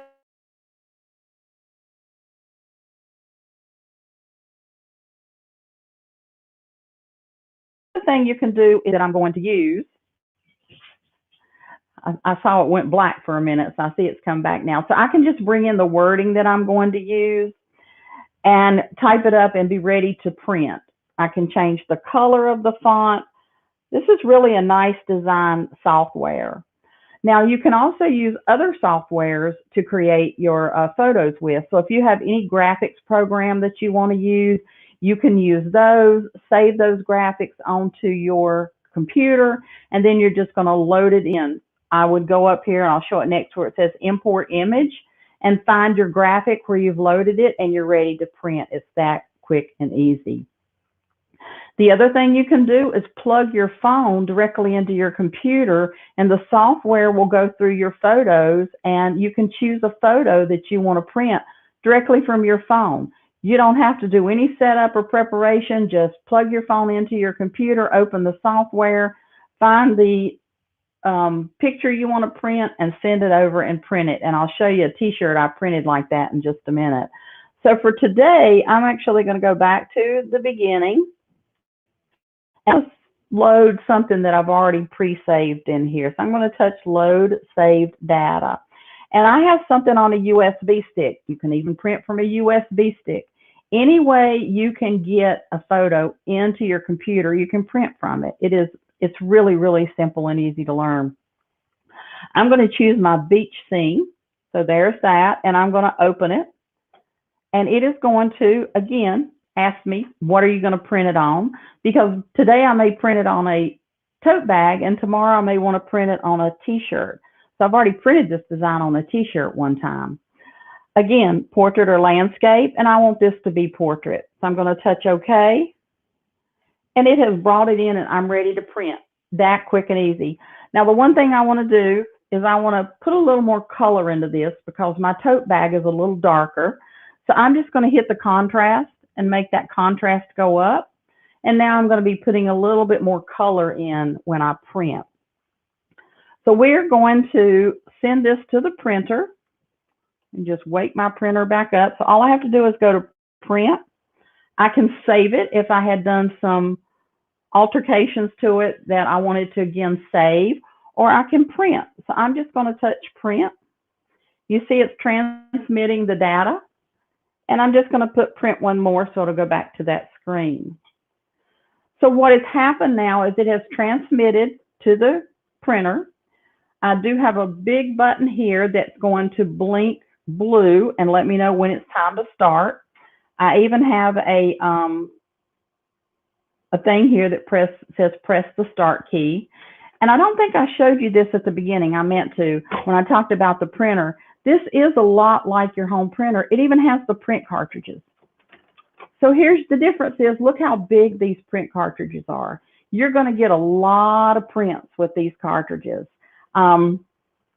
It's going to depend on what type of printing you do as to how many prints you're going to get. Are you going to do a lot of sweatshirts that have really big designs that have a lot of color in it? Are you going to do smaller things with less color in it? It really depends on what they call the yield of what you are going to print. And close this back up. There's also a window here that lets me know where my ink levels are, just like your home printer has, to let you know what levels you're getting low on. I have been using my printer. They say you can get between 600 and 800 prints with one of those ink cartridges. Again, depending on what you're printing, but I print a lot of stuff. I do a lot of samples. I do a lot of testing for the product. And there is a window here that lets me know where my ink levels are. And I bet I haven't even used a quarter of the ink in one of those. So you can get a lot of prints with one of those cartridges there. All right, so my light's ready. It's telling me to print. But before we do that, we have to load it into the printer. We have to load our fabric. So this is the tray that we're going to load. This is going to lift up and we're going to put our fabric or whatever on here. But if you can see, there are marks here to help you line something up. There's even an R here if you're placing a t-shirt, so you'll know which way, depending on landscape or portrait, that you can put that t-shirt in so you're not printing upside down. Been there, done that. So I'm going to move this over, this tray over, so you can actually see how I print, how I load something. So we're going to open this up. Now, during the week, we're going to print on this tote bag, but during the week, we've actually printed on t-shirts and sweatshirts. So if you're going to print on a t-shirt, what you want to do is go ahead and have that crosshair marked. And you can see I have that on here. And it's very easy to load this in. You just line up the crosshairs with the marks on your t-shirt. And once you have that done, or sweatshirt, or whatever you're going to print on, you see how all that bulk will go right up under there? So you push all this bulk, and I've done up to an extra large sweatshirt on here, and you can do XXX, XXX. There's a lot of room here. Push this down, and we're ready to print. What I'm going to print on today is a tote bag. So this is the tote bag. It's a tote bag I've already purchased. I don't have time to sit and make tote bags, so I've already purchased this. And again, if you want to make sure it's perfectly centered, you want to mark your crosshairs. I can pretty much center this since it's small. And we're going to do the same thing. We're going to tuck everything under here. And then we're going to pull this down. And you just want to make sure when you pull this down that nothing's sticking out. And that this goes right down over it. All right. So I have one of my things under there. And then we're going to close this down. I can't tell you how many of these I've done. I don't know why it's not. There we go. So we're going to lock that in there. There's nothing sticking out on any of the sides. You want to make sure of that. So there's no fiber sticking out. And you can actually push down on this now. So if you didn't quite get all the bulkiness out, you can push down on it. So now you can see it's loaded. Nothing sticking out anywhere. And we're going to put this in the printer. All right, let me move this back. And we're ready to print. So I have, it says press start key, and I'm going to press that. Now we want to make sure that the finisher is preheated, and it is heating. The nice thing I like about this is if it's not positioned correctly or it needs to have the height adjusted for the thickness, it lets you know that. So it's just telling me to press my height adjustment down to start the print. And it's actually moving it down, and then I can hit print. And there it goes, it's printing. So we want to preheat this, it's preheating. So while this is printing, I'll show you some samples and some things that I have done with the printer. And then when that's done, we'll put it in the finisher and we'll talk about some more samples that I have done. So, you know, we're still wearing masks. There's that controversy going on. Do we need masks? Do we not need masks? For safety, we need masks. So these were actually printed directly on the printer. None of these are fabric that I had in my stash. I actually printed the background fabric. So there's one for Easter. I got this. You know, the kids are going to go back to school, so they are going to need masks. So you can customize masks for that, and all these were printed. You can actually combine the printing with embroidery. So the balloons were printed, and then the happy birthday was done with an embroidery machine. I actually used the 𝓤𝓲𝓻𝓽𝓪𝓵, the 8-needle commercial embroidery machine that we sell. I used that for that. Over here is a t-shirt that I did. It's a little off camera, but that's the same design that I'm printing on my tote bag. So I showed you the little baby shirt. We have a new not a grandbaby for me. My niece is having a little girl, so there's a nice shirt for her. And here is a shirt that I printed. This was a graphic. Nice. This is a shirt for my grandson. So let me just pull this out and show it to you. So here is my design. It's been printed. It's ready to go into the finisher. Now you don't want to touch it now because these inks are not set yet or heat set, and they will smear. So we're just going to open the finisher, slide it in, and push this lever over. In 3 minutes, it's going to heat set, and then I'm going to push the lever over to the other side, and it's going to what they call flatten the inks and put the inks into the fibers really good. So here's another t-shirt. I mean, I've had a ball working with this. This is my new summer t-shirt. I'm so over winter and so ready to go to the beach and have some warm weather. I live in North Carolina, I don't get the wonderful California weather. So we've had some pretty nasty weather, and I'm just ready for summer. So here's a nice summer t-shirt. And I talked about combining your embroidery machine with the printer. Here's one that I did. All these graphics came off the internet, and these were free graphics that I got. You can purchase graphics, but these were free. And then the pumpkin down here was done with an embroidery machine. I did this in October for breast cancer. You want to start a business? This is a great product to start a business with. You know, those schools are out there looking for t-shirts and costumes and things that they want, you know, the soccer teams and all of that. Maybe you've got a bride that's getting ready to get married and you want to do their bridesmaids t-shirts. You know, all the brides love to wear the ones that say bride, and you could customize that. So there's a lot of ways you can do that, but starting a business is a great way. So here's a t-shirt that I did for a construction company. And then there's also a mask up here for the construction company. So, you know, this is a great way for you to make extra money at home and get in touch with these businesses. They love this type of stuff. I think finally we're going to be able to get back to our gatherings and things. So here's a family reunion shirt. This is my family. And so I just took this from my phone, a photo that I had in my phone, printed it on the t-shirt, actually went into the software. These are lettering fonts that are in the software built in, and just added real quick on there. Another t-shirt, just showing you all the things that I've done. Then I've got some other samples here of other things. You don't have to just print on t-shirts. You can print and make your own quilting fabric. So here's my social distancing. You know, one day social distancing will be a word we won't have to worry about anymore. So there's my memorabilia t-shirt for when that happens. And I don't know if you like me or not, I do have grandkids, I do have children, but then I have a dog, and he's my buddy. So here's Montana.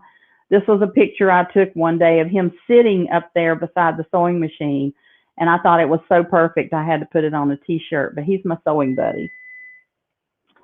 So this is actually beeping, and it's letting me know that it's time to move it over. And if the heat is not ready, this will sit here until it's ready, and then it'll start counting down. So you don't have to babysit this. It'll automatically do it when it's ready for you. So here is another t-shirt. You know, we all need some sunshine in our life. So there's another t-shirt. So if you don't want to do t-shirts or you have other things, how about tote bags? Here's a great tote bag. You know, gnomes are really, really hot right now. So this was a graphic that I actually purchased on the internet that has the gnome on it. I have another bag here that I made. It's a little beach bag for a baby. Savannah Grace, born February the 16th of this year. And this is a pocket with vinyl inside, another pocket, the webbing, the mesh. There's a pocket on the back. And tomorrow I'll show you about our Juki DX4000 sewing machine. And I went through all of these heavy, heavy thicknesses with that machine. It just sewed right over them. But here you can customize things like this for, you know, children, babies, yourself.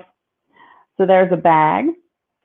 All right, it looks like our tote bag is finished. So you're going to pull this out. And I'm just going to, it'll be off camera just a minute, but I'm going to open this up, get the tote bag out, and I'm going to set this back into the printer. The other thing is, this is where your heat source is, and it's really not that hot. You don't want to put your hand inside, but this is going to beep and let you know that you need to close this for safety purposes. So just close this up, and it'll continue to preheat. There's my tote bag. Get up here so you can see that a little bit closer. And there's a little tote bag that I have to get ready to go to the beach with. So some other things that you can do. Here are towels for your kitchen. A lot of the designs that I use come straight from the internet that are free. Here's another towel. One of the things I really like about this printer is I can print my own fabric for quilting. So here is a quilt that I made. I actually printed this. I went and found a graphic, again, free on the internet, and printed this fabric and turned it into a quilt. You know, during COVID, we didn't want to go shopping, but if you're like me, you wanted fabric and you had these projects and you just really needed maybe a little bit of fabric, but not enough to get ready and go get some. So this was one of those projects. This is one I made during the holidays, during Thanksgiving. So, you know, the trucks are real popular. So there's the truck. I could actually customize this. I put, this was made last year, so Thanksgiving of 2020, and here. But what I want you to notice on here is this fabric was printed on the printer, and I used it. This fabric and this fabric. So the only fabric that came from a store was the white background fabric. Everything else was completely printed. So, you know, you have those projects that you only need 1/8 of a yard of fabric. Well, you can print it and use it. So all of this entire thing was printed and then put together in this. So Easter's coming up. So here's a little wall hanging, or it could be a table runner. And I went in and, again, found these graphics, added the wording to it. I even have personalized down here with my name on it. And I took this one to the sewing machine and actually did a stitch around here. You can see that. One of the decorative stitches on the machine, just to frame these out and give it a little bit more color on it. So again, you can combine this with your sewing machine, your embroidery machine, anything you want to get those results. And then the last one that I want to show you, and I'm going to move out of the frame for this one, is this one over here. This is my COVID quilt that I worked on. And let me tilt this just a little bit and you can see more of it. So this actually got the gnomes off of the internet and I personalized them. So you can see it says social distancing 2021, faith, hope, believe 2020, 2021 on here. Stay home, so over it. I even have a camper down here that says Hartley Hotel because a lot of people were camping during COVID as well. So I customized this, made my quilt with it. I could have actually printed this fabric as well, but this is why my passion for the printer. I can make my own fabrics. I'm no longer, when I was looking for the nautical fabrics, they're very hard to find when you go into your quilt stores. And when you do find it, it's not what you want. So I could actually create what I wanted. And that's what I like, being able to create my own. So I think that's my samples that I have here. I do have, since I have some extra time, since I came in early, I do have a tote bag over here. Let me go pull that.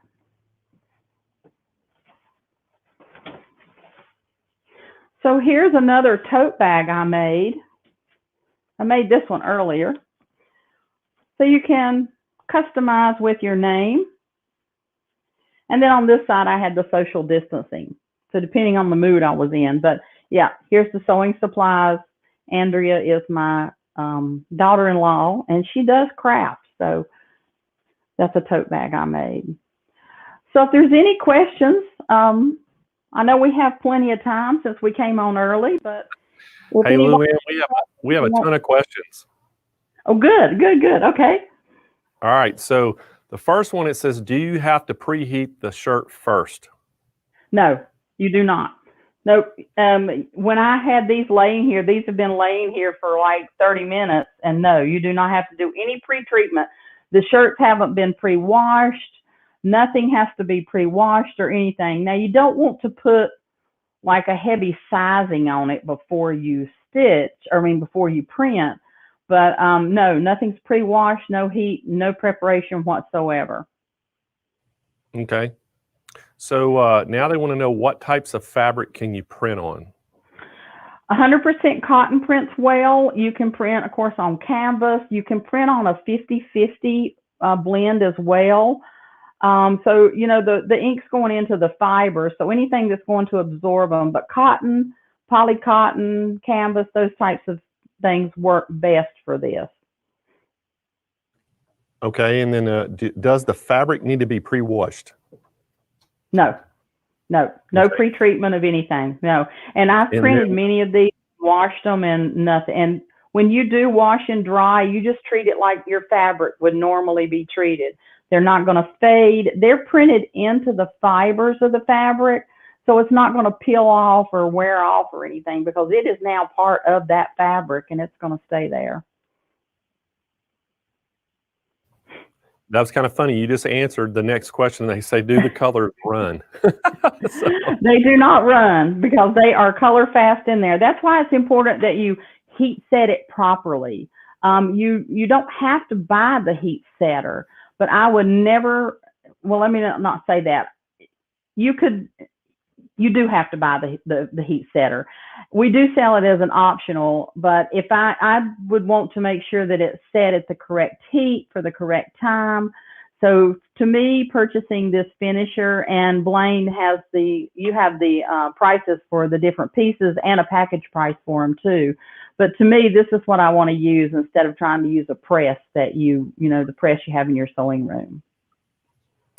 Hey, so the next question, Luann, is, how wide of a design can you print? I for some reason it told me today, look at it, it's 8 point something by 11, by 14. So let me see. This is pretty much the big size here. So this tote bag's probably a 12 by 12.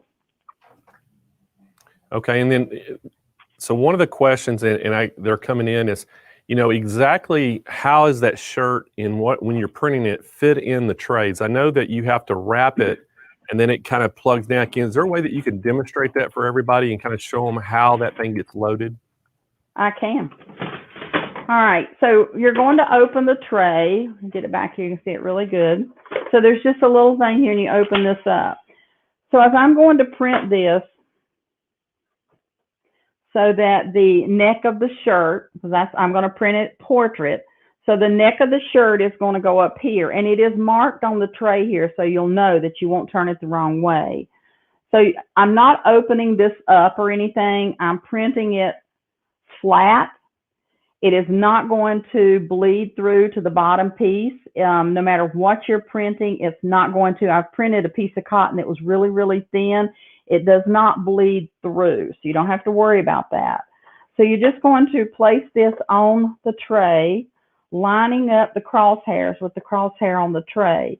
And you can kind of lift up a little bit on all four sides to see if you have it positioned correctly. Pretty easy to do that.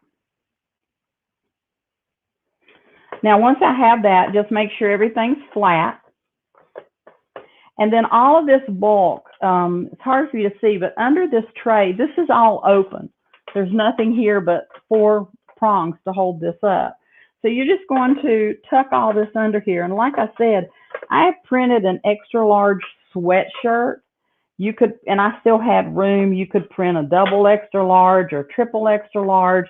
But you see all that tucks up under there very easily on all sides. I mean, I still have a lot of room here. I could get more thickness under here. And then once you have that tucked in, just pull this down. Again, make sure nothing's sticking out. You see I've got that sticking out, so let me just push that in. And nothing sticks out so that the ink rollers won't grab anything. And then you can smooth this down, push down on it if you've got a little wrinkle or a ripple in there, so you can smooth it out. It's really easy to load, and I'm ready to print on that t-shirt. When you're done, lift that up, and then you'll see all of this. And this is an extra large t-shirt. This is a man's extra large t-shirt. So there's a lot of fabric in there, but yeah, I've not had anything I couldn't get up under there. And this is the one, they call these a plate and these are trays. This is the one that comes with the printer, but we also have a small one about this size, when that's what you could do if you wanted to print socks or any type of little things. If you wanted to do onesies for babies, you know, those onesies are only this big. They won't fit on here because there's not enough fabric to get under here. So that smaller plating would allow you to do really teeny tiny things like socks and stuff.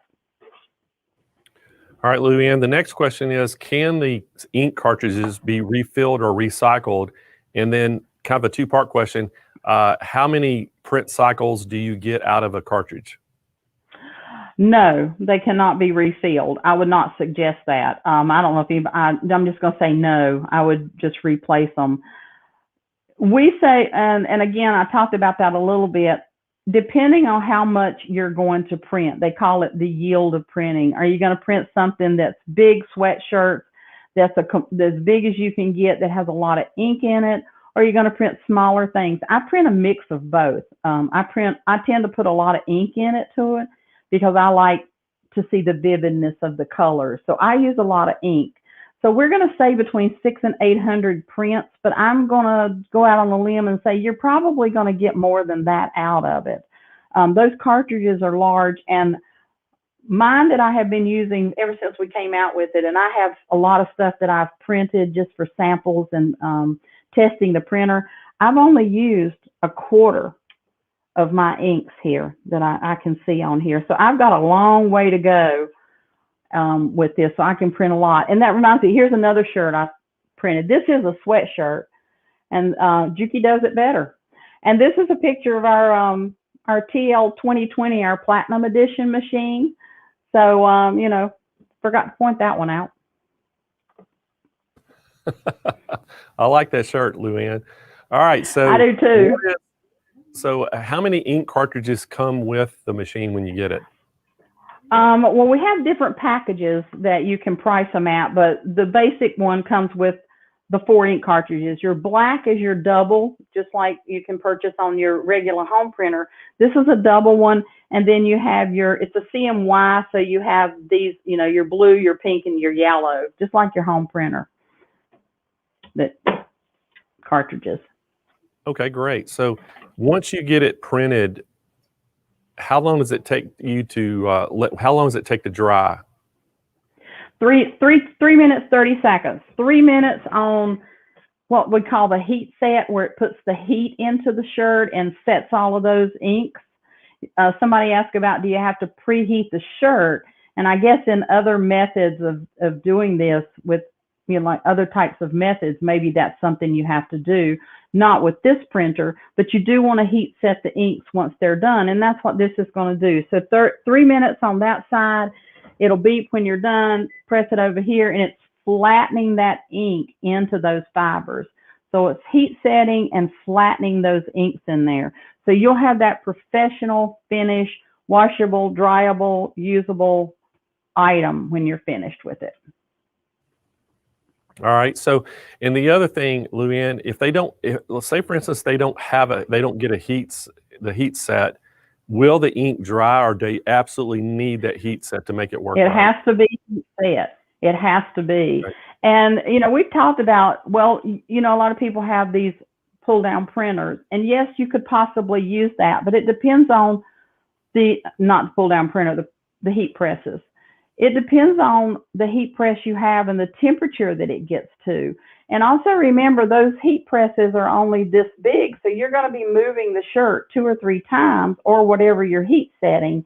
And if that heat temperature is not perfect, then you're not going to get a perfect professional finished item. So you could use the presses, but I don't recommend it, because I wouldn't stand behind and say that it's completely washable and everything, because we don't know what kind of press you're using. And different presses are going to be different temperatures.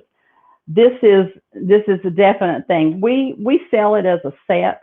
We recommend that you buy it as a set, but we do have the option if you don't want to. But I highly, highly recommend that you use this instead of a heat press.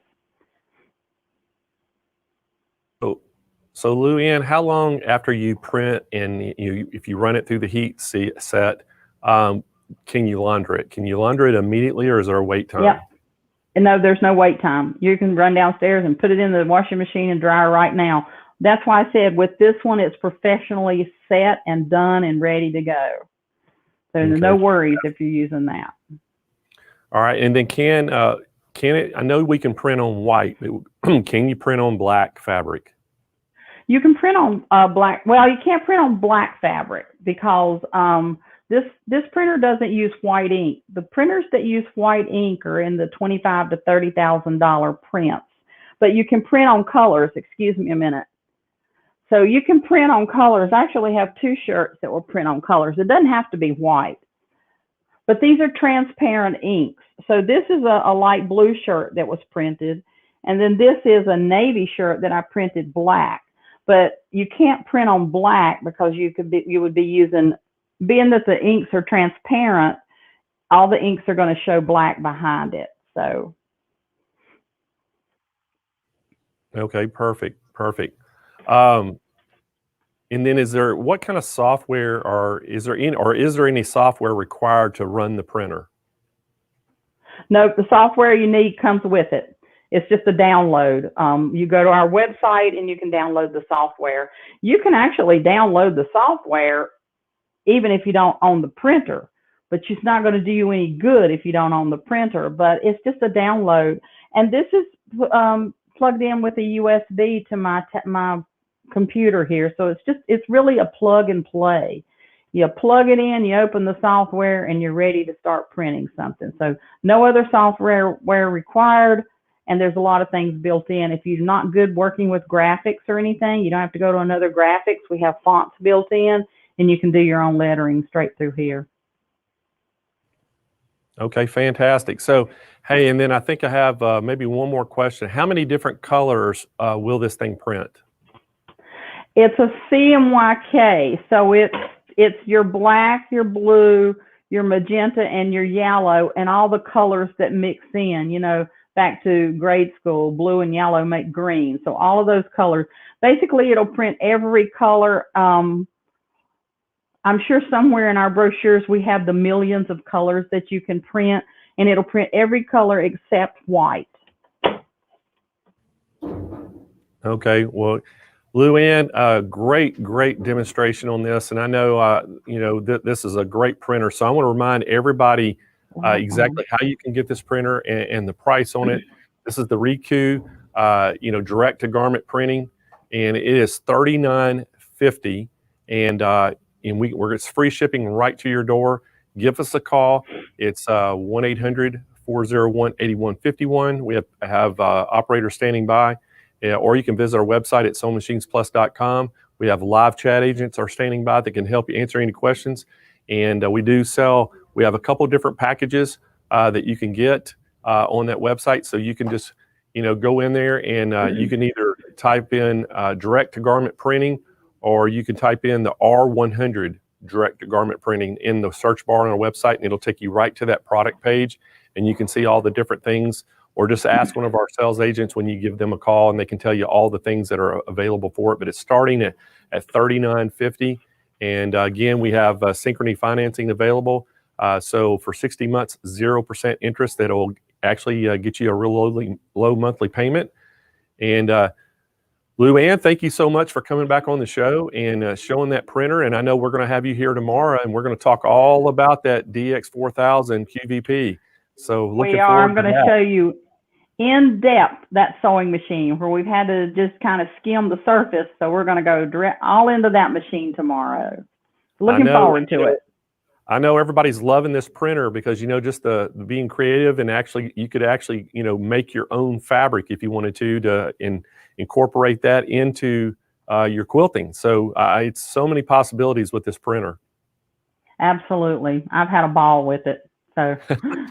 All right, Lou-Ann. Well, thank you. And I even made a comment to my boss as I was doing some the other day, and I sent him an email and said, I think I'll start my own business. This is fun. So it is.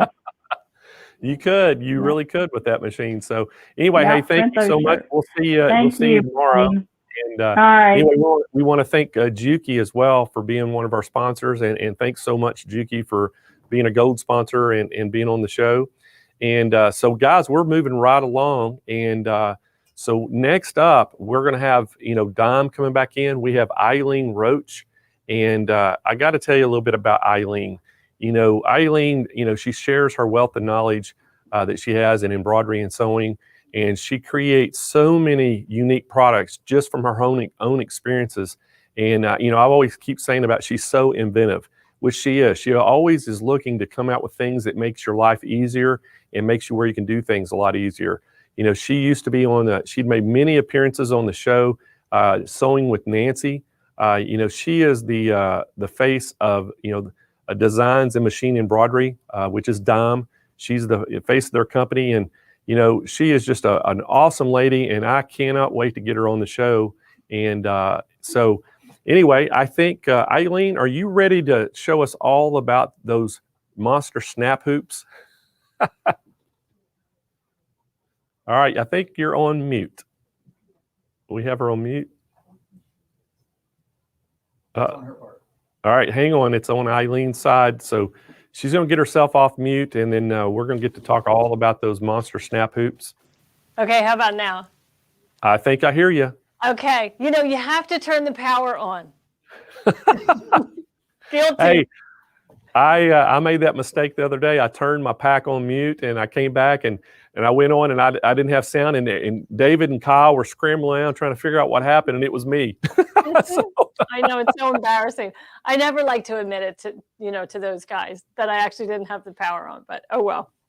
Hey, you're thinking about a lot. So, Yeah. Hey, I got to give you an update. Okay. So, we've been talking, about this weightless quilter, and I told you that, they've just been blowing out. So I told everybody, we had 100 of them to sell. And hey, we may hit that 100 today. They are just blowing out. So I'm telling everybody, if you want that weightless quilter, you better get on it, because we're probably going to sell those things out. But right now, we're going to talk all about this monster snap hoop. I know that we have over 30 available. The pricing starts about $139, goes up to about the $200 range. And there's a bunch of different machines that it'll fit. And you're going to talk a little bit about that. But this thing makes your life easy. And Eileen, we all know that the thing that people hate the most about embroidery is the hoops, hooping your garment. Absolutely. It is the hoops that are the nightmare, is the hooping that's a nightmare. The inner outer ring, it wants to separate. Your hands hurt after hooping multiple times. So that's why the flat hoop monster, that magnetic hoop, was invented, because it just takes, all the aggravation out of hooping. So you can get to the fun part, the stitching. So let's go over to the overhead, and, I point over here like you can see where I'm going, but David will go ahead and switch to that overhead camera. And there we go. And now this is what's in the box. So you're going to get your flat magnetic top. It has a magnetic shield that you use to store the hoop, separating the top and the bottom. The bottom is the metal base, and it has suede on the back to protect your machine. It also has, the attachment or bracket that is recognized by your machine. So here we have a popular 6x10 brother, and here's a popular Bernina. So people always say, well, I don't see the rulers, they're not on the hoop. So they come in the box, in the instructions. If you open up the instructions, you'll find a sheet of target stickers, and also a set of 4 adhesive rulers. And there are instructions on how to apply it. And I'm just going to go ahead and walk you through it now. But there's a website where you go and you download a crosshair design, and just a simple stitched crosshair. But you'll see how handy that is in a minute. And that's what you're going to use to apply your your rulers. So hoop tearaway stabilizer or cutaway, or even a piece of felt, and retrieve that crosshair design, and don't even move it at all. You just retrieve it on the machine and stitch it right on the stabilizer, and it will be centered. And then take a ruler or some kind of straight line item that you can extend the edge of the end of the crosshair all the way out to the side of the hoop. And you'll do that on all 4 sides. And that will tell you where to apply the ruler. Then you just position the ruler so that the 0, now these are centering rulers, right? They work from the center out on both sides, and you just align that 0 with the leg of the crosshair. Of course, you'll remove the protective paper on the wrong side of the ruler. And once you do that, you trim them, and there you have it. They're all attached, and you are ready to know where the center is. But you know what? The most important part about these rulers is that they are, when they're applied, they are equal increments on each side, right? The 0 lines up with the 0 and the 6 with the 6, etc. Because when you are hooping, you'll use those marks to align with seam lines or borders or patterns in your fabric, like a stripe or something in that fashion. And that's how you know that you are aligned in the hoop. So let's start our hooping little session here with a really popular size, which is the 5x7.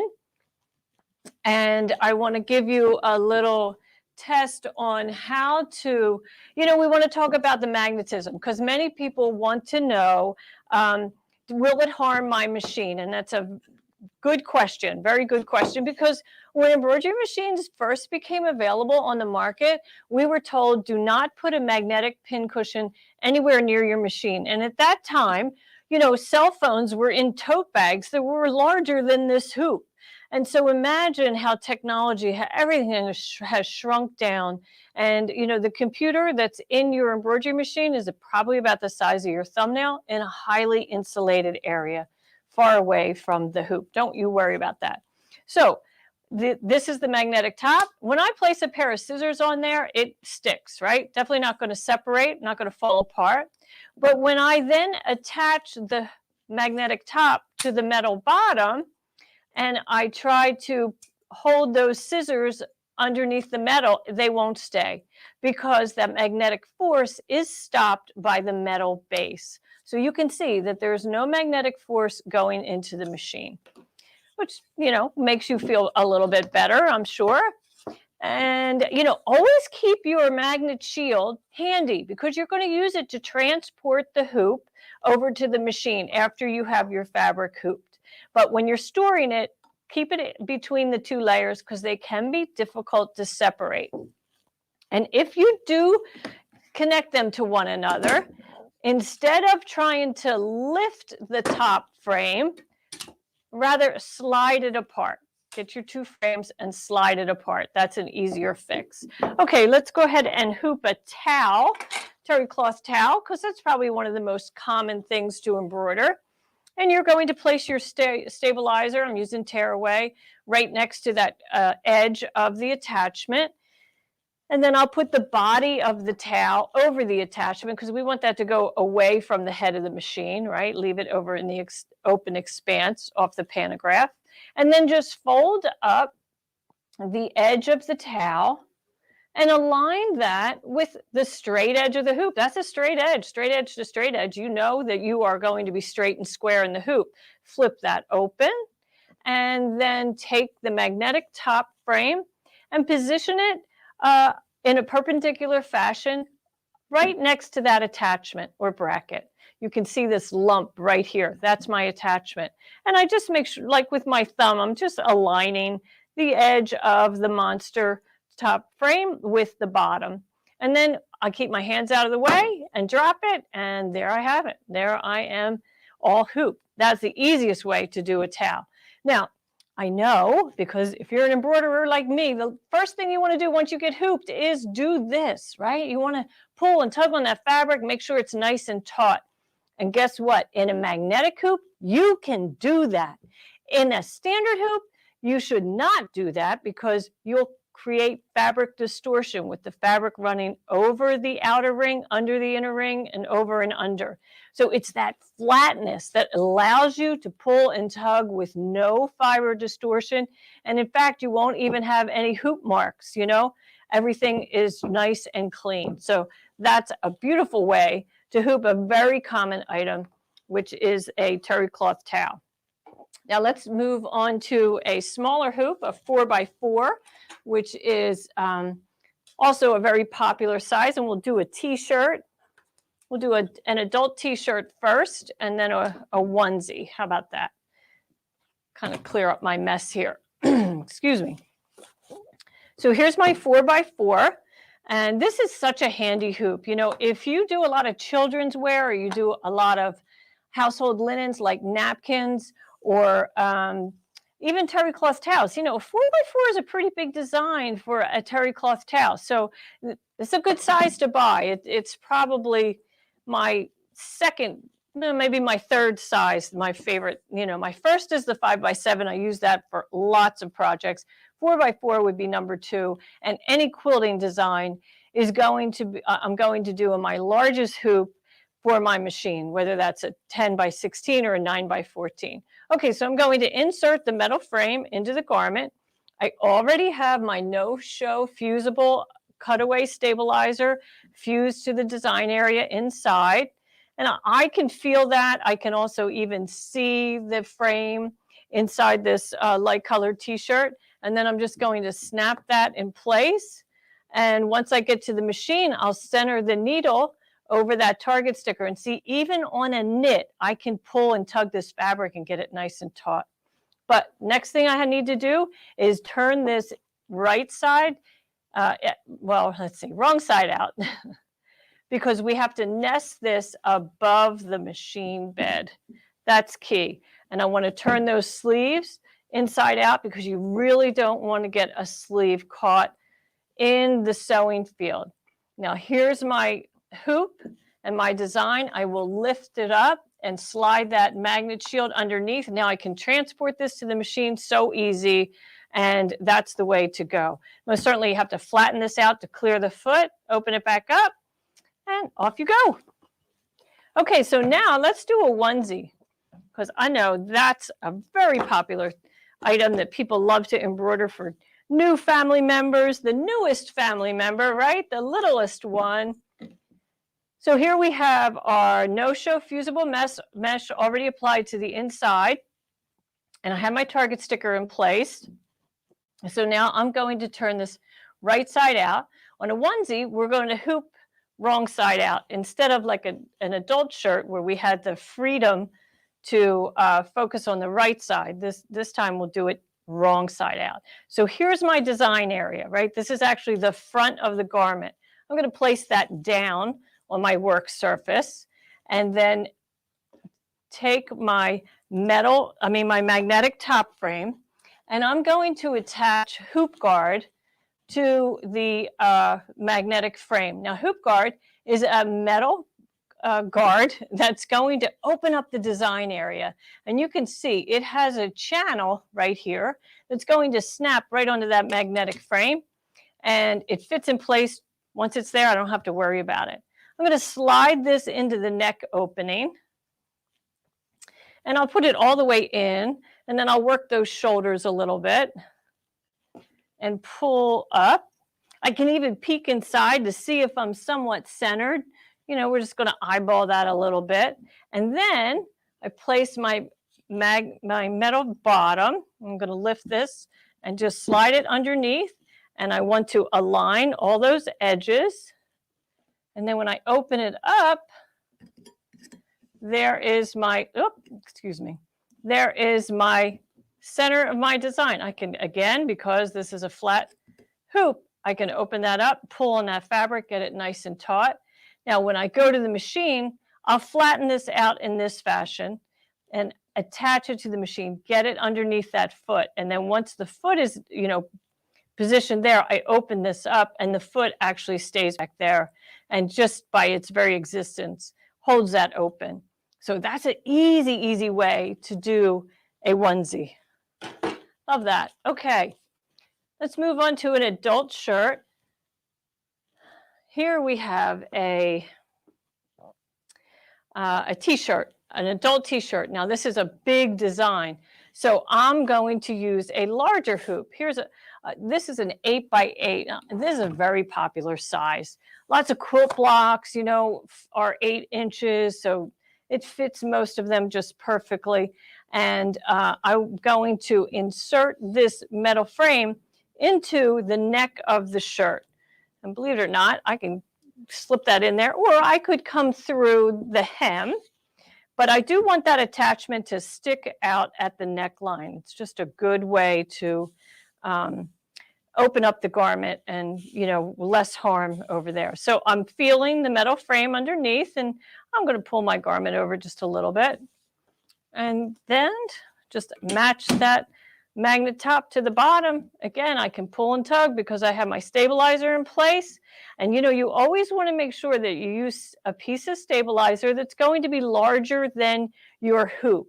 So my stabilizer should be captured in the hoop. That's important because, you know, you just want to stabilize that whole area, and that does give you the freedom then to pull and tug on your fabric.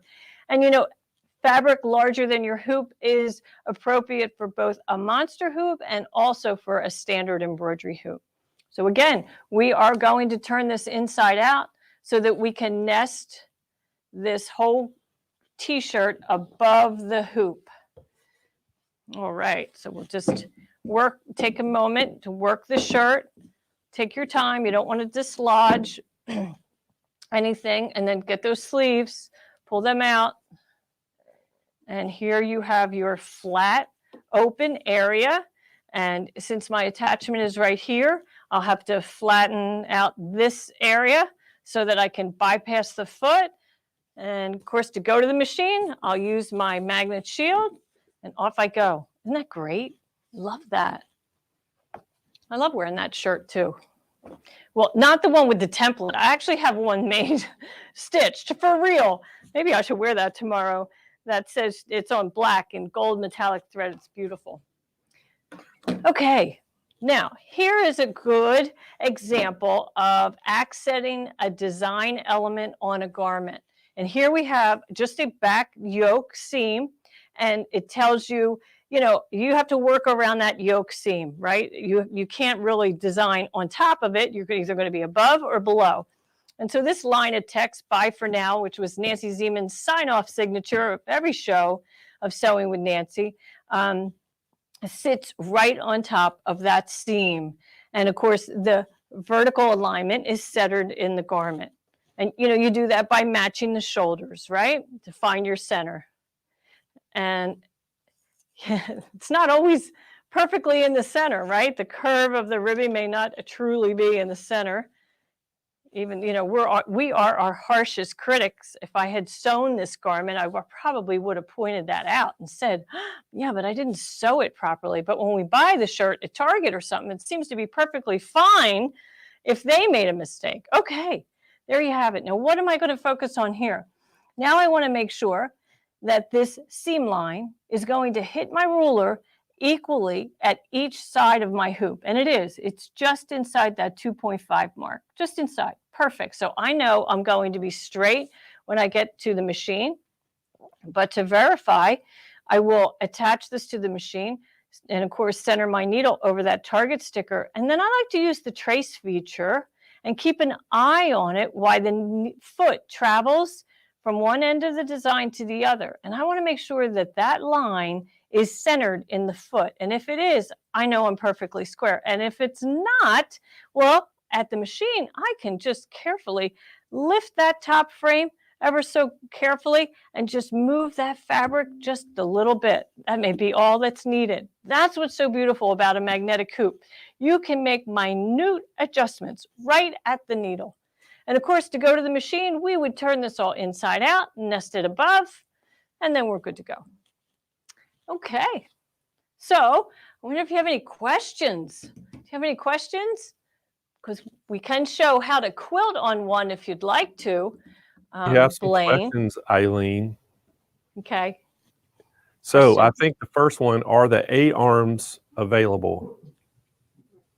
The A arms. Which I'm thinking maybe they're talking about, can you do it on a multiple needle? I guess that's what they're probably Yes, you trying to ask. can. Yeah, so we, for the Baby Lock Brother machines, we have a 4x4, 5x7, and an 8x12 that use the A arms. And then we have an 8x8 that uses the B arm. So that's on your multi-needle machines. On your singular free arm machine, which is the Alliance and the Persona and others, I think.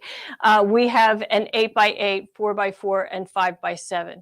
Now those 8x8s are different 8x8s. So you have to check the compatibility chart on Sewing Machines Plus's website. As you select your hoop, scroll down to the bottom of the page and you will see the hoops, the machines that hoop is specifically compatible with.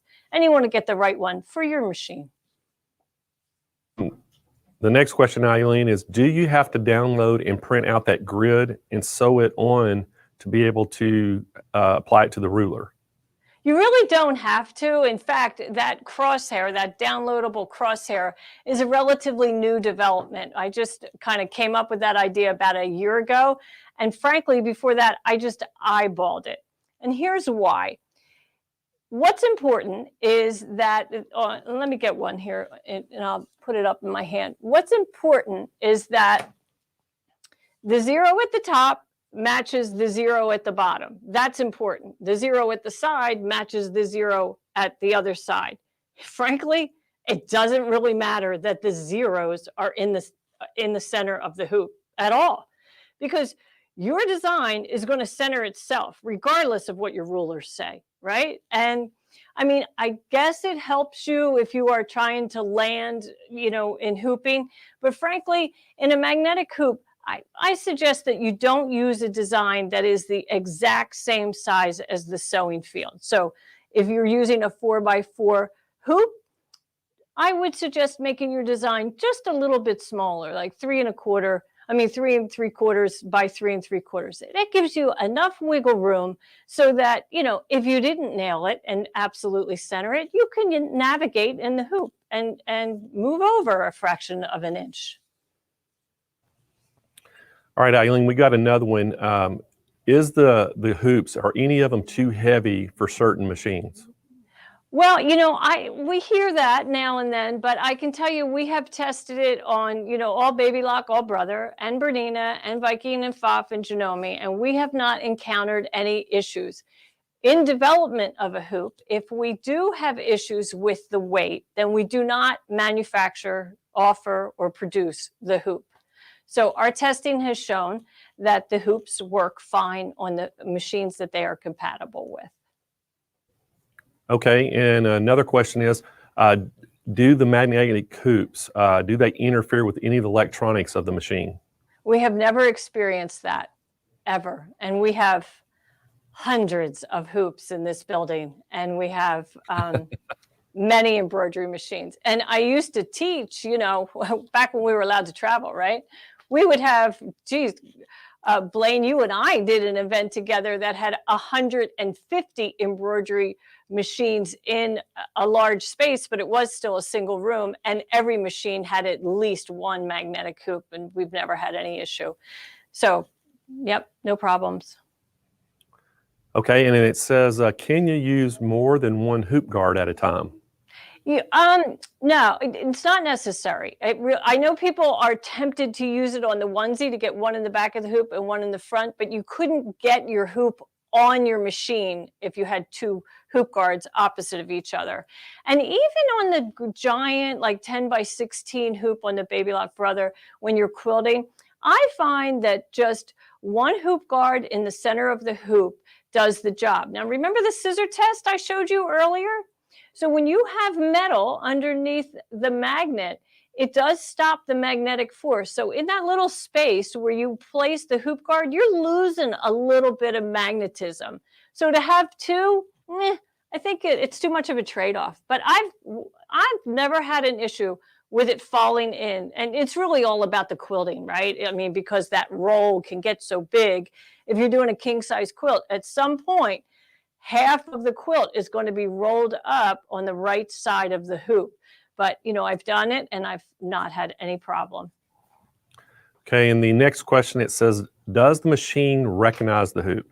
Yes, it does. It thinks it's the same hoop as your standard embroidery hoop. All right, and then this question, it says, do you slide the attachment through the neckline and the bottom opening? Yes. Well, you know, I've done both. My good friend here, Deborah Jones, who's our vice president of consumable products and an absolute embroidery wizard, she loves to put that attachment through the neckline. And I recently have been embracing that. Prior to that, I just put it through the hemline, and I always had the neckline at the top of the hoop. But either way works. It really does. All right, so Eileen, I've got to ask you. You know, I've been always talking about this weightless quilter. I know that these snap hoops are just a must if you have a weightless quilter. So, you know, can you talk a little bit about how it makes the weightless quilter work so well?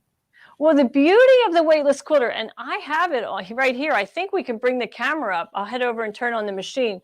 The beauty of the weightless quilter is that you don't have to remove the hoop and the machine when you want to advance the fabric. So you can see as it stitches, it just wiggles. The fabric is being held by that weightless quilter and it sways with the hoop. Instead of dragging the quilt with it, the weightless quilter allows the hoop to move freely and you don't have any obstruction of the quilt, you know, gathering or grabbing behind the pantograph. And here, I'll just show you easily right here in front that it comes with 8 poles. 4 are skinny, right? Super skinny, and they flex fairly nicely. And then it comes with 4 others that are more rigid. They're thicker and they don't flex as much. So they're going to stand up taller and give it a stronger hold. Comes with a fabric clamp that accommodates both poles and felt adhesive that you can just place onto the end of the pole. The fabric clamp is easy to use. It just opens with your thumb.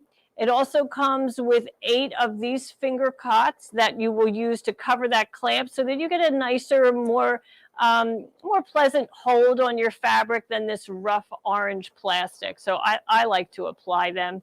Comes in the box, so go ahead and use it for sure. And then the floor clamp, oh, goodness gracious, sorry about that. The floor clamp, the corner bracket for the floor is, it's the angle of that position of the pole that allows this to lay flat on the floor, and this will span out and let the fabric just kind of sway away from the machine. And here is the opening for the floor bar. You get 4 floor bars, and they are 32 inches in length. There's different ways that you can set it up. There are some illustrations in the instructions to show you how to set it up, but it's very intuitive. Let me show you how to advance the fabric, because that's really kind of key here. So let's say my design was completed and it's time to move on to the next design. I just lift that top frame and slide it over the head of my machine and advance the fabric, and then drop that back down. I just drop it down. Of course, I would have a template there that would tell me exactly where I'm going to be placing the next design. And with my hands, I'm just aligning the frame. I'm ready to roll. That's how easy it is. You know, 50 hoopings on a quilt of this size. I don't want to take my hoop and quilt off the machine 50 times. I just want to do that once. Okay, so now you can see we have a little strain here on the quilt, right? See how it's kind of stiff? So now I'll just reposition this clamp. Now you can see that it relaxes, and maybe I'll even go a little bit more. It's very intuitive. You'll begin to know how to move it, when to move it. But you know, you're going to start in the center of your quilt, and then you're going to work probably top to bottom, or from the center to the right, and then back to the next row. And so you really aren't moving and advancing the quilt that much. It's just one hooping at a time. After this half of the quilt is complete, we would, you know, stop the machine, lift this top frame, take the quilt and rotate it, completely flip it around so that the unquilted portion is now under the needle. Rotate your design on the machine, and then you just start the other half, and before you know it, you're done. It's awesome. Love that weightless quilter. I've gotten so many quilts done. It just feels so good. Hey, Eileen, I do too. I'm telling you what, this thing is, and you know what? I knew it was a pretty awesome product, but I had no idea it was this awesome until we put it on this show and just saw the reaction that we've had and how many we've been selling of this. It is blowing out of here. And I'm telling you right now, so, you know, I want to remind everybody at home how you can get those monster snap hoops and how you can get this weightless quilter as well. There's the monster snap hoops David's got up there. They start at $139, go up to around $200 range, depending on what size you get. There's a bunch of different sizes. There's about 30 different sizes and styles that you can get. And hey, they fit on a multitude of different machines.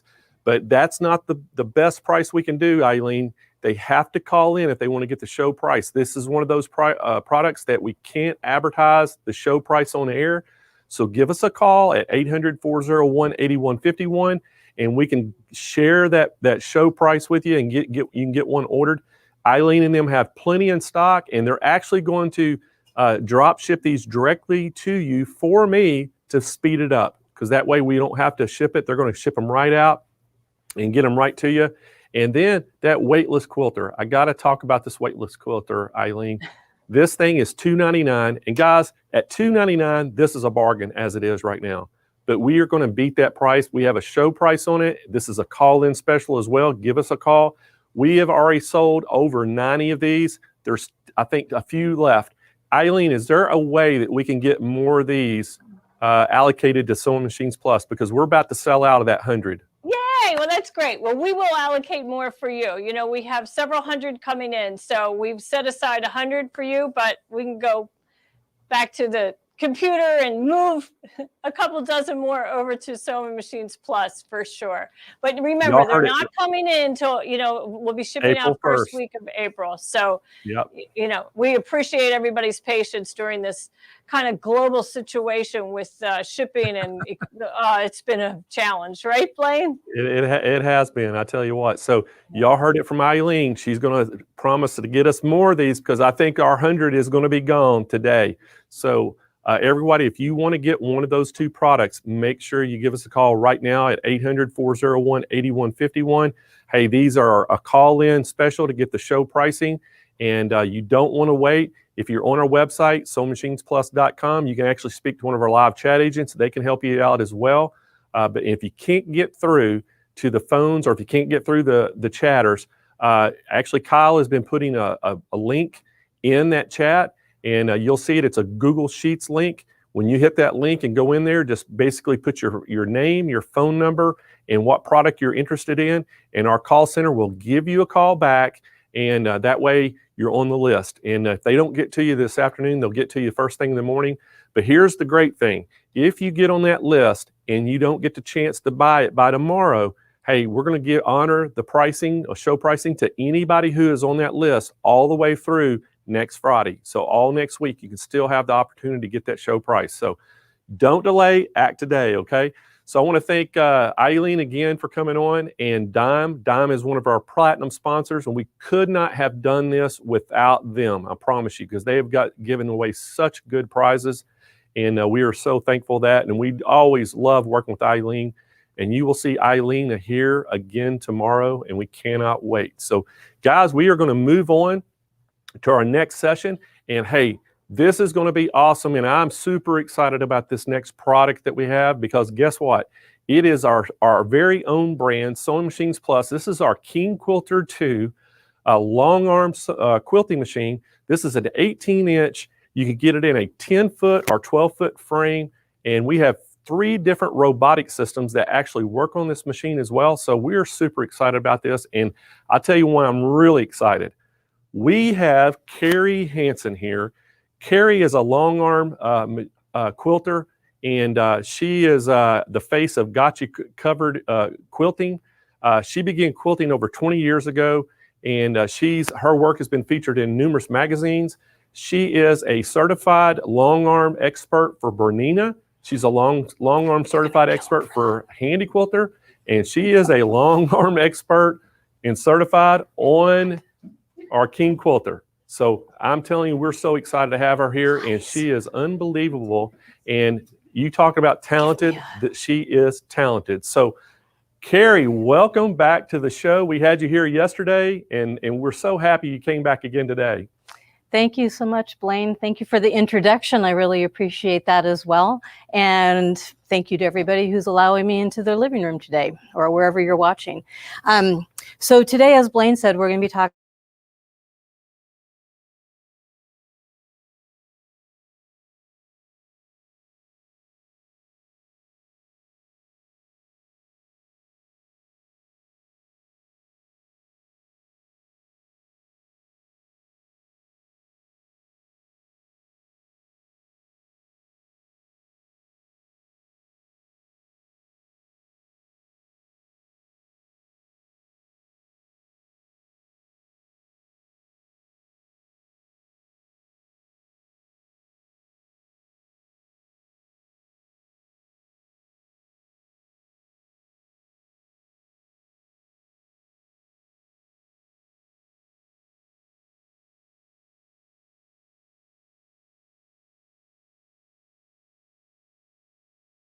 braided handles, okay?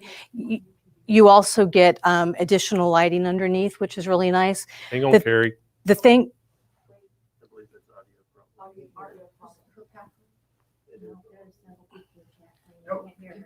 oh, keep going, sorry. Technical difficulties back here. Good with the machine, not with anything else. I can't hear Okay, so as I was saying, so you get, with the Elite model, you get the upgraded handles. And one of the things that's nice about that is that these handles actually move. So if you like to quilt with your hands up like that, you can do it. What I found when I got my first machine, the handles were there was only one position. About 30 minutes in, my hands started cramping so bad, and I was thinking, good Lord, I just spent a lot of money on this long arm and I'm not going to be able to use it. So I ended up buying a different type of handle that's set the other way. This here, you have the option. You can move them back and forth, up and down this way. They also go up and down this way, which is really nice. I'll show you a little bit later, if you're going to do ruler work, why that comes into handy, why it comes in handy. There's also extra lighting right here, as I had mentioned. Another difference between the Elite and the base model is the base model of the King Quilter has a 4.3-inch screen, and this is a 7-inch touchscreen, which is nice. One more thing is with the Elite model, you get rear handles. So the handles they go up this way. You get a screen in the back, and what that does is it enables you to work on pantographs. So typically, if you're going to do a pantograph, you're going to put your pattern in the back. You're going to use a laser light to trace the pattern. So you quilt from the back of the machine, not from the front of the machine. And in order to do that, you've got to have handles. If you are interested in the base model, you can purchase handles and add them on. If you get the Elite model, it comes with it already. So those are the main differences. Both of either option, excuse me, I'm stumbling over my words today. Both of the machines have optional ruler base. So if you like to do ruler work, you do need to have a ruler base. That's true of any long arm machine. You also have the option for the laser light, which is great. And also casters for the machine itself. If you want to be able to roll your frame, move it out of the way, whatever, you can put the machine on casters. So let me talk to you. Oh, Blaine had also mentioned that there's 3 different computer systems. This right here is the Pro Stitcher. It's the one that's hooked up right at the moment. It's nice. It sits right here. So if you're using the robotics, you've got all your controls right here at your fingertips, which is where you're standing, which is really nice. So for the King Quilter, what is built in, you have 3 different modes of stitching. You have your manual mode, which is where when you turn it on, the needle just starts going, whether you're moving the machine or not. That's kind of like with your domestic machine. When you put your foot down on the foot pedal, the machine goes. When you take your foot off, the foot stops. So let me show you real quickly here. You pull up the bobbin thread so I don't make a big old mess underneath there, but you're going to notice when I turn this on, this is just going to go, and I'm going to have to follow it. And I will fix that broken bobbin thread down there when I take a little break.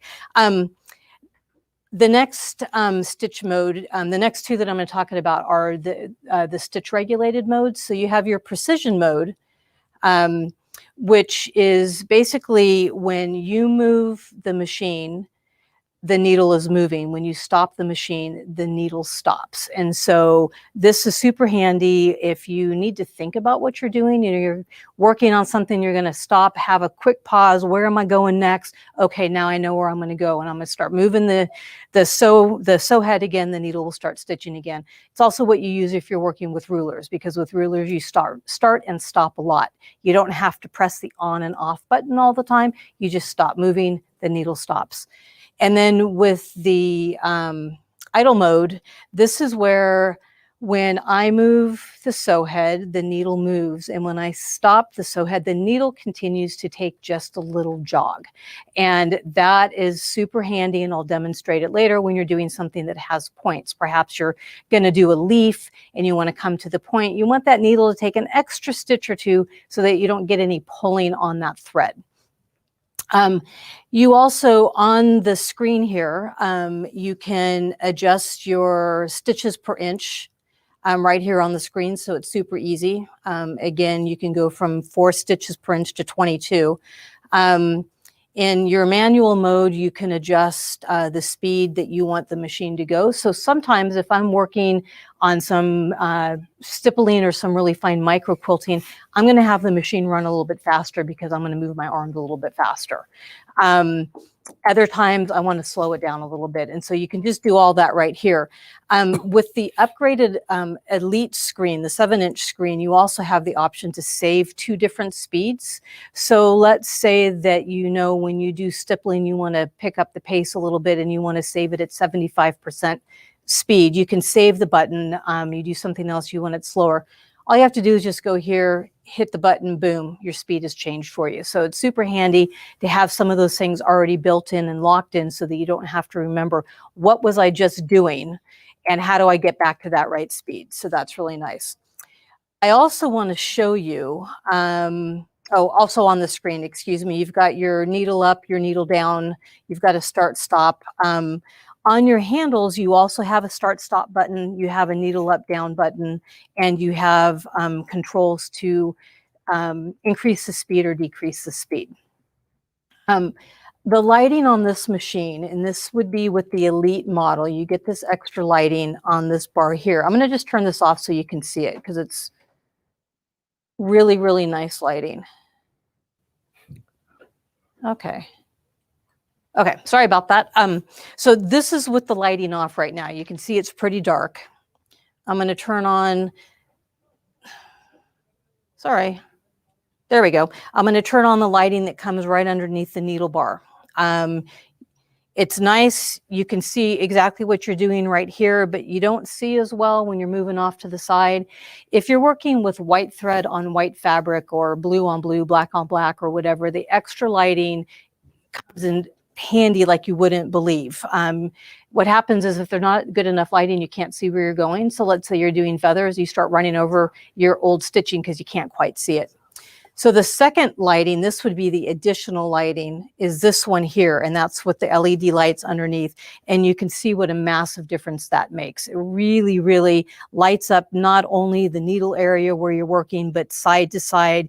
You probably have a good 8 to 10 inches on either side where you have significant lighting, and you can, it just makes a huge difference.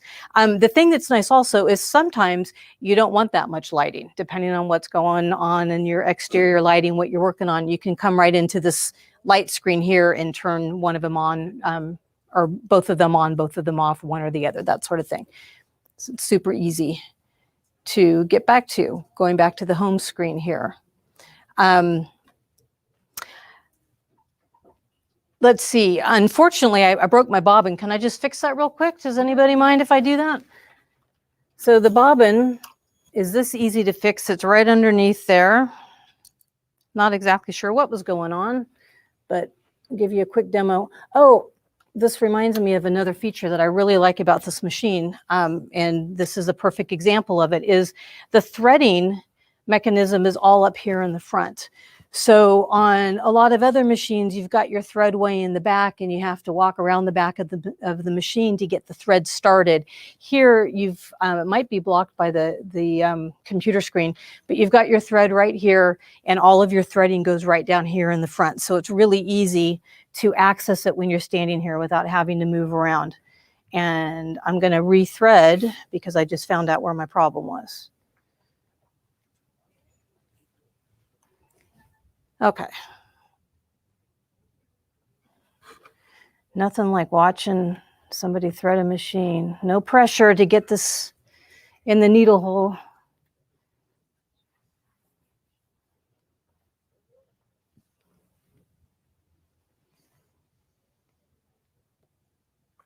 Well, hey, while Carrie is threading that machine up, I wanted to quickly jump in and kind of tell you just a little bit about how you can actually purchase the King Quilter. And this is the King Quilter 2 Elite. And I got to tell y'all a little bit of backstory about the machine. The King Quilter's been out for quite a few years, but about 3.5 years ago, we switched manufacturers. And that's why we named this one the King Quilter 2, because it was designed and assembled in the USA. And we're so proud of that. And we have a great design now. And this thing is actually, I call it bulletproof. There's not much that can go wrong with this thing at all. And anyway, we have a great package on it. It is $79. I'm having trouble seeing the price right now. $69. I'm sorry. We got it on sale for $69.99. It is actually $1,000 off the normal price. It's $69.99. It's normally $79.99. You're going to get your choice of frame. You can get either the 10-foot or the 12-foot frame with this. And hey, this thing will accept robotics. We have the Pro Stitcher that works right on it. We'll also have the Butler system, and it also, the QBot goes right on it, just like you saw on, David from Lighten Up showing yesterday, that QBot goes right on it. So this one is the Elite model. You can get it. It has the upgraded handles on the adjustable handles, has the rear handles with the screen so you can do pantograms from the back. And this is a great machine. And we also have it in the standard edition as well. In that standard edition, you can get it for $5,400 with the frame. So two great price points on this thing. But we're going to go right back to Carrie real quick. And I think Carrie is ready to show you a little bit more about that machine. I think she got it all threaded. And let's go back to Carrie and see if she got it all threaded up. I think I got it all threaded up. So here's a little tip for any of you, regardless of whether you do long arming or work on your domestic or whatever. If your thread breaks and you can't quite figure out why, start from the beginning. Snip the thread at the spool, rethread the entire thing, take out your bobbin, blah, blah, blah, all of that. Just a reminder, don't sit and frustrate yourself with it. So we'll see how well I did on that. Anyway, so now I'm going to show you the difference now with the precision. And that again is when I move the sew head, the needle is going to move. When I stop the sew head, the needle is going to stop. I'm going to stop it here and just get my thread out of the way. One of the things that's nice about this is if I'm going to go really slow, I don't know why I'm set at 14 stitches per inch. So I'm going to change my stitches to 10, which is where I normally like it. But if I'm moving and I'm kind of working on something and I'm a little slow, the machine maintains that 10 stitches per inch regardless of how fast or slow I go. So you can see how slow I'm going here. That's 10 stitches per inch. And now I'm good to go because I know exactly what I'm doing. And the machine will still maintain that 10 stitches per inch, which is really nice. So that's one of the great things about the precision mode. I'm going to move it over to idle mode now, where you'll be able to see where I'm not moving, but it is. And this is great for things, like I said, something with a point where you want it to take a little extra jog.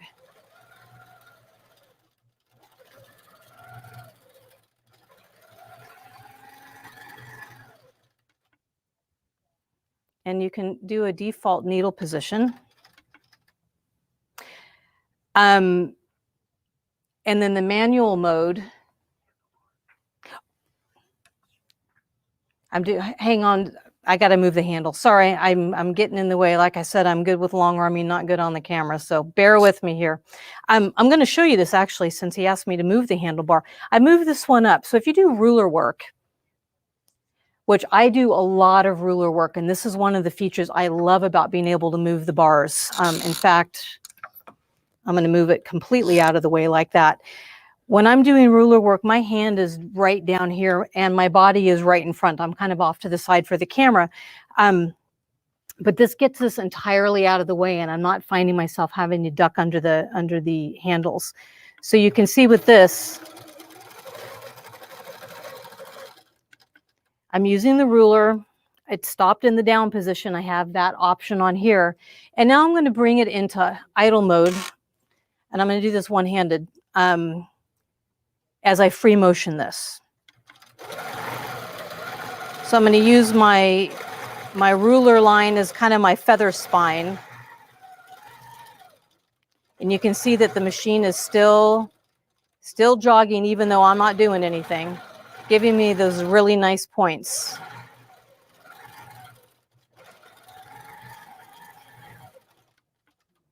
Now, let's say that I want to do some precision micro quilting.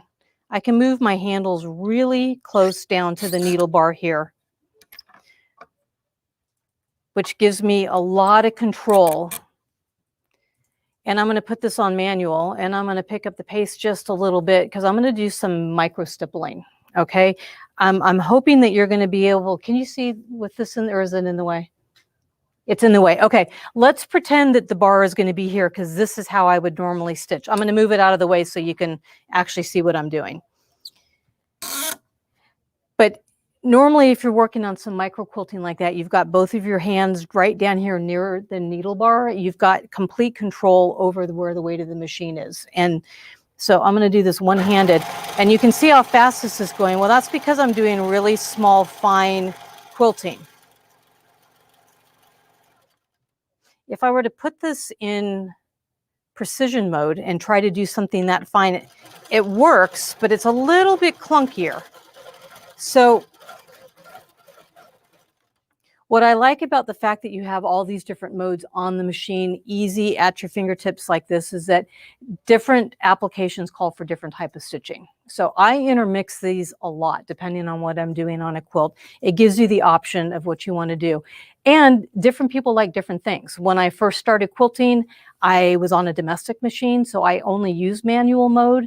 The first time I tried a stitch regulation, I didn't like it at all. And I'm like, I'm never gonna quilt like that. Now I use stitch regulation all the time because why wouldn't I want my stitches to always be at 10 stitches per inch or 11 or 9 or whatever I set it at, regardless of how fast or slow I'm stitching. But I do find that I use the manual mode when, you know, for certain things like this, like micro quilting or something where I know I don't have to stop and think about what I'm doing. I also forgot one other mode. We have a basting stitch too, which is really nice. And you can set it at,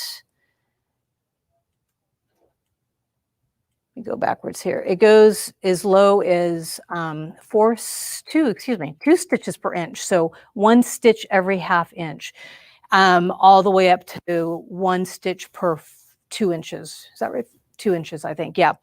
And you might ask, why would I want a basting stitch on a long arm? The whole reason I have a long arm is so I don't have to baste.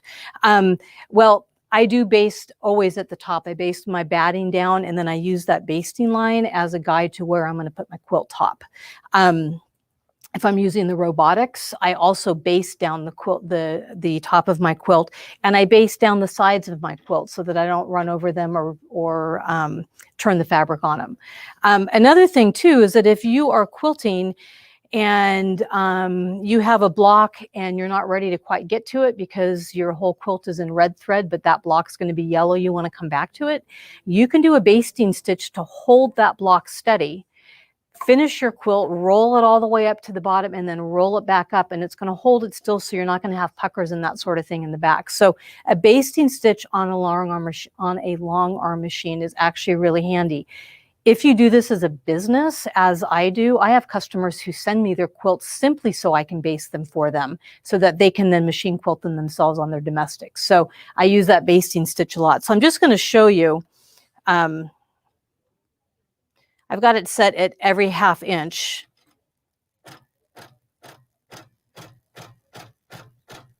I went over my stitching sheet. You probably can't see that very well, but it bastes up. It can baste at an angle. It doesn't really care what direction you're moving. It's going to take that stitch every 1/2 inch. So it is super handy. You want to baste your top. Again, because the stitch regulation is set at 1 stitch per 1/2 inch. It doesn't matter how fast or slow I go, it's going to maintain that stitch regularity. And the other thing too, if you're going to baste and roll it back and forth, is it's really easy to take basting stitches out because they're so far apart versus trying to undo your 10 stitches per inch or 11 stitches per inch. Okay, so hang on, let me put myself back together here.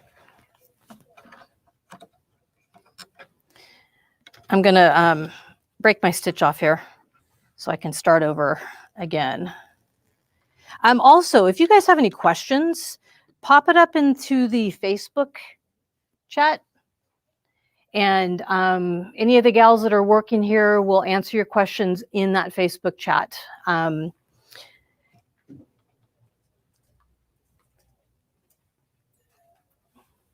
just drew a blank.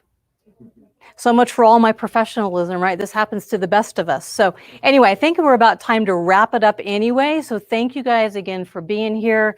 Fabulous machine. I know they have fantastic deals. Blaine will talk to you a little bit more about that. Thanks so much. Hey, thanks, Carrie. Great demonstration. And, you know, we're very proud of that machine, and you really show it off well. So I know there's some questions, and I'm going to try to answer some questions for you if I can. I may have to go back to Carrie or ask one of our chatters to help me out here, but I think I know a lot of the answers that y'all are asking out there. So the first question Andre is putting up for me says, will this work with the Grace Cutie and the Q Zone hoop frame? It most certainly will. So we do have a price that you can buy the head only for either the standard or the elite model. You can just buy the head and it'll fit right on either one of those frames. And then the next one says, what is the throat size? It is an 18-inch. This is an 18-inch long arm quilting machine. And then it says, does it let you know when the bobbin's low?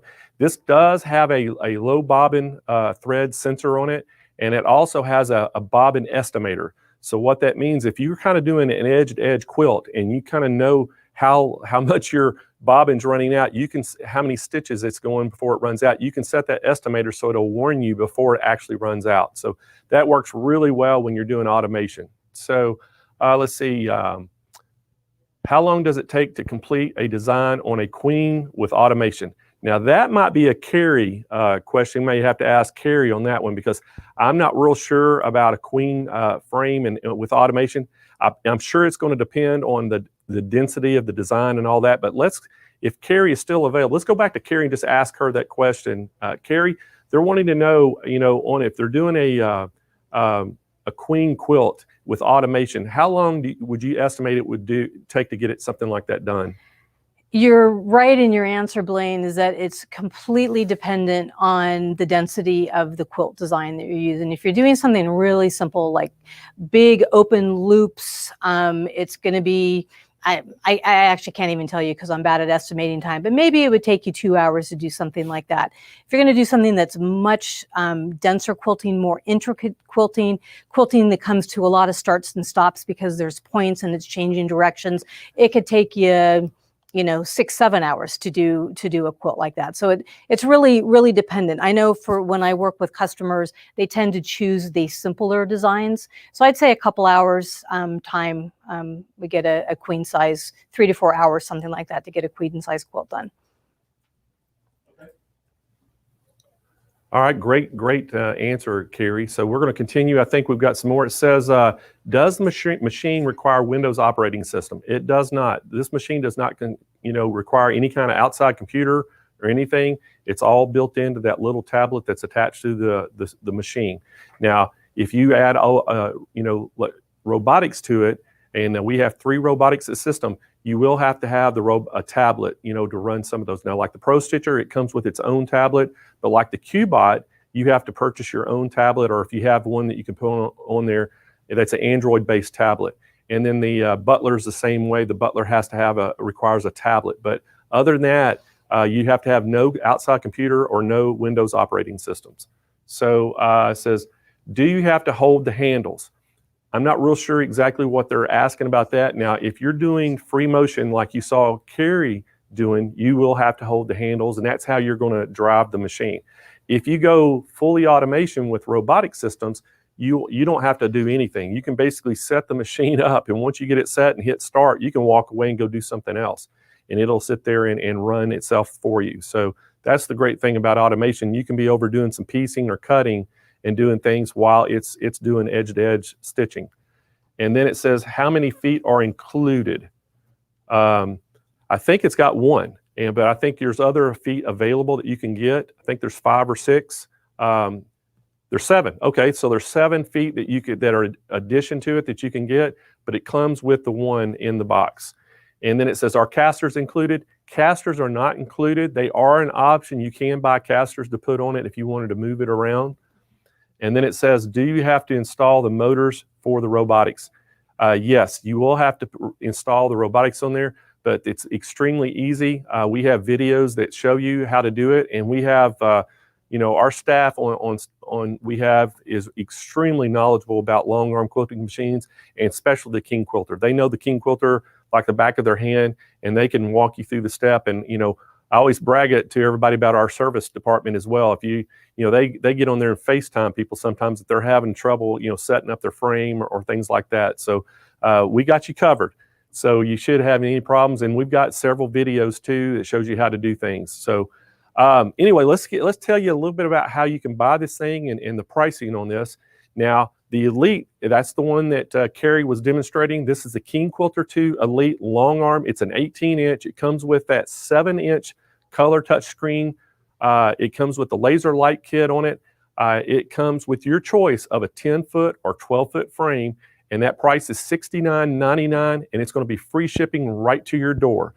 Great, great price. Where else can you get a full 18-inch long arm that has a 10 or 12-foot frame for that kind of price? $69.99. That is our show special, and that is $1,000 off our normal price. Now, if you don't want that Elite with the upgraded handles and the rear handles and all that, you can get a standard model that just has the base handlebars, no rear handlebars, and it has the smaller screen on the front. You can get that with a choice of the 10 or 12-foot frame, and that price is $54.99, shipped free right to your door. Guys, we have Synchrony financing that we're offering for 60 months, 0% interest to make those low monthly payments. And we have everybody standing by right now. You can give us a call at 800-401-8151. And we have sales agents standing by, can take your call. We also have live chat. You can go to our website at SewingMachinesPlus.com. We have live chat standing by. If you so happen can't get through to either one, because I know they've been extremely busy today, you can go on those Google Sheets. We've been putting the link in the chat, and you can just hit that link and it'll take you to a Google Sheet. You fill that out with your name, your contact number, and the product that you're interested in, and it's updated live in our call center right now. Our people in there will give you a call back as soon as they get off the phones. They're trying to get to everybody the same day. If they can't get to you today, they will give you a call first thing in the morning, but they really want to talk to you. Great thing what we're doing too is if long as you get on that Google Sheet and your name is on there, and you even call us next week and want the show prices, we're going to extend that show price to you all the way through next week till Friday. We'll still let you have those same prices, but you have to be on the Google Sheet. If you don't get on there, you won't get it. But if you talk to somebody this week, we can get you set up this week.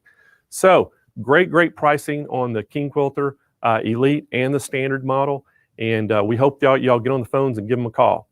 All right, so guys, we're ready to move on, and got some super exciting things coming up next. And hey, we have Heather Banks coming from Brother. And guess what y'all are getting ready to see? She's going to talk all about the scan and cut. Everybody a lot of times thinks the scan and cut is just for crafts and just for sewing people. Hey, this is the quilter's dream. Heather is a big-time quilter, and she's going to show you that. And Heather, in keeping pace with our changing world, she has transitioned to specializing on online virtual learning opportunities where she has been, it's been a pleasure for her to educate users about Brother sewing and embroidery machines. Before coming to Brother, she purchased her own line of quilt patterns and was featured in quilting magazines. Originally from the West Coast, she and her husband now enjoy beekeeping and raising chickens, and she's all the way over there in Tennessee. And I've worked with Heather before. Great to see you again, Heather, and welcome to our show. You're on the 5th day of our virtual Quilt Fest. Hi, Blaine. Thanks for having me. I'm so excited to be here. I'm so excited for you to be here too. And I know that you can tell us and show us how to use that scan and cut and incorporate that in your everyday quilting. And that's what we're super excited about. Me too. Your Quilt Fest has been so fun and so exciting. And hi to everyone. I see you all saying hi.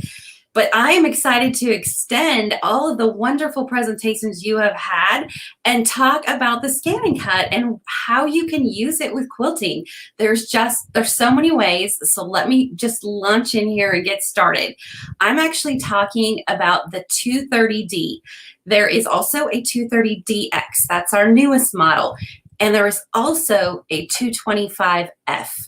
All three machines are DX scan and cuts. So they have the auto blade and they have the fabric mat.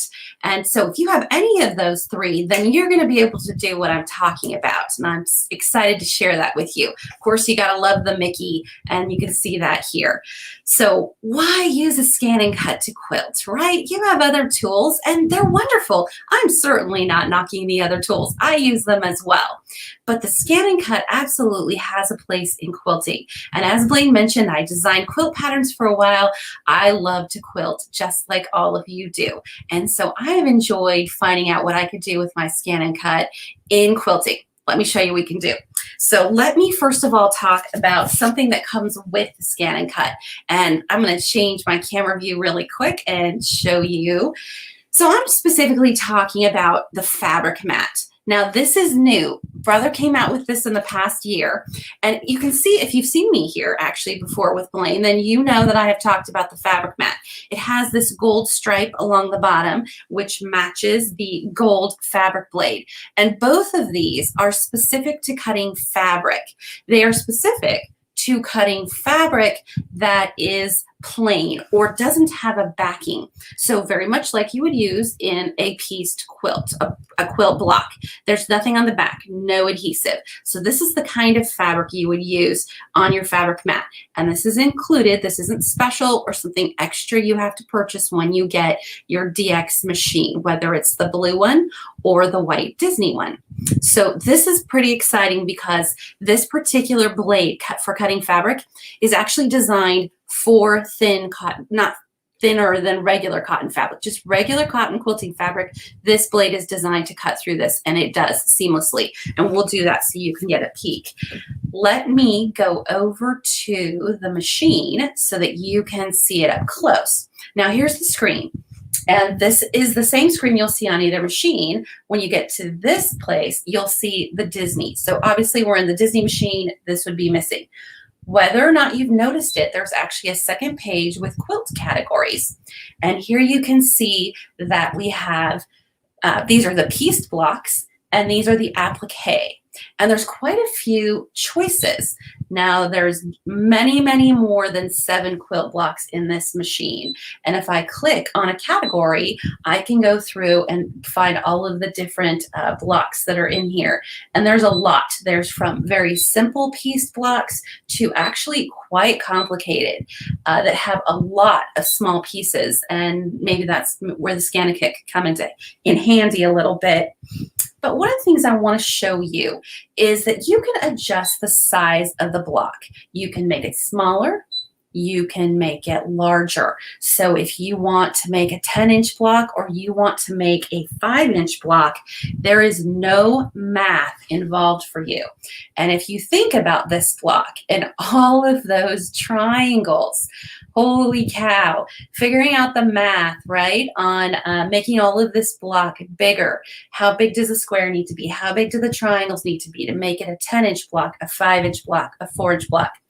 What happens is when I change the size of my block and I say, okay, every single piece that you see here has now been adjusted to be the correct size for that particular block size that we just created. And I have to tell you right off the bat, that is one of my very favorite things about this machine, is that it makes those adjustments for me. I have spent many a night trying to figure out the new size of my triangle. But let's just go ahead and take this block. I'm going to say, okay. As I said, actually, as you click on these, it will show you where the placement is. So that's where those 2 triangles are found. And these 2 are in the opposite corners. And these 4 are on the sides. Let's go ahead and put these on the mat so you can see how that's done. So first I'm going to add the first 2 triangles.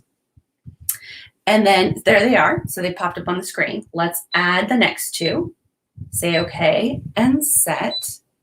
So now we have 4 triangles, and now we're going to add the last set of triangles. Now, are you noticing that it's picking all 4 that you need? We needed 2 of these, 2 of these. It automatically did that for us. I didn't have to say, oh, how many triangles do I need? It did it for me. So I can alter that. I could just cut 1, but I want to cut the whole block out. So now you can see that all of the triangles are on there. Okay. Second big question I always get about this.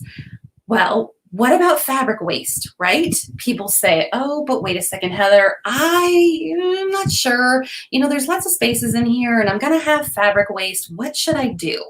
Okay, brother was thinking, and I just want to tell you, in case you haven't seen this, right here, this button is called Auto Layout. Let me push Auto Layout. It is a fabric saver. So the first one, if I push it, will rearrange all of the triangles. Now it's trying for the least amount of fabric, and I can still move them. I'm not locked into this. And this is fine. This is fine if I don't have directional fabric. You know, it doesn't matter which direction I move my triangles. A solid color would probably work great here.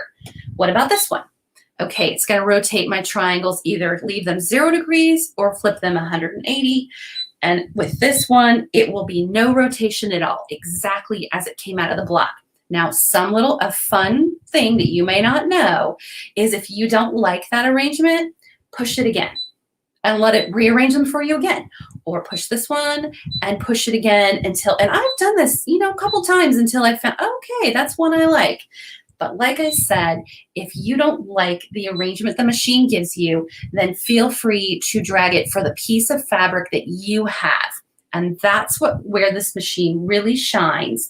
And let me go back to the home screen and show you how this machine shines. And it's because it has the scan feature. So I'm going to pull up those blocks again, and let's just do 1 because for time's sake, let's just pull up 1. So I'm going to go ahead and do this one. I'm going to choose this shape. Now there's 2 of them, but again, for time, we're just going to go ahead and do 1 and set that on my mat. Now you may notice, I hope you can see that there are actually 2 lines there. The inside line is the seam allowance. Dun, da, da, da. That is another fabulous reason for quilting with a scan and cut. It puts in your seam allowance and you can draw it.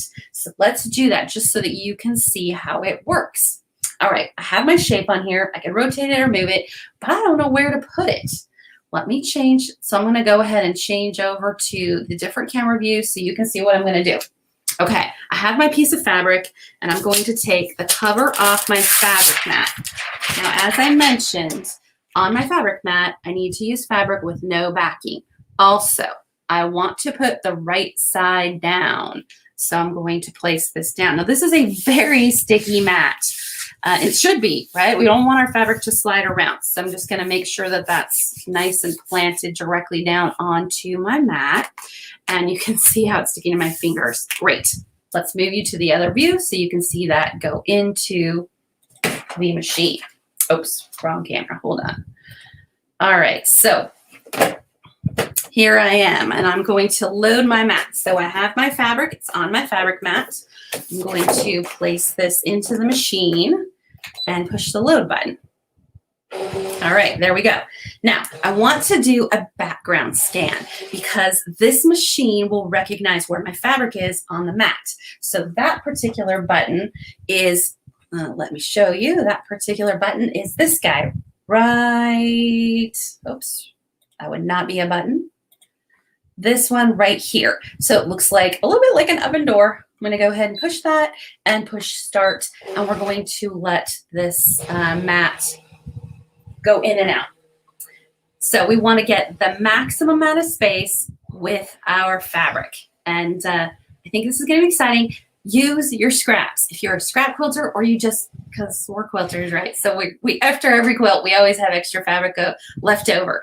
The scanning feature, and I'm going to change so you can see, the scanning feature lets you use those pieces of scraps. Let me darken the background, and that's an option. So there's my fabric, and I can drag my, I'm having a hard time seeing from my angle. I can drag my fabric down over onto my, or excuse me, my shape onto my fabric and cut it out.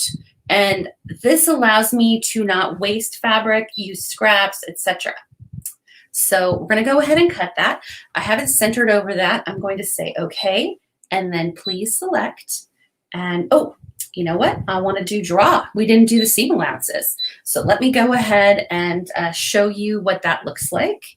So your scan and cut will come with a pen and a pen holder, and actually comes with quite a few pens, but I want to show you what the one we're going to use looks like. So this is a water soluble pen, and there's a blue water soluble and there's a purple air erasing, you know, it goes away over time. So I'm going to open up my pen holder, take off my lid here, and drop my pen inside. Close that up. Actually even has a little place to store the top. So you can see the pen is in there now. Now this is going to go in the front of the machine exactly like your blade would. So I'm going to just place it right here, lower the lever, and let's go ahead and let this draw. So let me come up here and push start. And you can see it go in and out, and it's a very quick process.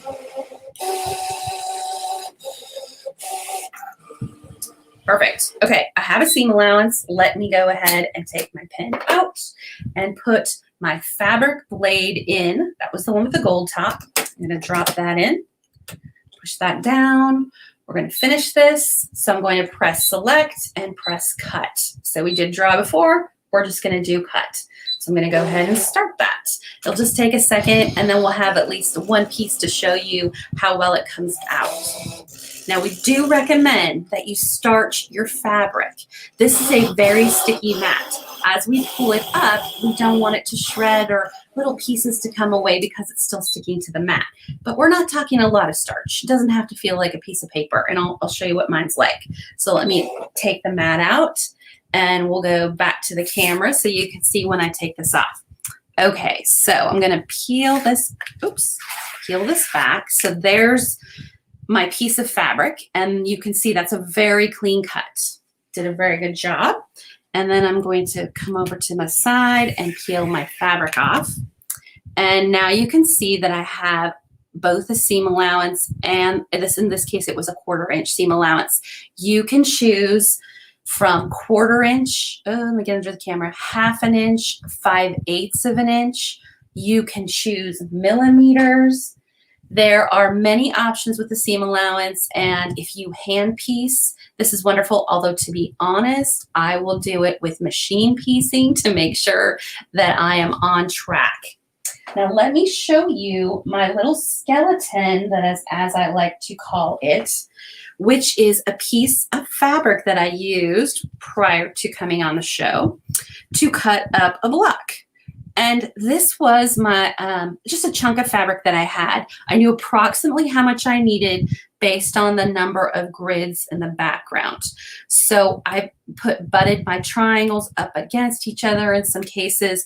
You can see I don't have a ton that's gonna go to my scrap bin, but you can be even more thrifty than that, and you can make sure that you cut your fabric exactly, almost to the letter, exactly how much you will need, and there's very little left over. And one of the fabulous things about this, which I haven't mentioned, is it cuts your dog ears. So see, you can see here, it trimmed my dog ears off of my triangles, so I don't have to do that. And I am a big fan of that. Here is an example of a block with a lot of triangles that came straight off the scan and cut. And you will see, now I purposely have not trimmed this triangle. I promise I haven't. I wanted you to see, I'm trying to get it centered, exactly what you are left with the dog ears. So if I can kind of hold it up so that you can see, there's very little left over, maybe in a couple places a little bit of an overlap, but I have to say that is really impressive for it cutting it automatically for me. So if you don't like trimming your dog ears on lots of triangles, this is another reason to consider going with the scan and cut for your quilting. So what else? Okay, I know you're thinking, hey, you know, I can cut straight lines, Heather. Maybe I am going to change cameras so you can see me. And you might be saying, I'm not sure I'm convinced, you know, maybe I can cut my own straight lines. Okay, here's another thought. If you haven't already given this any thought, what about difficult to cut shapes? So here I have a circle. I'm okay. I mean, circles are hard to cut, right? And with a scan and cut, you can cut any size circle and it'll give you a perfect shape. And let me show you something that I did just with shapes.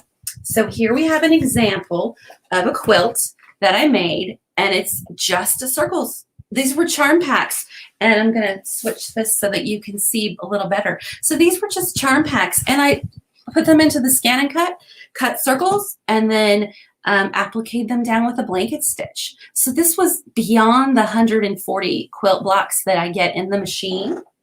Additionally, if you want to cut templates, this is a piece of packing cardboard, and I cut out my shapes, which I could either use the shapes for tracing, or I could use these to be able to see my background and cut. And the same thing would go for template plastic. So you could go the same way. And here, for instance, if you need to fussy cut, here's an example of some butterflies, and I'm trying to get my placement right. Well, here you go. You could trace that directly on and still cut it with the scan and cut. So there's so many different options, and here's actually an example of one of the appliques that came out of the scan and cut. And this is a sunbonnet Sue. And I cut this directly out of the scan and cut without any changes to the size. And let me show you what that looks like on the mat. So I had a bunch of scraps, right? This is really good for it. And I scanned this into the scan and cut and dragged all of Sunbonnet Sue's pieces directly over. And just for time's sake, I did the cutting so you could see. So as I pull this off, you can see her shapes. There's her dress. Here is her apron. Now, here's a change from what I did before. This is a fusible, and you can see the shiny side. I have backed this fabric with fusible. That means that I used my standard mat and my standard blade. So that is the only change. The fabric blade is just plain fabric. But once you do this, I mean, you can see how very simply this was to cut and comes off. And this is a perfect shape. There isn't a piece of or fray from that cotton. And let me go to the tiniest shapes so you can see her hand, for instance. I mean, ooh, can you see that? That is just a tiny, I can barely hold it so that you can see that. But that's her hand, and it came out a perfect circle. I know that I couldn't have cut that kind of a circle if I had done it on my own. And here is the band to her hat.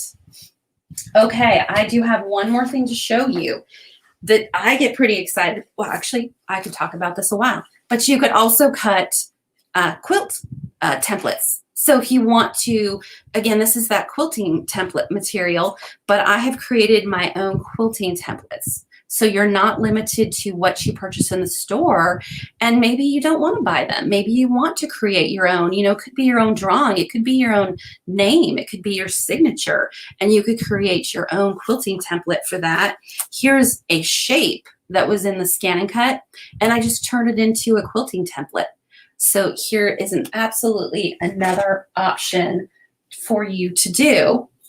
And lastly, if you are someone who is very much like me and loves to buy quilting patterns, I do, you might have things that look like this in your stash.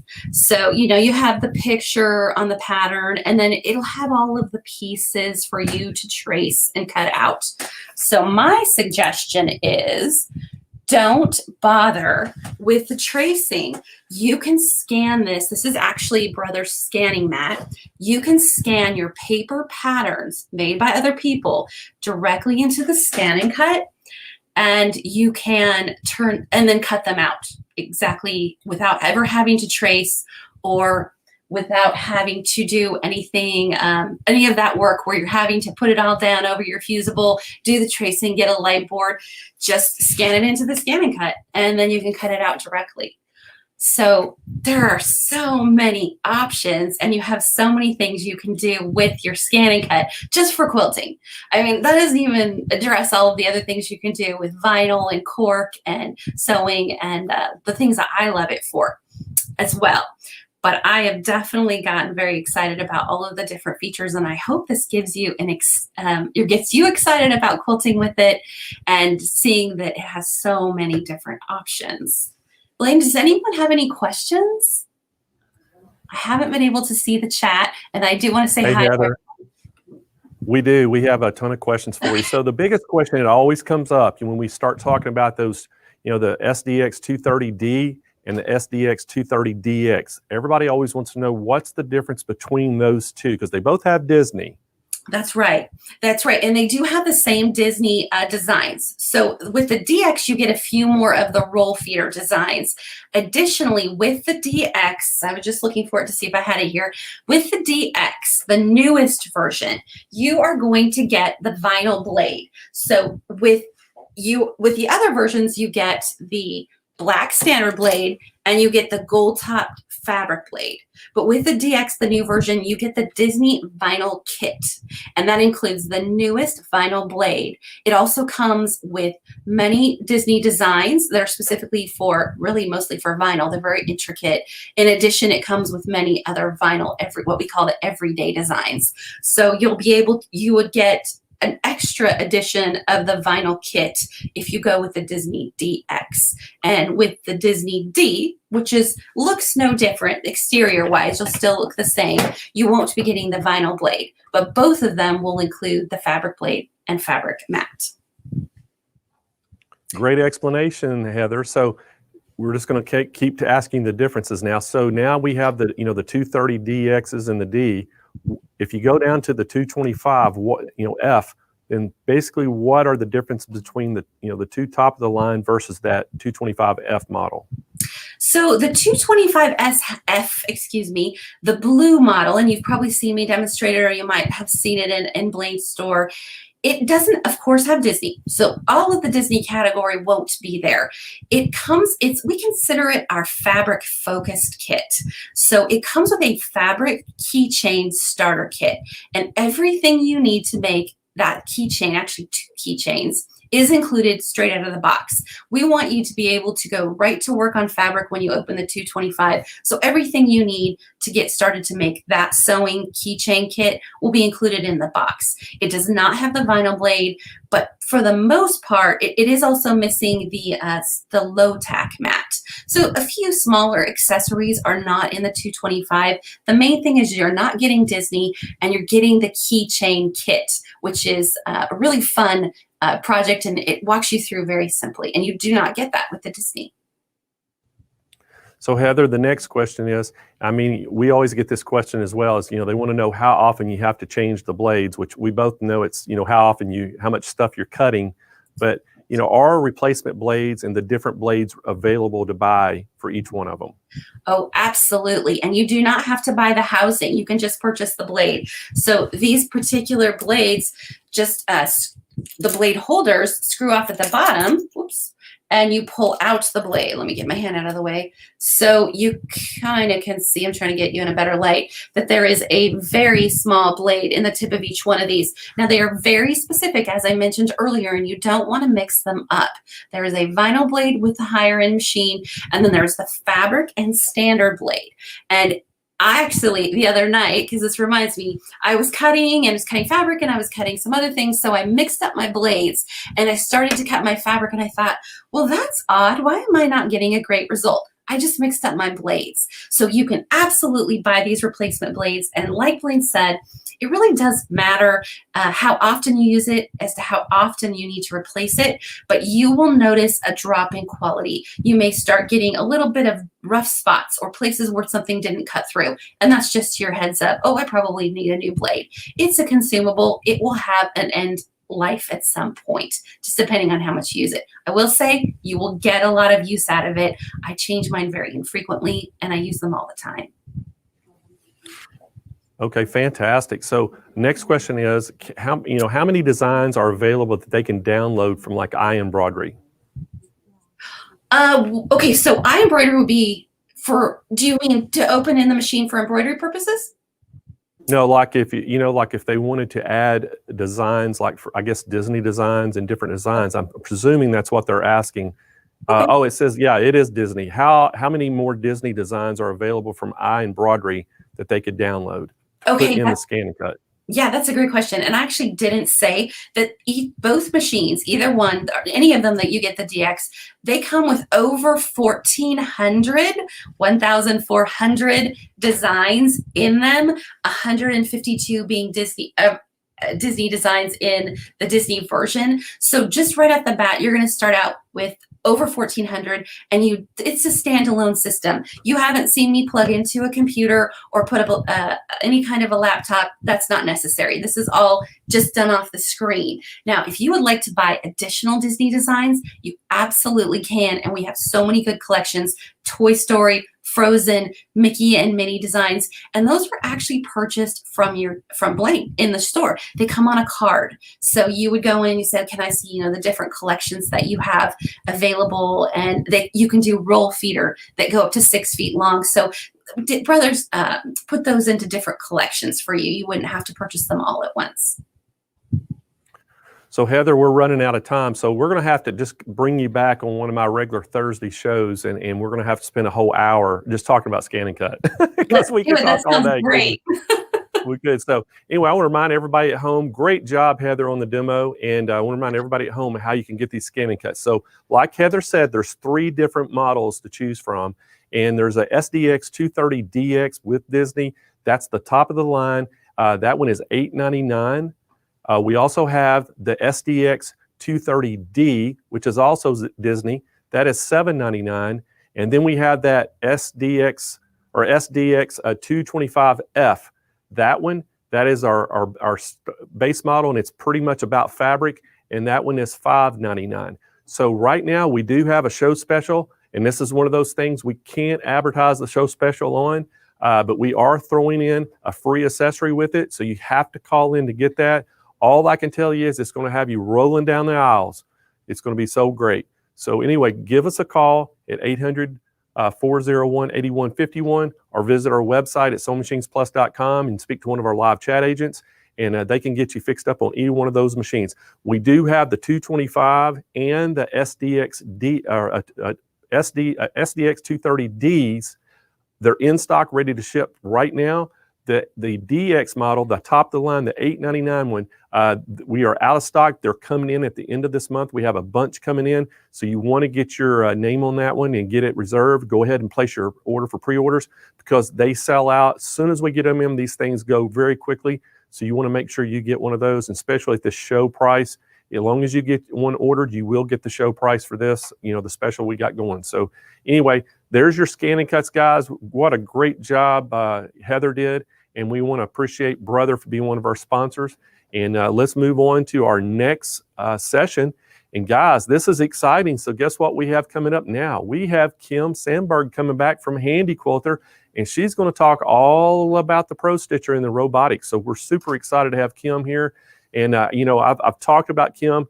Kim, she kind of made her own clothing in junior high and high school. And during her senior year, she found a picture of a log cabin quilt, and the rest is history. She fell in love with quilting, and she's got hooked up with the Handi Quilter now, and now she's one of the educators, and we are super excited to have Kim back to the show. So welcome, Kim. Hey Blaine, how you doing? It's great to be back. I'm doing great, and we're so happy you're back. And you know, you're doing such a good job and doing such good demos. And I know that, you know, a lot of people out there, they get intimidated when we start talking about robotics. They automatically get intimidated. But you're going to show us how really easy it actually is. And you know, they shouldn't be intimidated by it. It's just going to make their life easier if they want to upgrade and put robotics on their long arm. Exactly. I totally agree with you. I always love to call Pro Stitcher the ultimate accessory for a long arm because it gives you all those awesome options. So yeah, let's jump in. I just like Blaine said, I want to show you how easy it is to use the Pro Stitcher. It's so easy.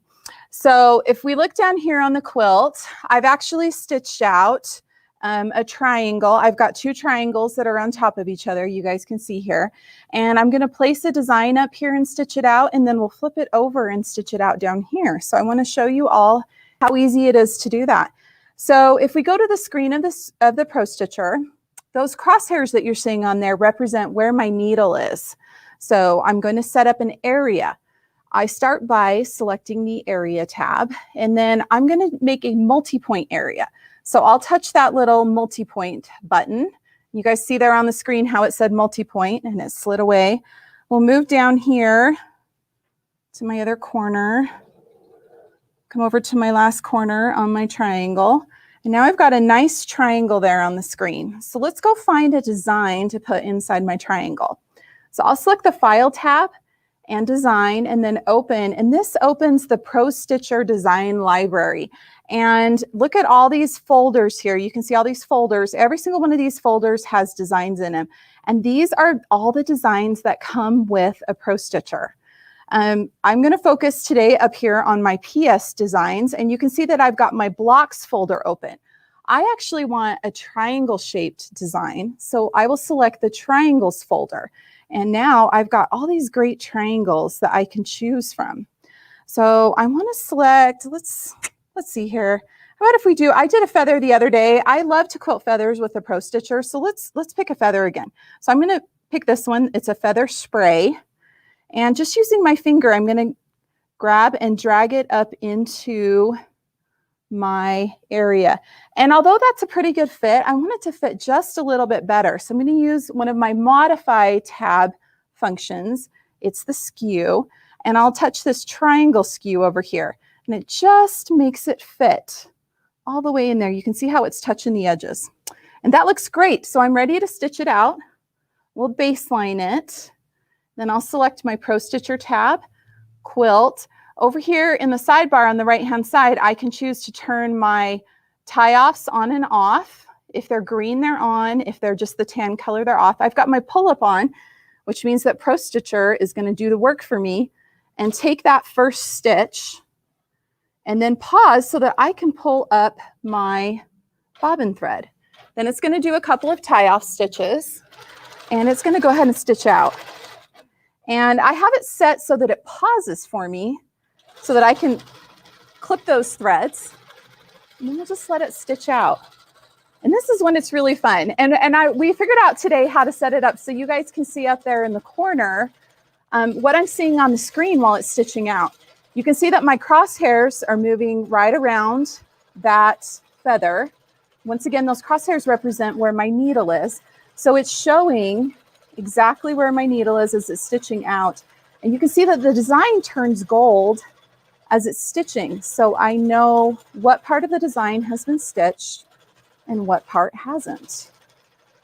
You guys can see that was just a few steps to set up and start quilting this absolutely beautiful feather inside my little area here.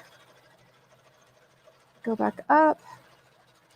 I don't know about all of you, but I get kind of mesmerized when I sit here and start watching my Pro Stitcher. Let it do its work.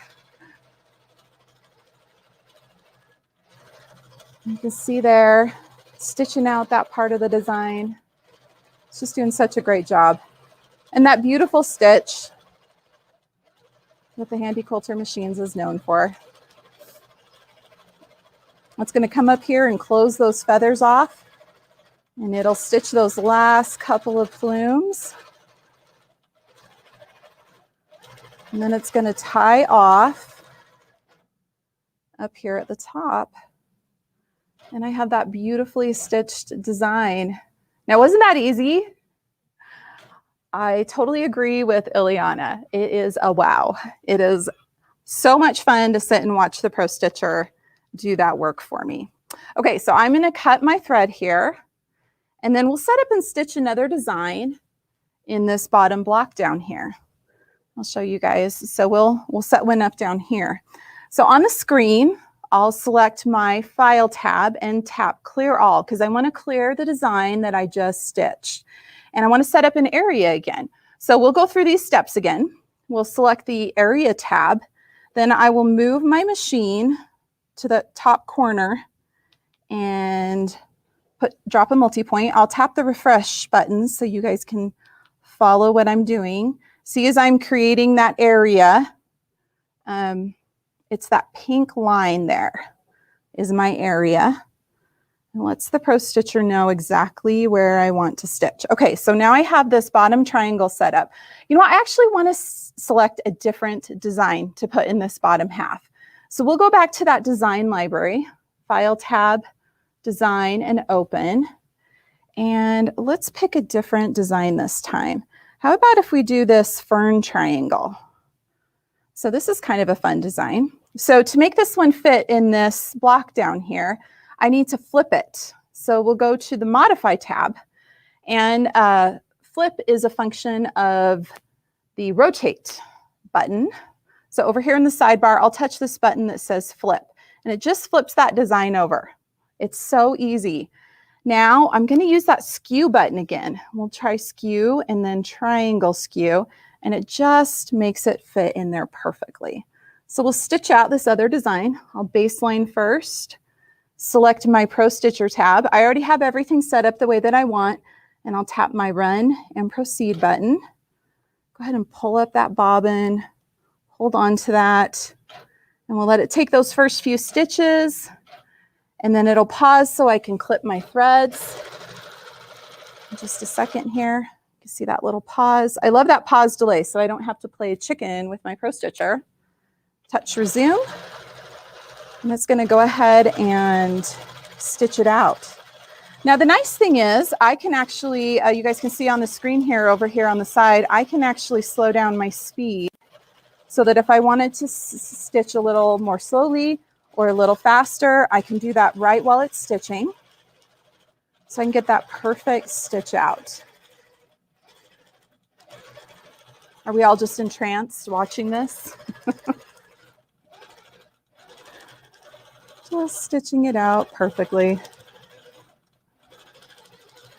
I don't know about you guys, but triangles are such a common piecing that we use in quilting. So having this library of triangle shaped areas is really nice too. And then being able to use that triangle skew to just have them snap in here and fit perfectly is such a bonus. We got a couple more plumes to stitch out here.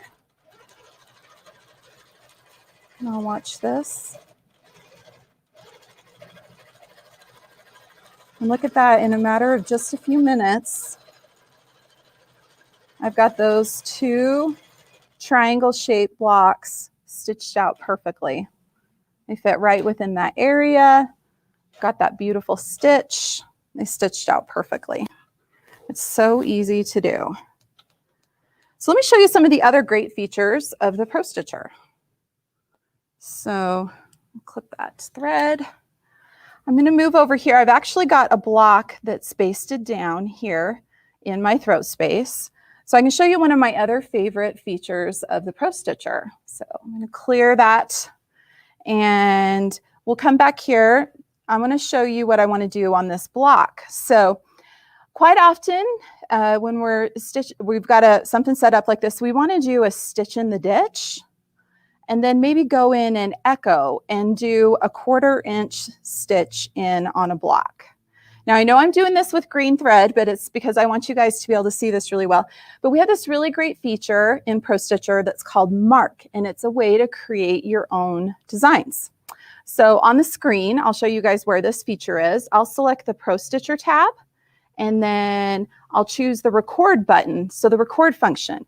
The record function has two different functions over here in the sidebar. You can either use mark, which is for creating straight line designs, or you can use record, which would be like for free motion quilting. I like to use mark for stitch in the ditch. So let me show you guys how this works. So I will move my machine so it's lined up right here, right there with that corner, and then I will touch the mark button and it will drop a point for me. And then I'm going to move my machine over and drop another point. I'll touch refresh, and you guys can see that it's drawing a black line there on the screen, and that is exactly where it's going to stitch. So I'll do that, and I'll come back up here to this one, and I'll touch mark here. So now I've got that triangle, but I want to come in and do that 1/4 inch. So I will just move my machine in a little bit, because this is always one of the games we like to play with long arms to see how much stitching we can do without having to cut our threads. So I'm going to move this in, and I'll place a mark there. That little stitch right there doesn't bother me at all. I'm going to come over here, keeping my foot about that 1/4 inch away. As quilters, we get really good at eyeballing that.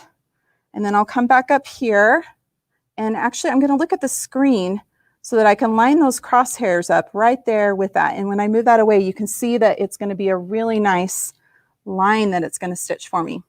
Now I'm going to baseline the design, and I'll just go ahead and touch run, and it's going to go ahead and stitch this out for me.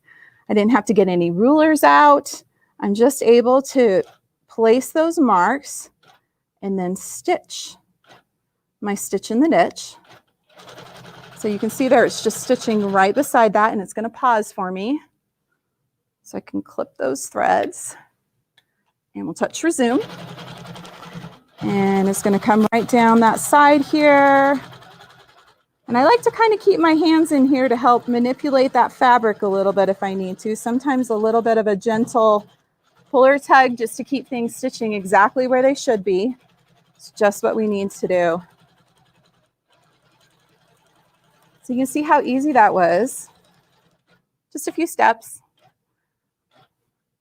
Marking a few points. And I have that stitched out there. You guys can see my stitch in the ditch line. You can see that 1/4 inch offset. Look at how great that works. I really love using this feature when I've got a block like this one that has a lot of piecing in it, and I really want to make the piecing the star of the quilt. This kind of quilting just really complements that. So mark is a really great feature. Mark and record. Record's fun if you are someone who has some really great designs that you love to quilt, and you want to record those, like your free motion quilting, and you want to record those and then be able to use those again and again, and you can just hit run and have the machine record what you record it first, then you can set it up as a pattern, and you can just have the machine quilt it out for you over and over again, which is, it really is a wonderful feature. Constance just said that. It really is a wonderful feature. I love record and mark. Now, one of the other things that everyone absolutely loves to do with their Pro Stitcher is edge-to-edge designs. So let me show you how easy it is to set up an edge-to-edge design. I don't know about all of you, but one of my favorite things to do is let my Pro Stitcher do the work for me, doing an edge-to-edge design while I'm in my quilting studio. So my forte is on this side, and then I've got my domestic machine set up right here. I'll sit down and piece while my machine's running, and I absolutely love that. So let me show you how easy it is to set up an edge-to-edge design. So we'll start by, first I'm going to clear the mark design that's on my screen. So I'll go back to the File tab and do Clear All. And then I want to set up an area. So we'll select the Area tab again. And this time I'm going to do 2 corner. And I just need to drop 1 point up here at the top. And then I can actually put in the width of my machine, of my quilt. So I'll type in a 12, and then, you know, I could type in, for example, a 24, so that if I have that bigger quilt, I can have it all set up here on the screen. So let's make sure. Okay, I'm going to make that just a little bit narrower there and make that a 10. So 10 by 24. We're quilting a big like a big table runner or something like that. So let's set up an edge-to-edge design in here.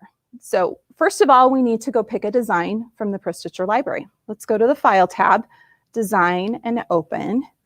And from my Pro Stitcher designs, the 1PS Designs folder, I'm going to choose the Continuous Line folder. Now, when we want to do edge-to-edge quilting, we always want to use a continuous line design. Those are designs that lock together while they're stitching. You put them on, you do point to point, they lock together, they will stitch continuously across the quilt. So I want to choose, let's go down here. I want to choose one called Flutterby's right here. It's a cute design that's got little butterflies in it, but you can see that it's actually quite large for this quilt. So luckily I can go in and easily resize this. So let's go to the Modify tab first, and I'll choose Resize from the ribbon. Over in the sidebar here on the right-hand side, I'm going to choose Lock and Height. Now when I touch Lock, it locks the aspect of this design so I can easily resize it. We'll just come in here and tap a 4 and do Enter, and then baseline it. That's a better size for my design. Now for the repeat, I'll choose my repeat tab. I have horizontal selected, and I'll touch fill. And it's actually going to fill it with as many designs as the software thinks can fit in there. But I actually know that I can put one more in there. We'll do one more. And then I'm going to use this awesome feature called Stretch. And it just pops it in there and makes it fit exactly inside my area. How great is that? Now I'll baseline my design, and we'll quilt out a row. And just show you guys, I mean, how fast was that? How fast and easy was that to set up an edge to edge? We'll let this quilt, and then I'll see. I've been talking for a little bit. Do we have some questions while this is stitching out? Hey, Kim. Yeah. Yeah, we got some questions. All right. All right. I'll hit So pause here. Okay. All right. So they're wanting to know what all machines will the Pro Stitcher work on? Okay.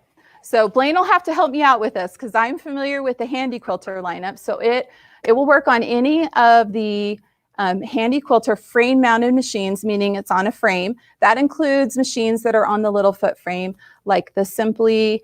It'll work on the Amara, the Forte, the Infinity, and it also fits like if you have an Avante or Fusion, some of our older models that we don't produce anymore, you can still add a Pro Stitcher to them. And I know it works on the King Quilter, your guys' King Quilter, but the other couple of models that you guys sell are the, is it Baby Lock's got a couple and Jannomi's got a couple too, is that right? That work with the Pro Stitcher system? Yeah, you're right, Kim. It's they have two 18-inch arms. The Baby Lock has an 18-inch long arm, and Janome has an 18-inch arm, and your Pro Stitcher works for both of them. Exactly. Yep, it does. So the other question we have is, will it work on the Moxie?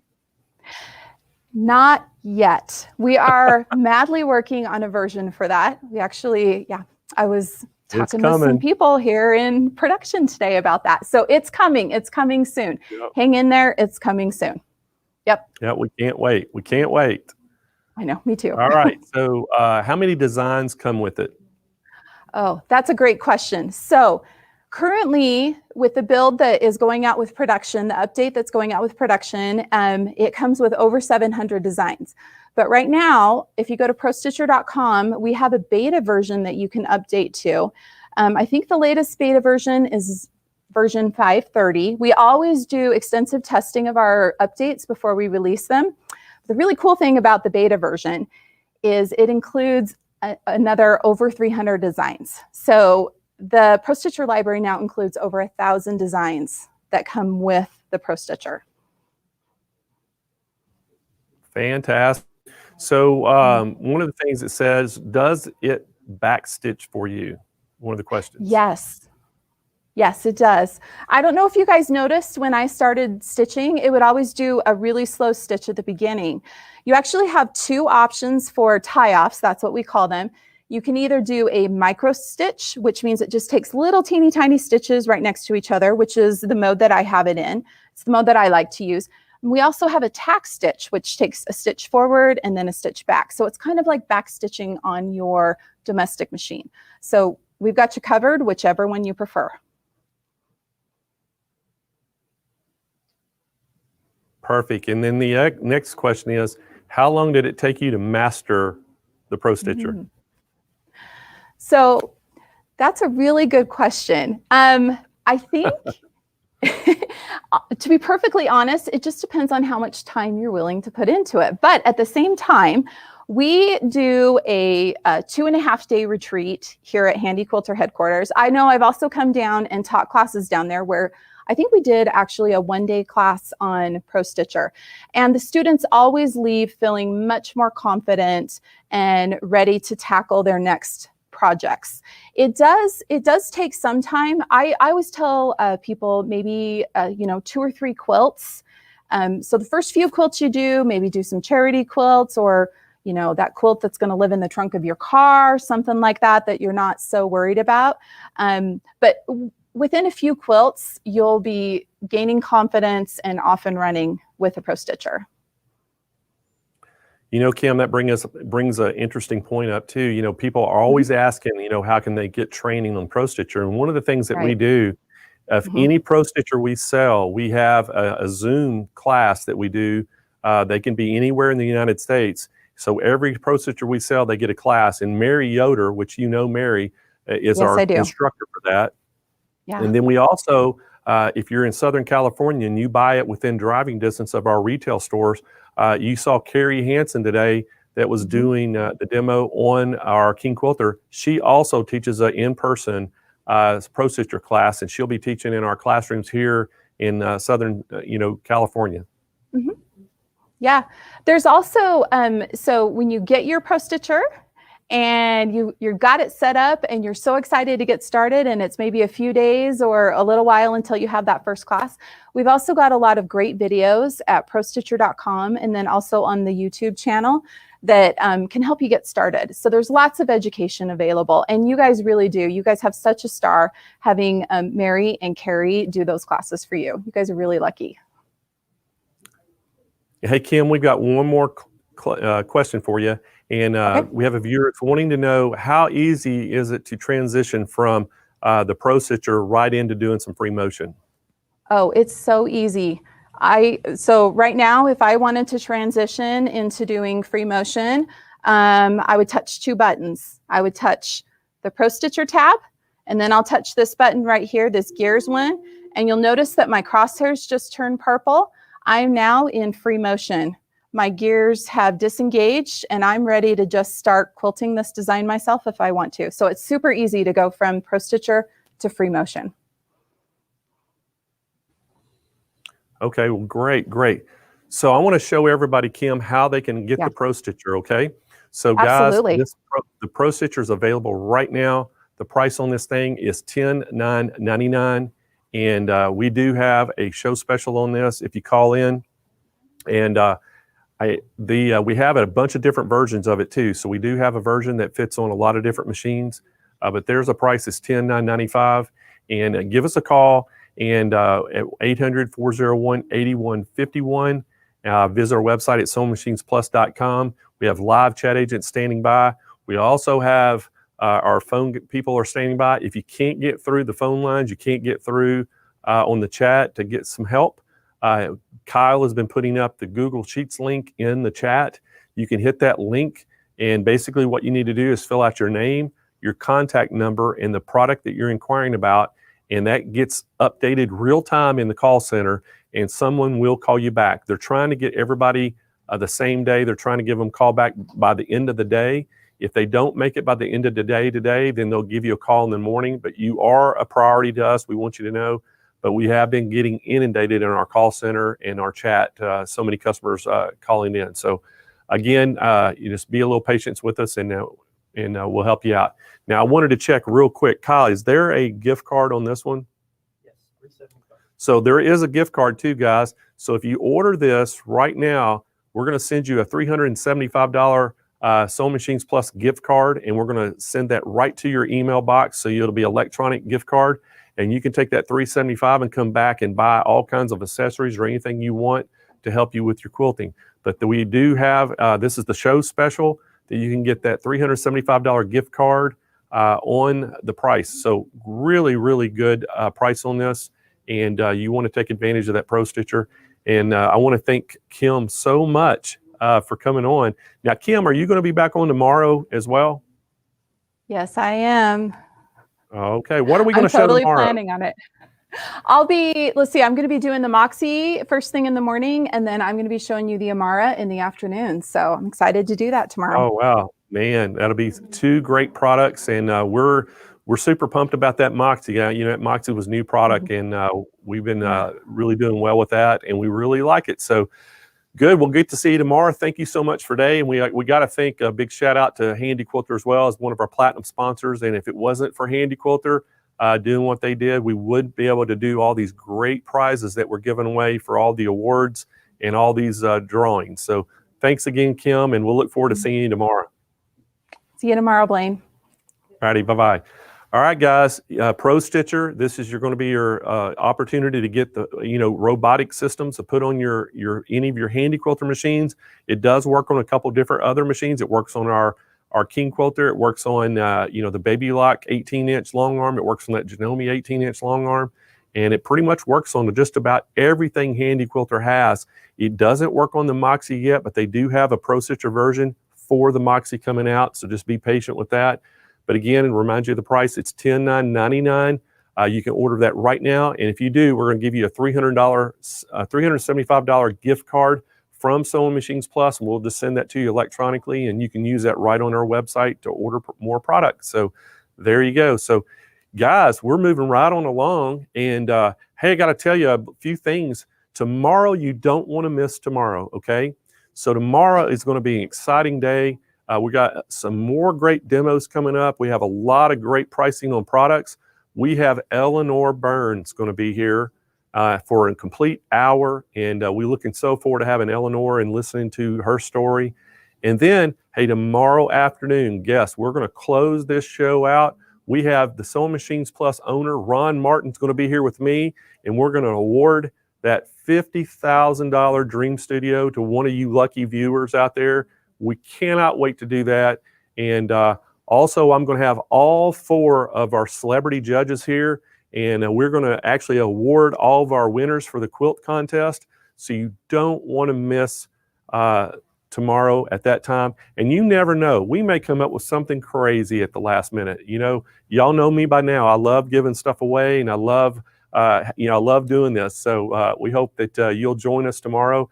So Saturday's going to be a great day, and we hope to see y'all here. So, hey, guess what coming up next? We have Lynn Mars coming up from Aero Cabinets, and hey, we've got a whole bunch of new different cabinets we're going to show you today, and we're super excited to have Lynn here and show you that. And I think y'all probably have met Lynn, in the previous sessions that she was in, but Lynn was in the dentistry field for 40 years. And it was kind of funny, her and I talked, and, she said that, in that field of dentistry, you have to have precision. They worry about ergonomics because, you couldn't do that job for 40 years if you weren't using instruments and having things that helped you do your job. And so it was just a great marriage, she said, when she got into quilting, because quilting's the same way. It's all about ergonomics, all about precision and all the things. So, man, when she got, hooked up with Aero Cabinets, she is passionate about it because, again, it's about it's about ergonomics. All the chairs they have, all the cabinets, they're all precision. They all do things to help your life, make them easier. So we're so happy to have Lynn here. And Lynn, welcome back to the show. And you're on day 5 of the virtual Quilt Fest.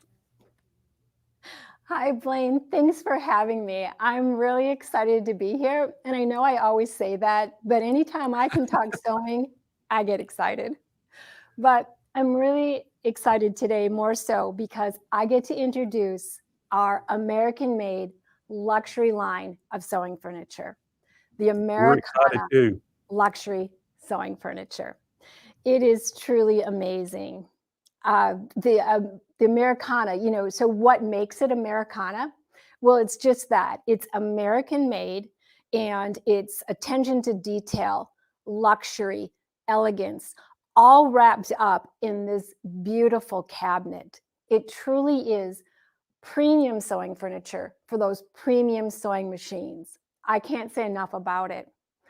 The one thing that I do want to get off my chest right away is that this cabinet is meant for those really large machines on the market. So like your Luminar, your Solaris, your M7s. So if you have one of those really large premium sewing machines, this cabinet was especially designed for that. There isn't a machine on the market that this cabinet can accommodate.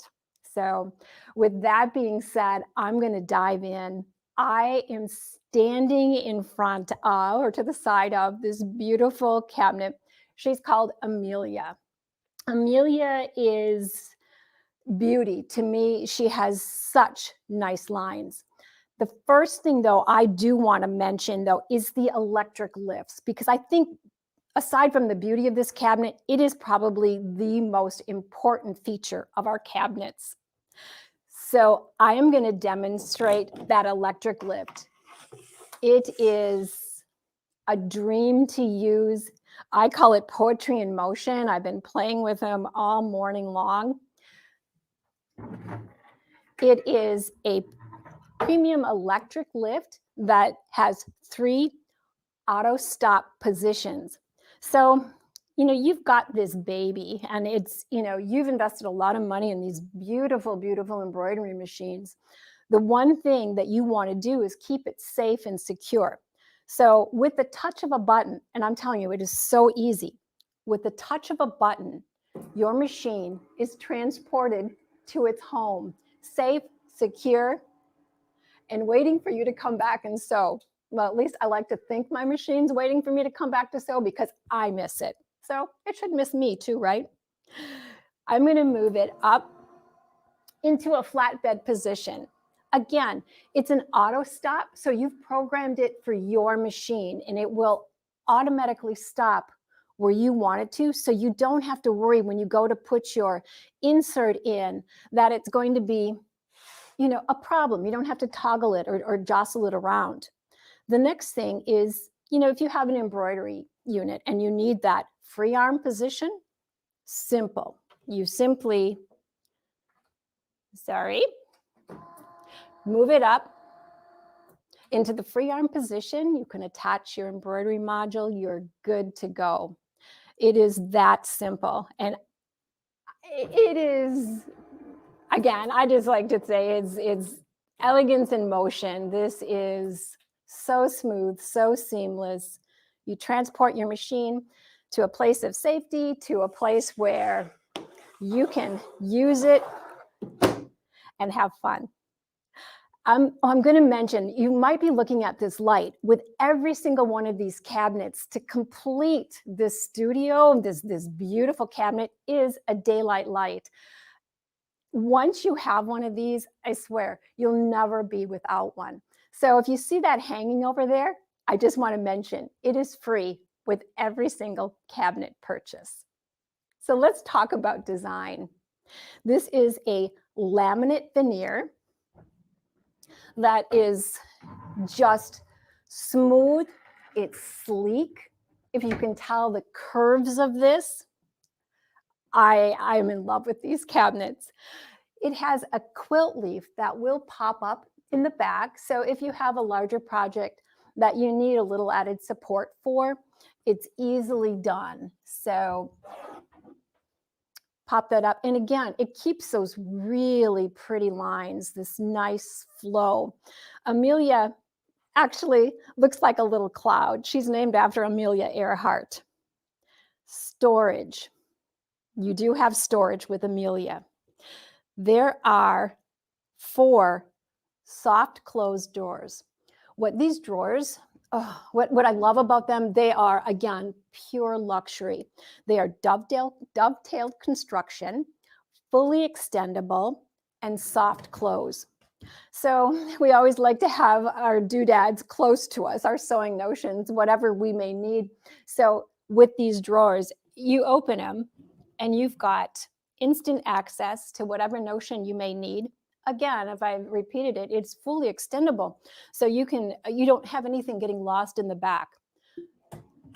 Soft close, they are absolutely beautiful. So you have 4 drawers there. The doors are those bifold doors. and they can open as I did when I showed you the lift, and they're going to fit flush against the side of your cabinet. Next, I would be remiss if I didn't tell you about the casters again. This cabinet is very, very, very easily moved because these casters are heavy duty industrial casters and they're meant to take it. So you can move that out should you not need the quilt leaf. You can push your cabinet up against the wall. You can move it to a different position. It is going to safely move the cabinet and the machine. Beautiful cabinet, beautiful lines, amazing lift. And there is one more thing. We do have the option of an embroidery model on the side of a storage rack for your embroidery module. So again, that keeps it nice, safe, and secure, easily accessible. And I do have one mounted on a cabinet that I'll be showing you in a little bit later, but I just wanted to mention that we do have those available should you have an embroidery machine and you would like that embroidery storage rack. So we have that. I absolutely can't say enough about this cabinet. It's truly a dream come true. It's your, it's an end destination. When you finally reached the point where you have one of these beautiful machines to house it in one of these beautiful cabinets, it's really nice. I'm going to move on to our next cabinet. You'll have to bear with me as I shuffle some things around. But again, with these casters, it's going to be a breeze.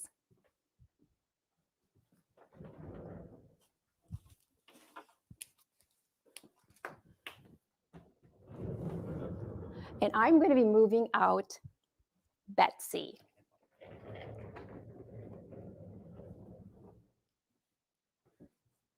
Betsy is just a little different than Amelia, but again, the attention to detail and luxury, it's all there.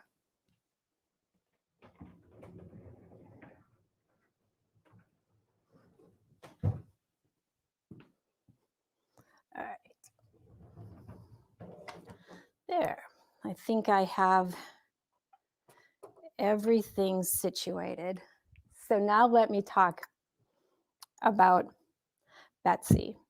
Again, it has the important feature that 3-position electric lift with the 3 auto stop positions. It is a little different in that it has the pocket doors. So I just wanted to show you that lift. Again, the touch of a button, it's going to be moving up and down. Absolutely. So these cabinets are just absolutely amazing.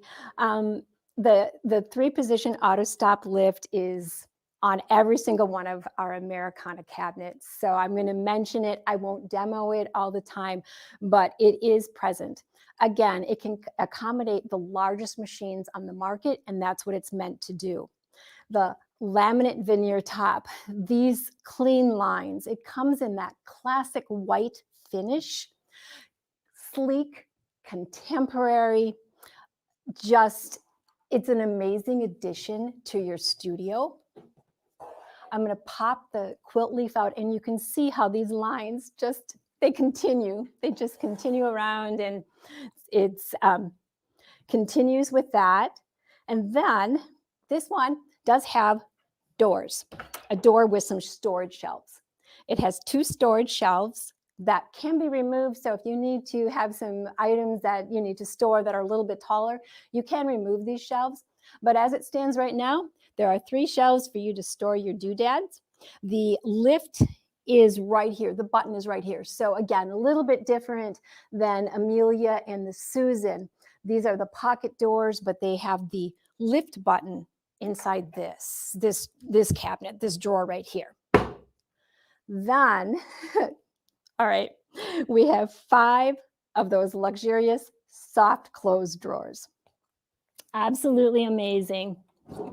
So again, same dovetail construction, same full extension and that same soft closing action. There's 5 of those drawers. Again, you can store a lot of your notions in there. But another special thing about Betsy is that she has this pull-out tray. So if you need to put, okay, so maybe if you're like me, you like a little cup of coffee or something, keep it away from your beautiful machine, but you can set a beverage here. You can put a little mini iPad on here. You can put a little writing tablet. So this pull-out tray is just one of those really fun features that Betsy has. And another thing, before I can keep talking forever, this one has a cutout tray. So not a cutout tray, a built-out tray, a built-in tray, I should say.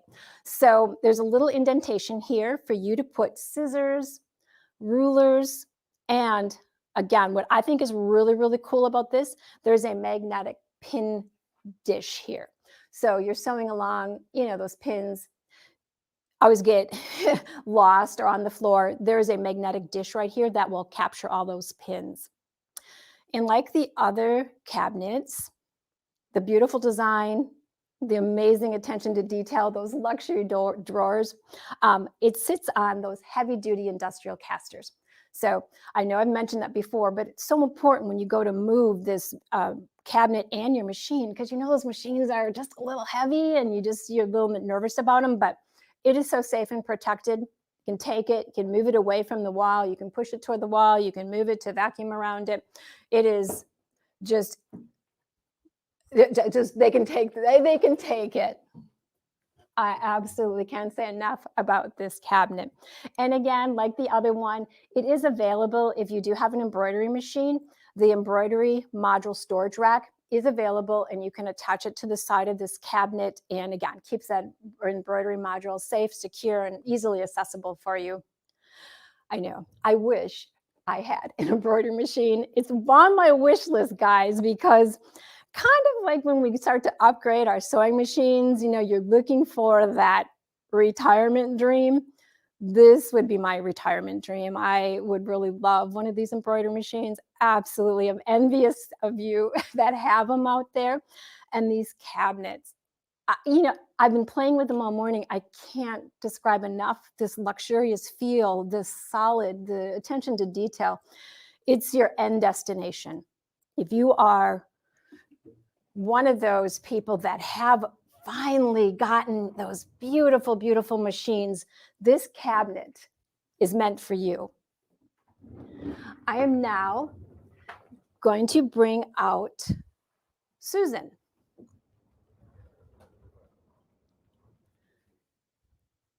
Susan is the 3rd cabinet in the Americana line. She too is an absolutely beautiful cabinet. A little different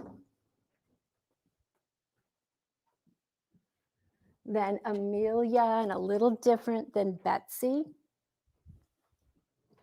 but still stays with those clean, beautiful, contemporary lines in that classic white finish that just would be beautiful in any sewing studio. I can't say it enough. I'm going to hook Susan up so we can demo that lift again, because again, it is such a key feature. Such a key feature. Another one of the things, before I go too far too, you'll notice that this one, I didn't put a sewing machine in, but it has the insert that will cover your sewing well. So if you would like to use this cabinet for other purposes, you know, a work surface, I mean, it's sturdy enough that if you should want to even use it as a cutting surface, if you put your cutting board on top of it, or your cutting mat, I should say, you can do that. It's really sturdy. So I did want to mention that there's that wood insert that will fit over this well. So bifold door, it opens up, and again, here's the button. it goes down into those 3 auto stop positions. Now, if I did put a machine in here, if I grabbed one of the ones that we have on our other cabinets, I know that we've programmed this so it would fit in here beautifully. It's going to come right up into that flatbed position. And we talk ergonomics. Again, it's the comfort and the convenience of having everything housed in such a secure, beautiful cabinet. And flat wrist position keeps those wrists comfortable, prevents that soft tissue that can happen, that soft tissue damage. So it is truly remarkable, this lift, poetry in motion. I absolutely love it. So Susan is slightly different.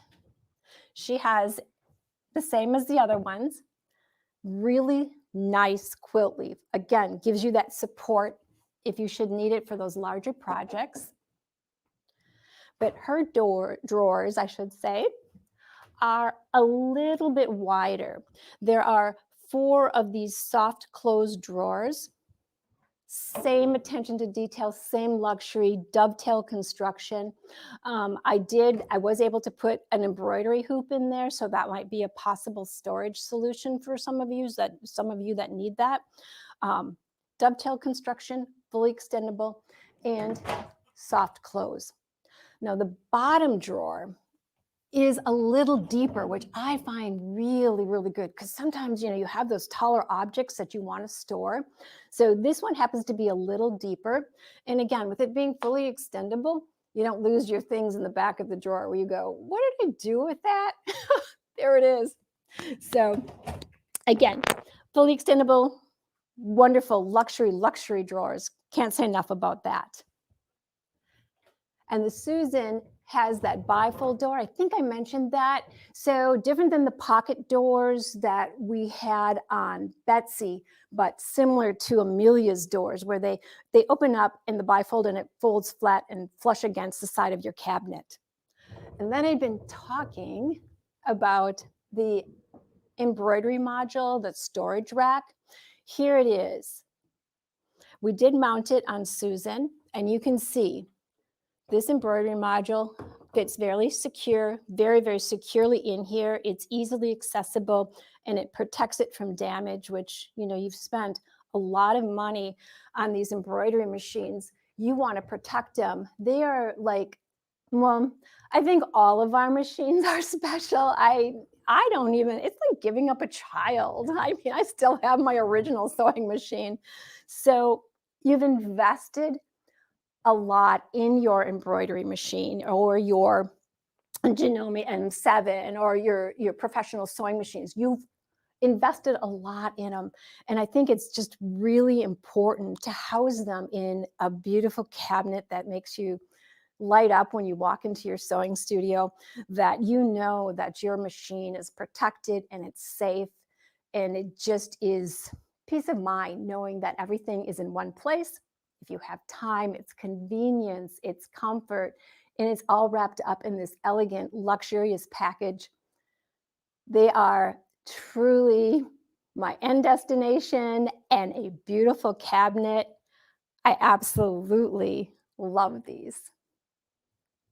Is there anything else? Blaine, I know you were going to talk about pricing. I sure am, Lynn. Hey, Lynn, I got a couple questions for you, though, before we talk about the pricing on these machines. Now, is there a custom insert available for any of these? Yes, every single one of them. Now, some of them are going to be a double insert. I don't know how to explain that. It's like a split insert. So there's 2 pieces to it. But, absolutely. You just totally did explain it. So, I said, you said you didn't know how to explain it, but you just totally explained it. It's a split insert that fits in 2 different pieces. You did a great job. Thank you, Blaine. Yeah, ours here are just a single, but there are, for some of these other machines, that you do have that split insert. So yes, every single one of these machines, every single one of these cabinets definitely has an insert, because you really want that flatbed ergonomics, and you don't want that gap between your machine and your cabinet. So I don't think that an insert is an option. It's a must-have. Well, hey, Lynn, I know that these cabinets come assembled. However, is there any a little bit of assembly they have to do once they get them? Absolutely not. These cabinets come fully assembled to your door. And All right, fantastic. Are you going to, I mean, there's white glove service. White glove service. That's what I was going to talk about. So I want to remind everybody, let's show them, David, how much these things are. And we're going to talk a little bit about each one of them. And guys, this is the Americana luxury cabinet. And what a great, great cabinet. Now, the one you're looking at right now is the Betsy. And that's the one you saw. It is $35.48. And it's going to be free freight and white glove delivery. And what that means is they're gonna bring it in fully assembled, put it in a room of your choice, and they're gonna take away the pallet, all the debris, and you're gonna be ready to go. So great, great price on this, $35.48. And guess what else? We are gonna throw in that Daylight Slimline 3 light that you saw that Lynn had back there. We're gonna throw that in for absolutely free. So what a great price. You're getting for $35.48, you're getting this Americana luxury sewing cabinet. This is the Betsy model you're looking at. You're getting that Slimline 3 Daylight LED light with it, and we're going to do the free freight and free white glove delivery. And that means they're going to put it in the room of your choice, fully assembled, and take any debris away with them when they go. So that is that Betsy. The other ones we have that Lynn showed, the next one up, if David could pull that up for us. There we go. That is the Amelia. So the Amelia, you saw her show the Amelia. That is $32.48, and it's going to be the same type of product. We're going to actually throw in that Daylight 3 Slimline light for free, and we're also going to give you free freight and white glove delivery. It's going to come fully assembled. They're going to put it in the room of your choice and take away all the debris when they go. And then we have that third cabinet that she showed coming up, and it is the Susan, and it's the same price as the Amelia. It's $32.48. It's going to be the Slimline 3 light coming with it for free, and you're also going to get that free freight and free white glove delivery, meaning they're going to put it in the room of your choice and take away the debris. So 3 great sewing cabinets, luxury sewing cabinets from Americana, and we're super excited to be able to offer these at this show. And Lynn, I tell you what, you did a great job demoing these, and I know you're super excited, and y'all can see it right there. Lynn's got that Daylight 3 light shining, and boy, oh boy, does it light up. And one of the things, Lynn, it's going to take any one of those big machines, the like you said, the Luminaire, the Solaris, the Epic, all those larger type machines that with the embroidery modules, it's going to take those machines, and then you can buy that optional embroidery module holder that goes on the side of the cabinet and put on it, and that would be a must. I would just tell everybody they ought to go ahead and do that optional holder, because especially if you have that big embroidery machine, wouldn't you think? Oh, Blaine, I can just tell you, I have been playing with these cabinets all morning, and this is not going to be easy for me. My dream just became a little bit like on a fast track. These cabinets, I wish that, I don't know if the picture's going to show them justice. It's attention to detail, the luxury, that solid feel. I'm closing those drawers, and it's just like, whew, I don't know. I've fallen in love with them. Well, the soft closed doors are awesome. And when you can just give it a push and it's going to close like that. And then, the cabinets are beautiful cabinets. And so if anybody's interested in that, and they have that big embroidery machine, and hey, Lynn, if you need to get a big embroidery machine, give me a call. Maybe we can, hook you up on one of them. I told you, Blaine, it's my wish list just got a little bit longer, and my time frame is going to be a little bit quicker. I do have friends that have those beautiful embroidery machines, and I've been coveting them. I get to see them. I get to see the work that they produce on them, and I'm like, ooh, those are nice.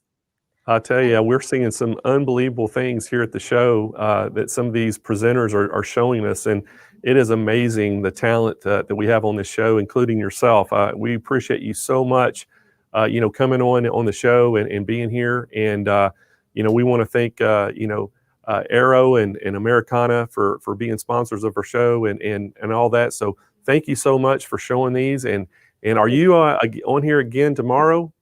I don't think so, but So this was your I'm last gonna day? go home and play on my sewing machine. I'm always inspired, and these cabinets always, it's just, I can't describe what it's like to be able, I mean, I was on my dining room table for years. After that, I mean, I think I graduated to a banquet table.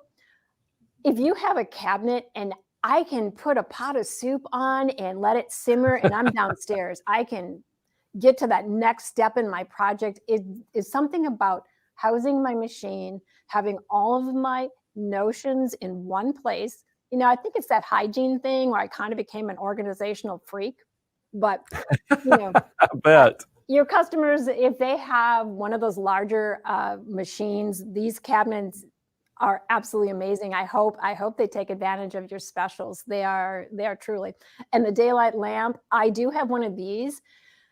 When you talk about true light and you wanting to see, the colors and if it's going to match, et cetera, et cetera. I mean, this is a nice work surface. Put the daylight lamp out and lay your fabrics out. Those hues and the contrast and the tones will really come through. I don't know what I did without it.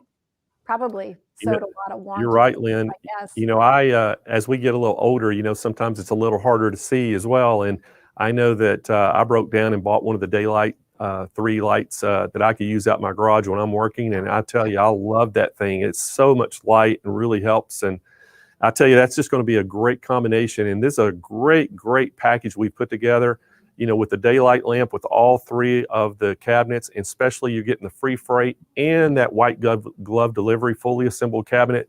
Hey, you can't pass this deal up. If you're in the market for a cabinet, this is the ones you want to get.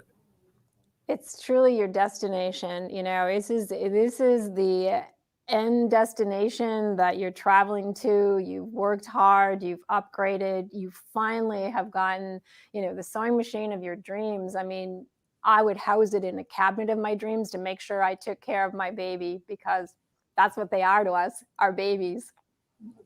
You're exactly right. Well, thanks again, Lynn. We sure do appreciate you. And thanks for coming on the show. And Thank you so much. hopefully we'll get to do this again real soon. I would love it. You want to talk cabinets? Just call me up. I'm ready. I'll grab a cup of coffee and away we go. That's awesome. All right, guys, there you had it. Some great cabinets that we were showing today. And man, if you're in the market for that, that is a great price and you need to jump on that. But hey, guys, we're going to move along. And hey, this is our last presenter of the day. And guess who it is?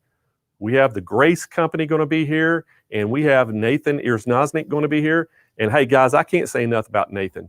I mean, this guy, he's I don't know if y'all know who MacGyver was. It was back in the 80s TV show that could do anything. Well, he is the MacGyver of the sewing industry. Nathan can do everything. He is their, sales and marketing director. He's involved in customer service. He's involved in the dealer network. He's involved in production and manufacturing. And today, or yesterday, I think I found out he's an inventor now. He invented one of their products and helped develop it. And so you can't say nothing about this guy. He's got 26 years in the business. And the guy, if he knows this business as well as anybody in the industry. So please welcome back to our show, Nathan Erznoznik. Nathan, how you doing this afternoon? Doing fantastic, Blaine. It's been fun again as I've been able to catch some of the different things that have been going on, the different presenters.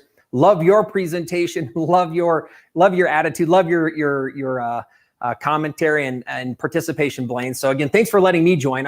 Thanks to the Sewing Machines Plus team as a whole. I'm guessing your customer service is probably overwhelmed with the amount of calls they're getting with all the amazing deals and all the products that you're showing on this. So thanks. I'm glad to be here with you this afternoon. We're glad you're here. And you're right. We're getting so many phone calls and people trying to buy some of these products to get on the deals and great pricing all around. But you know what? We're getting ready to talk about 2 of your frames that I absolutely love. And, one of them, it has been a hot commodity here at the show. I'm telling you, that QD frame, I don't know if we may sell out of these things, because I'm telling you that it has been a hot frame. But that hoop frame, that's a big fan favorite as well, because it lets you take that any kind of machine that you want in your your home machine and you can turn it into a quilting machine. So, hey, let's get going on these demos. I want you to show how awesome these two frames are. Well, wonderful, Blaine. Thanks. It's been fun to see all the participation of the quilters. Again, I want to do a shout out to everybody who's still streaming with us today.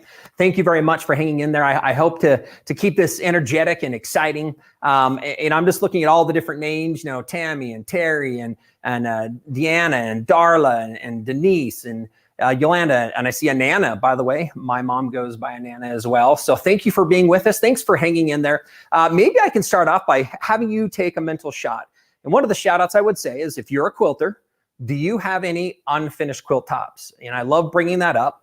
And I like to talk about some of the challenges that you might be having. One of the great things and what I'm really looking to cover today is I'm looking to help answer some of the key questions that tend to be struggles. If you think about ever completing a quilt, if you've done one on your home domestic machine where you've pushed that fabric through the throat of the machine, you're winding it and you're trying to roll it, you're trying to hold it, you're pooling, you're puddling, that process can take quite a toll on you, both physically, I think maybe emotionally as well. You can think about that and see if there are any moments when you were doing that you're like, oh, I'm frustrated right now. You might have had to take a couple breaks. And I always hear from the quilters, it's always better with a glass of wine. So maybe that's something you can take up and think about with that. But think about those frustrations. Think about the other side of this is, outside of the frustrations, what you're trying to do. I believe if you have even a partial quilt that's not quite ready to be quilted, or you might have a stack. I have talked to people who have 5, 10, and even more quilt tops that need to be put together. They're kind of thinking in their mind, you know, I'm going to either send it out, or I really know that I feel like I want to finish these quilts. What I'm going to talk to you today is we're going to talk about that. We're going to explain. I'm going to give you some solutions that will make finishing quilts easier. I'm going to give you solutions that show you how you can take what you already have at home, your home machine, and use that to help you finish quilts easier. And we're going to talk a little bit kind of on the third piece of what part of this new what we call zone quilting makes something, and so that you are not limited. You can do any size quilt. You can do this pretty much in any space now, and you're going to see how. You don't have to have a dedicated space. If you have some, great, there's some of those options. And if you're in a position where you're ready maybe to move from your domestic, I'm going to throw out a couple options of machines that also work with the hoop style frames. And so really what we're going to be breaking down is we're going to talk about the process of quilting a quilt on a hoop frame. And I want to really talk about what are those hoop frames, what's the availability, what does that mean for you at home, what does that mean as far as some of the things that it solves as far as the problems, so what are some of those other questions you might have. So hopefully we can kind of get through that whole round bit of questions that usually come to our minds when we think about them. So again, think about your projects and you're wanting to complete them. Think about some of the struggles, and I believe we're going to help answer those and give you some wonderful solutions as we move through this today. Behind me, just to kind of tell you what we're looking at here in the studio. On my left, or I think it's going to be your right over here, we have the Cutie frame. This is a tabletop frame. I'm going to show you a few things. This is one that can be stowed.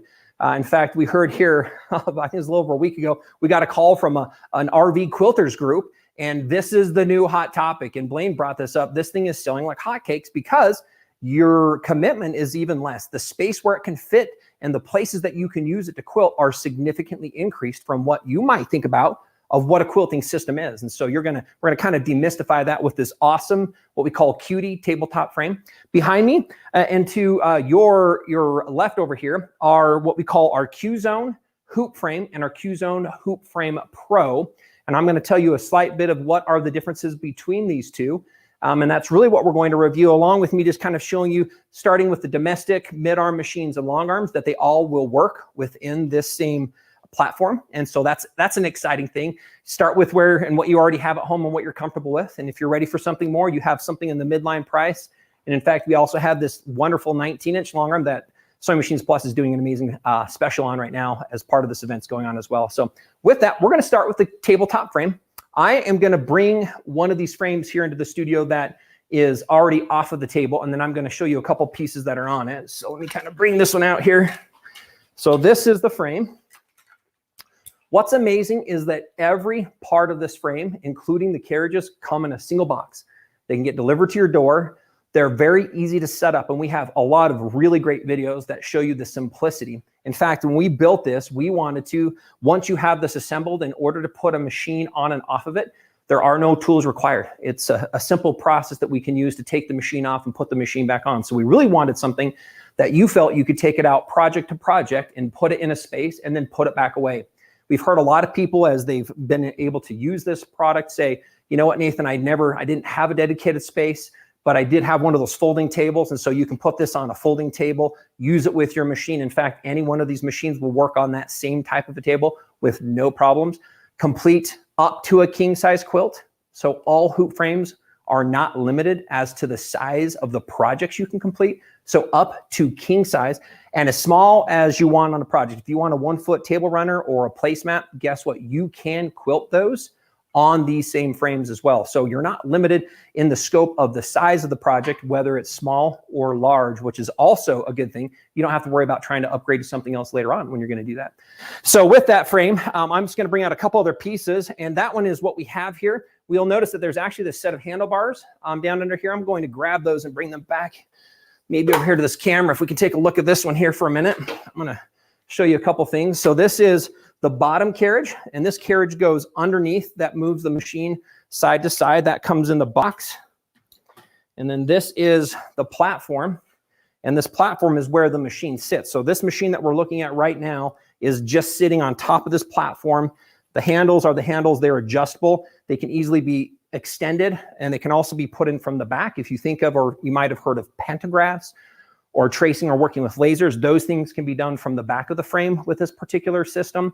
So that's a great thing to know. All of these parts come in one box, and they're super easy to assemble and super easy to set up and to take down. So I'm going to go ahead and just kind of move this around for a minute. I want you to kind of watch how light and how easy this is. I'm not going to turn it on, but I just want you to see that it's super easy to move. And this gives us from the left of the frame to the right of the frame. And then we have the stroke of the machine from the back of the machine to the front here is the space that we would use to finish quilting. Now you'll notice on this one, the fabric is up on top. And what that does is that allows us to get this handlebar out of the front. And I'm going to show you that that's slightly different. So again, here it is. It's very lightweight, very easy to adjust. I'll get that back out of the way here. Give me a minute. So coming back to this one, it's very easy to adjust to the height of your sewing machine. And what I would ask you to think about is you probably have some kind of a connection with your sewing machine. You probably love it. In fact, if you had a child that came up to start pushing and knobs and pushing buttons, you'd be like, hey, don't, whoa, back off my machine there. So and that's because you're comfortable. And what's nice is you don't have to go find something that you're uncomfortable with. You can start with what you're most comfortable with. The great thing that I'm going to also tell you right now, so think about this, is that domestic machine that you have, because of the method in which you use it to quilt, you can actually use the domestic machine on any one of these frames. Now you might be thinking, well, I've got these other long arms. Well, these other frames also come with a carriage, and this carriage does the same thing. This carriage allows your machine to sit on top of it, and this can work on either one of these other two more permanent frames, so you still can start with your domestic machine. So going back to the QUILT, if I were to kind of do a quick synopsis of who might this product be great for. One is it's the most affordable. And in fact, you're going to find out how affordable it is. Sewing Machines Plus is running an amazing special during this event and through this event only. So be looking at what that price is. We'll get to that here in a minute. But you're gonna be like, oh, I didn't realize that I could buy the most amazing accessory for your sewing machine at that price. So it's a very affordable way. And again, think, you don't need dedicated space. This can be put up and it can be easily stowed. It can be taken with you if you wanted to go someplace. In fact, I have a really small 2-seater car, and I went to a local dealer to go show them this product, and I sit it on my back seat. Now it's a coupe, it's a 2-door. I just put my seat forward and the frame fit in there. I had to come in and tell everybody, by the way, this is just as portable as we said it would, because it fits in the back 2 seats of my little tiny 2-door car here. So it was pretty fun to see that little frame be that portable and allow you to be that flexible with where you can put that product and make it super easy to store. The frame, now another thing is you'll notice that doesn't have any legs, so that one sits on some kind of a table surface, which then kind of dictates the height. Behind me on these two products, we have the QZone Hoop and the QZone Hoop Frame Pro. These ones can be fully adjusted for full standing and also full sitting. I'm going to grab a chair just to kind of show you what this looks like if we sit in front of this. So here we are. And I'm just going to kind of maybe let you see this one, that this is really easy. We can sit right in front of this as we go ahead and we move our machine around. It makes it just very easy to access it. And the same thing happens with the one behind us. This one actually is set up higher. This one's set up about 4 inches up from its lowest position. So makes it really easy for you to decide. Makes it really easy for you to access it. Here's another one. Maybe we can get a shot here from the side on this one. Here we go. I'm going to turn this one on for a quick minute and just kind of use this to move it over the surface.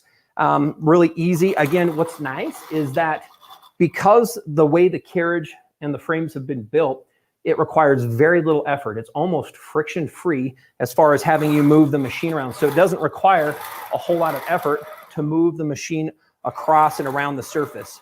So again, very easy to move, very easy to handle, and again, easy to be dealing with your fabrics as well. So let's do this. Before I talk a little bit more about the particular frame, let's talk about the process that we use.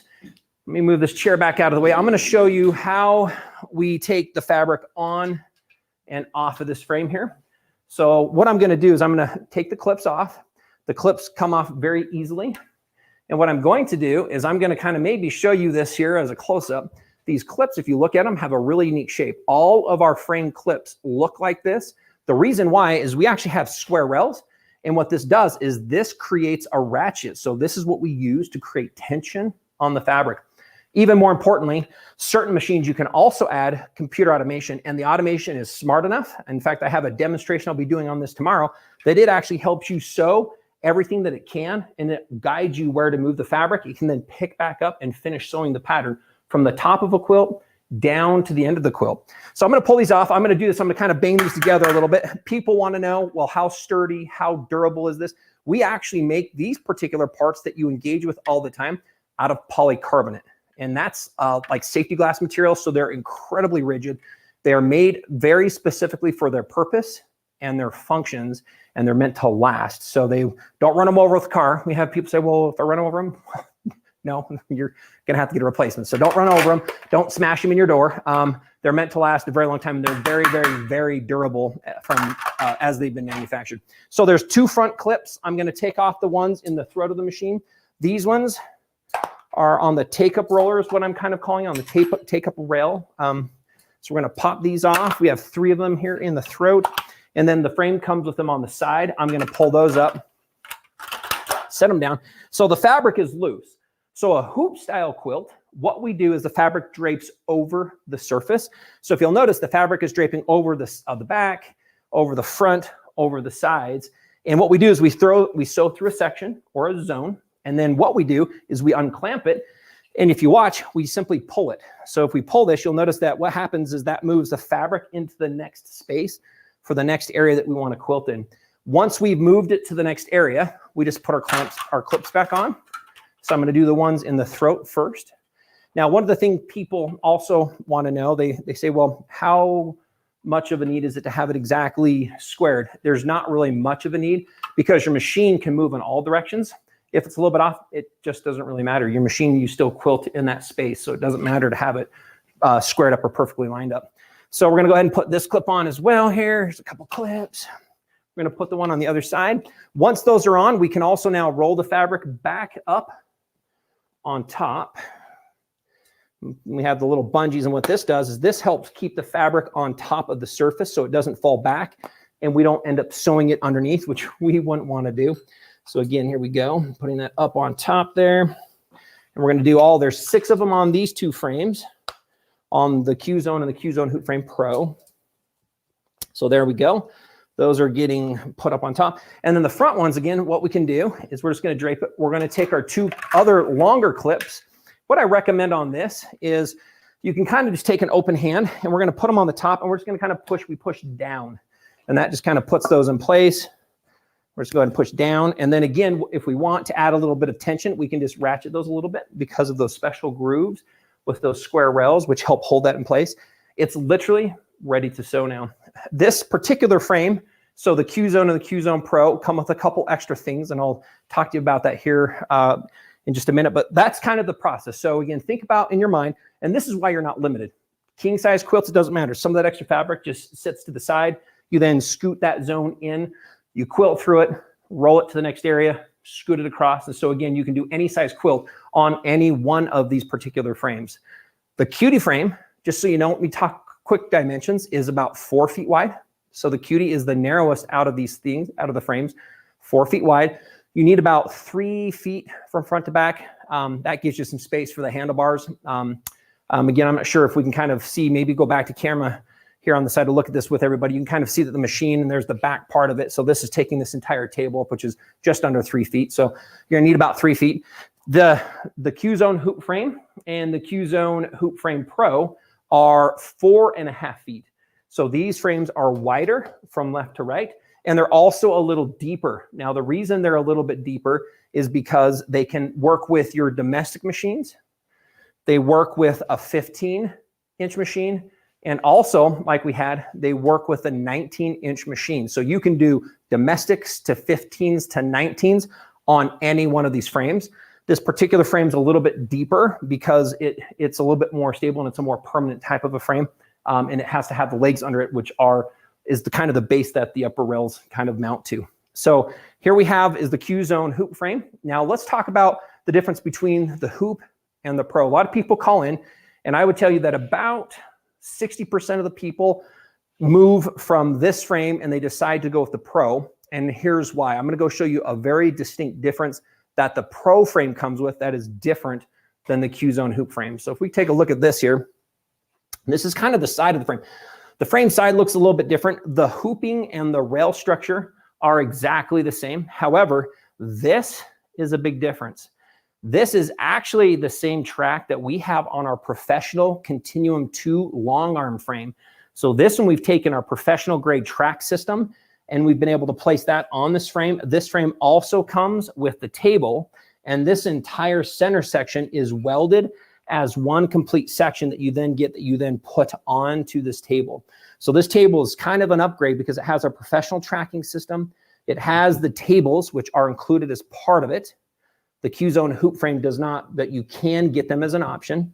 And then this particular frame also comes with a leader cloth set to begin with. So this one, with the difference in price, really gives you a few more of the accessories and a few more differences like in the track than what you're going to find on our standard QZone frame.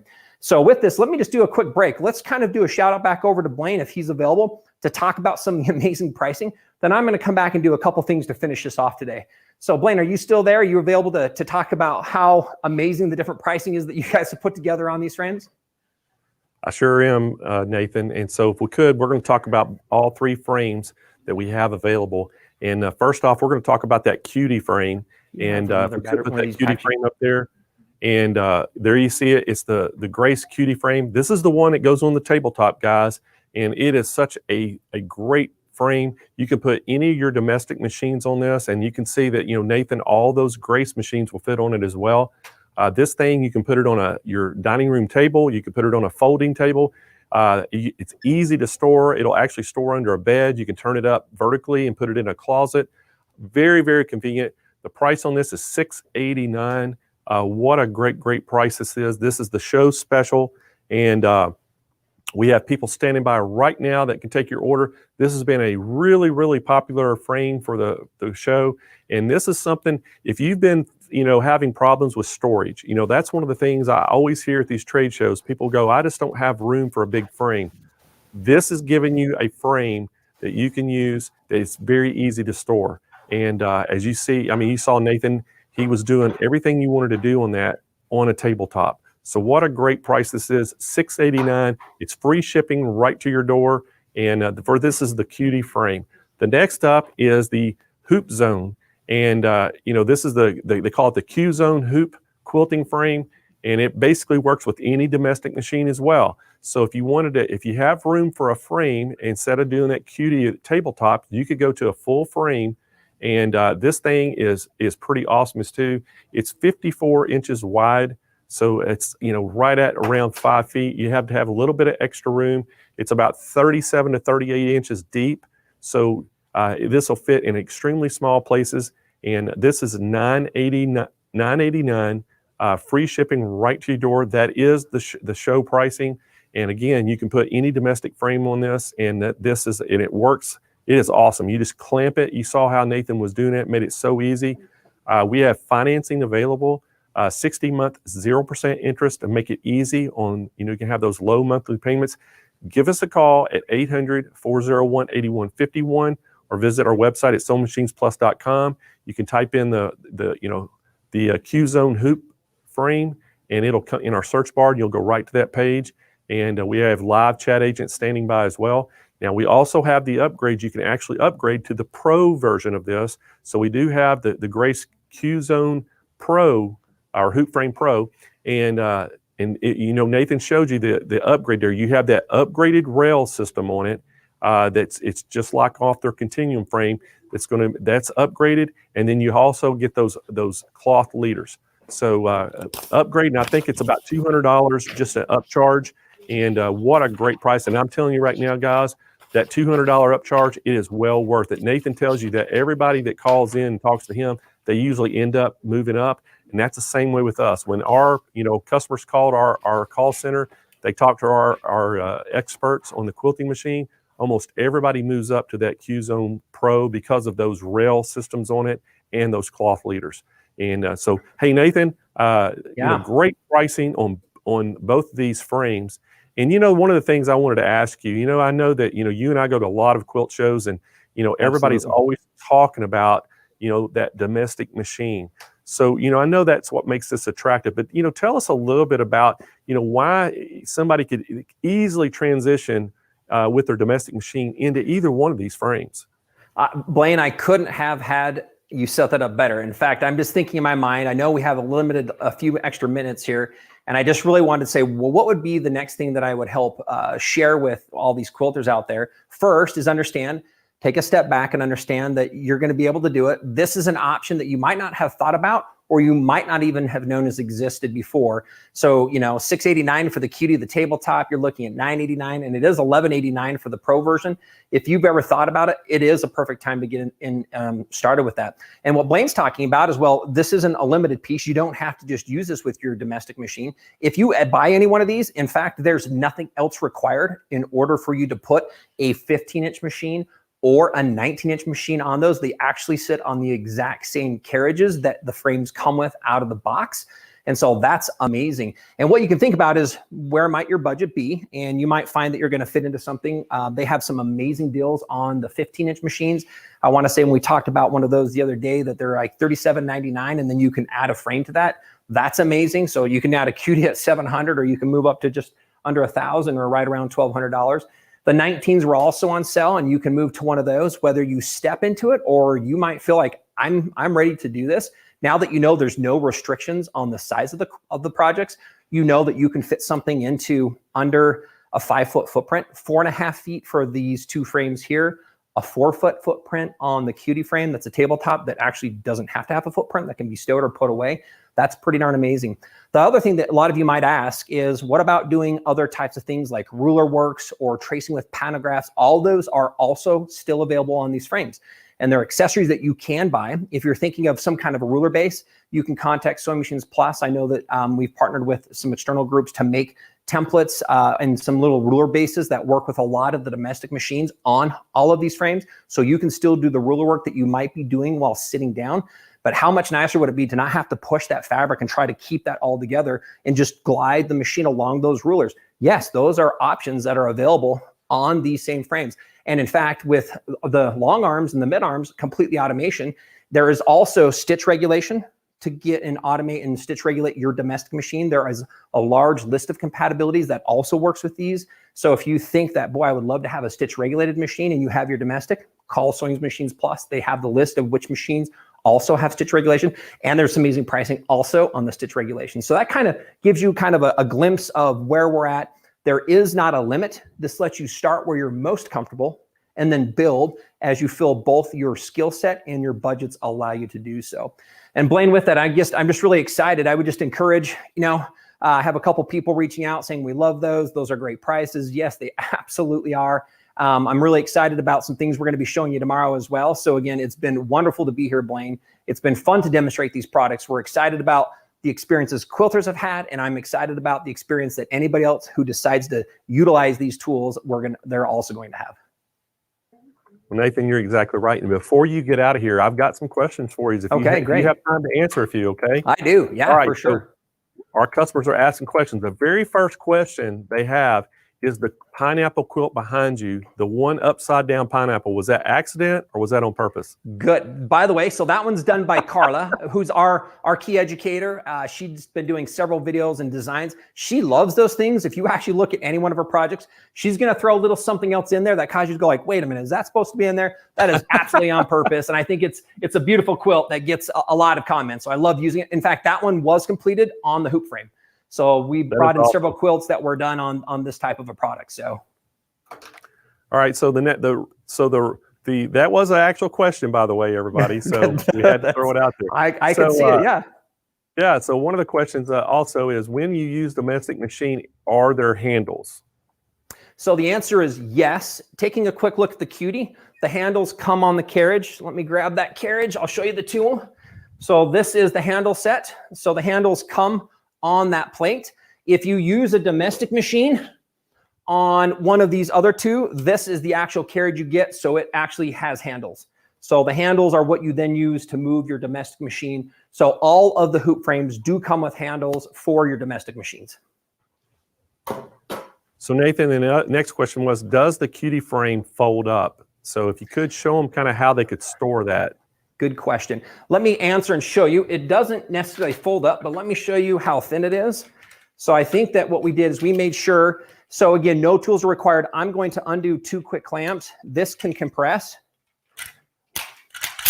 This compresses down to, I think it's 7.5 inches is the width. It is a little bit deeper. So I think we're about 26 inches from front to back on this.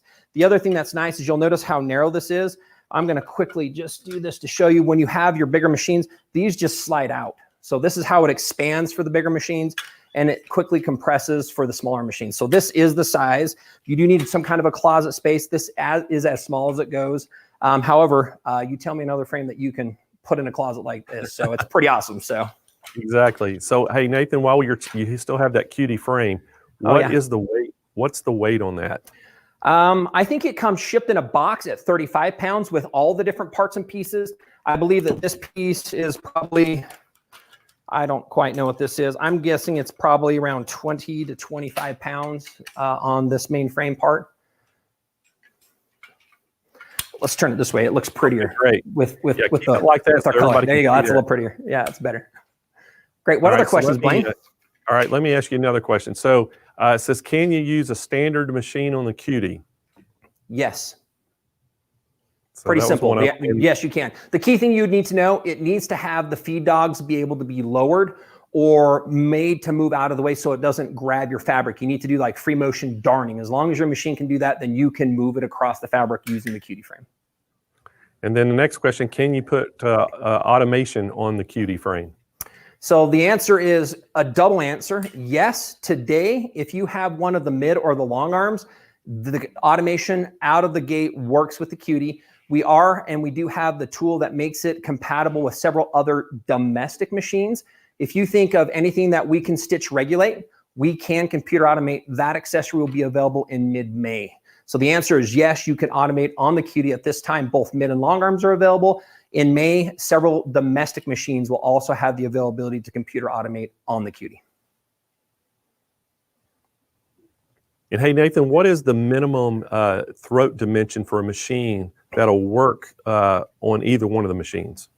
So with that, with any of the Q-Zone frames or the cutie frame, my recommendation, and this is one thing I'm going to throw out to everybody. So think about this. If you've tried to push any fabric through your machine, regardless of how big, I'm going to say usually about 7.5 inches is the smallest you're going to want to have. And I'm going to tell you a little bit of a quick story.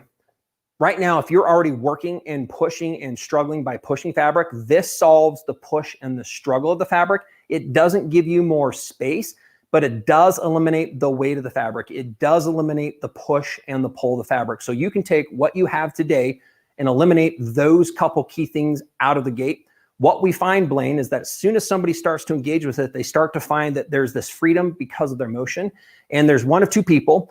The first person says, I'm just going to do a couple quilts. And by the way, I'm happy with what I have. The second is the person, and this is kind of the gateway piece into quilting, is they start to use it and they go, I really like this, but then you're going to say, I want more. Like, I want more space. I want to get through this faster. And so we find that people come back at that point and they start looking for a dedicated machine. There are several machines that you have from a domestic standpoint that are probably a step up. And then if that's not the case from a budgeting, if you can move kind of into that 3,000 mark, you can then move into part of the mid arm or even a long arm after that. So that's kind of giving you an insight of what you would be looking at. I'm very honest in telling everybody that it does solve the pull and the push of the fabric challenge. And it does give you more freedom. Once you get that freedom, what you find is you probably want more freedom. So just be prepared. And we love to see that. And we have quilters that stay on both sides of this. Some people will never upgrade their machines, and others, literally before this even arrives at home, they've decided, guess what? I need a dedicated machine, and they're going to call you back for a machine. So great answer, Nathan. So, hey, we got one more question, Nathan, and they're asking, what table would you recommend if they buy the QD frame that they use to put that QD frame on? I know that you've talked about putting it on a bar. They can put it on their kitchen, the dining room table. Yeah. But like, if they were just going to buy a table, what would you recommend? I hate to say this, but keeping it simple, we've just run it on those foldable ever-ready tables. We did testing with automation on all of our products, and it works surprisingly well. I don't think if you're going to get started that you have to worry about the commitment on the table. Joe, just use something that you have today. You can start to find out if you want to store it or not. Those foldables take up a lot less room as well. So that might be something. We do have an accessory. If you decide to make this permanent though, and you want to put legs under it, that accessory will be out next month, Blaine. And so those customers can come back to you. They're height adjustable. It's a fixed height adjustable set that kind of looks like these bigger frames with adjustable. There's over a foot of adjustment, and it's meant specifically for this frame to mount to them. We feel that people will bring it home. They're going to use it. Once they start to really like it, guess what? You're going to find a space for it. And once you find a space for it, at that point, we have the legs for you. So then you can put legs under it. So. Oh, perfect. That's exciting news now. So all these people that are buying the QD frames, they'll be able to get some legs to put on theirs if they're going to leave it permanently up. Great Not idea. available yet, so that's kind of a little bit of a launch here with Sewing Machines Plus. That'll be out next month. So, all right. So as soon as we have that ready to go, Nathan, we'll have to have you on my regular Facebook Thursday show, live show, and we'll launch that and tell everybody about it. Okay. Sound like a plan? Sounds wonderful. Thanks again, Blaine. Are there any other questions that we need to answer? Are we okay?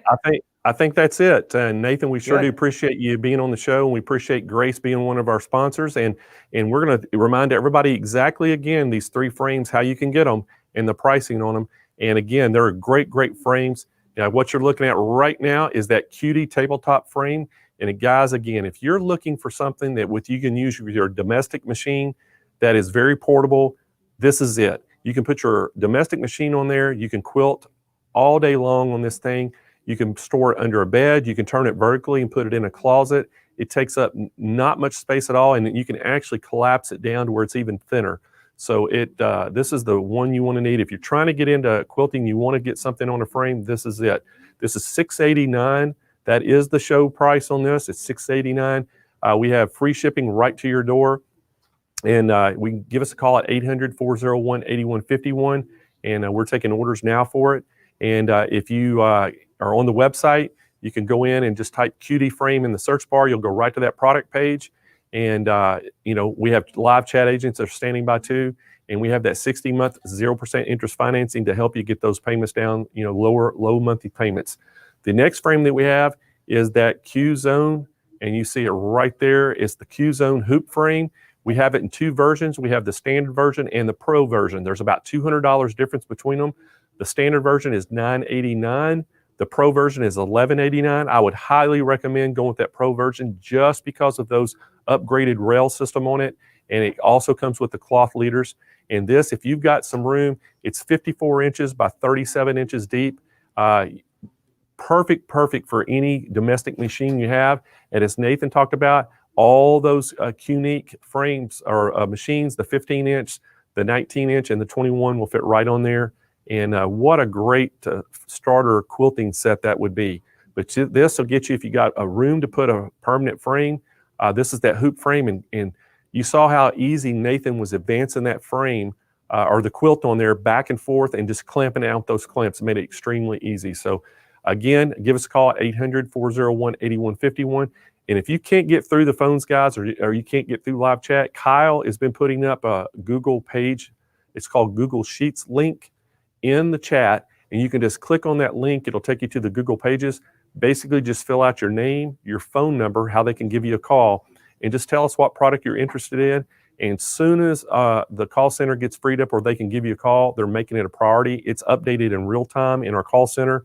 And I know they've been extremely busy this week and with all the calls from everybody from the show, but they're going to make you a priority and they're going to give you a call back hopefully this afternoon. If they don't make it this afternoon, they're going to try to get you the first thing in the morning. So anyway, guys, there was our 3 frames from Grace, and we are so excited to have them part of the show. And we're so excited that y'all are sticking with us out there and you're part of our show. And guess what time it is? It's getting ready to have giveaway time. Does everybody want to give something away? So we're going to give some great prizes away. Our first thing that we're going to give away today is from Dime, and it's My Quilt Planner software.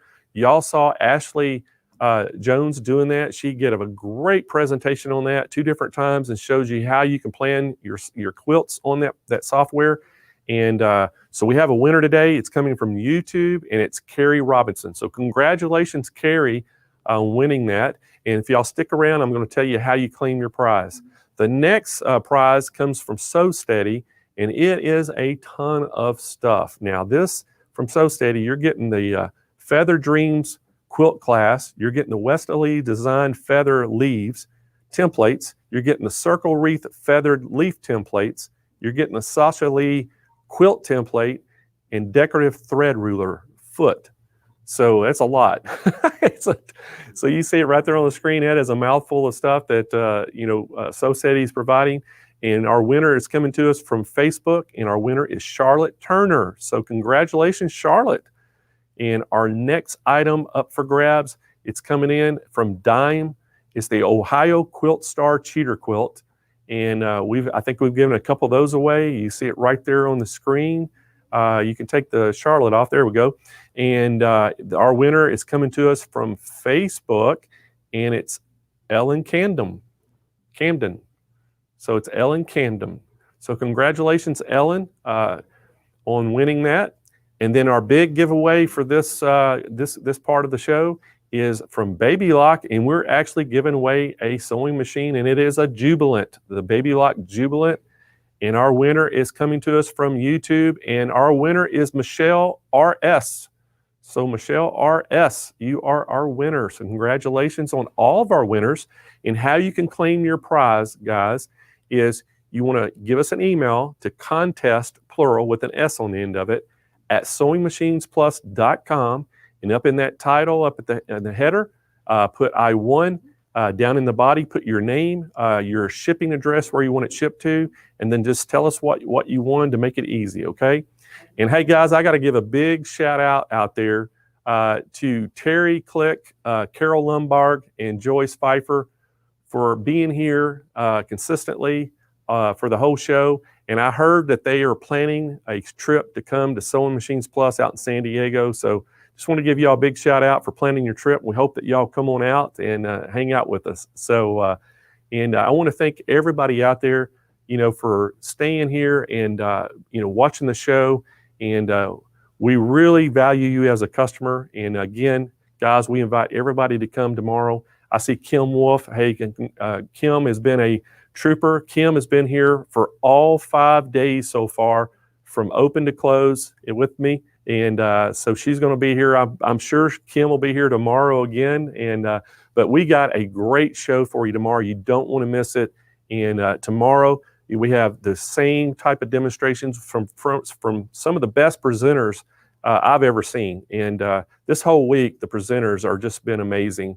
And so we'll have them tomorrow. You're going to have Eleanor Burns here for a complete hour tomorrow. And I'm looking forward to that. And then you're going to have all 4 judges are going to be here to help me, give away the prizes for our winning quilts. And then our owner of Sewing Machines Plus, Ron Martin's going to be here. He's going to be with me, and he's going to help me give away that $50,000 Dream Studio giveaway that we're doing. And one of you lucky viewers is going to win that. So we're super excited. You see it right there on the screen. So again, tomorrow morning, our stream starts at 8 a.m. Pacific time. I go on air at 8:15 Pacific time. We hope to see y'all there. And again, if you have any questions between now and then, give us a call at our call center or fill out those Google Sheets. And thank y'all for being here. And we will see y'all tomorrow. Have a great night.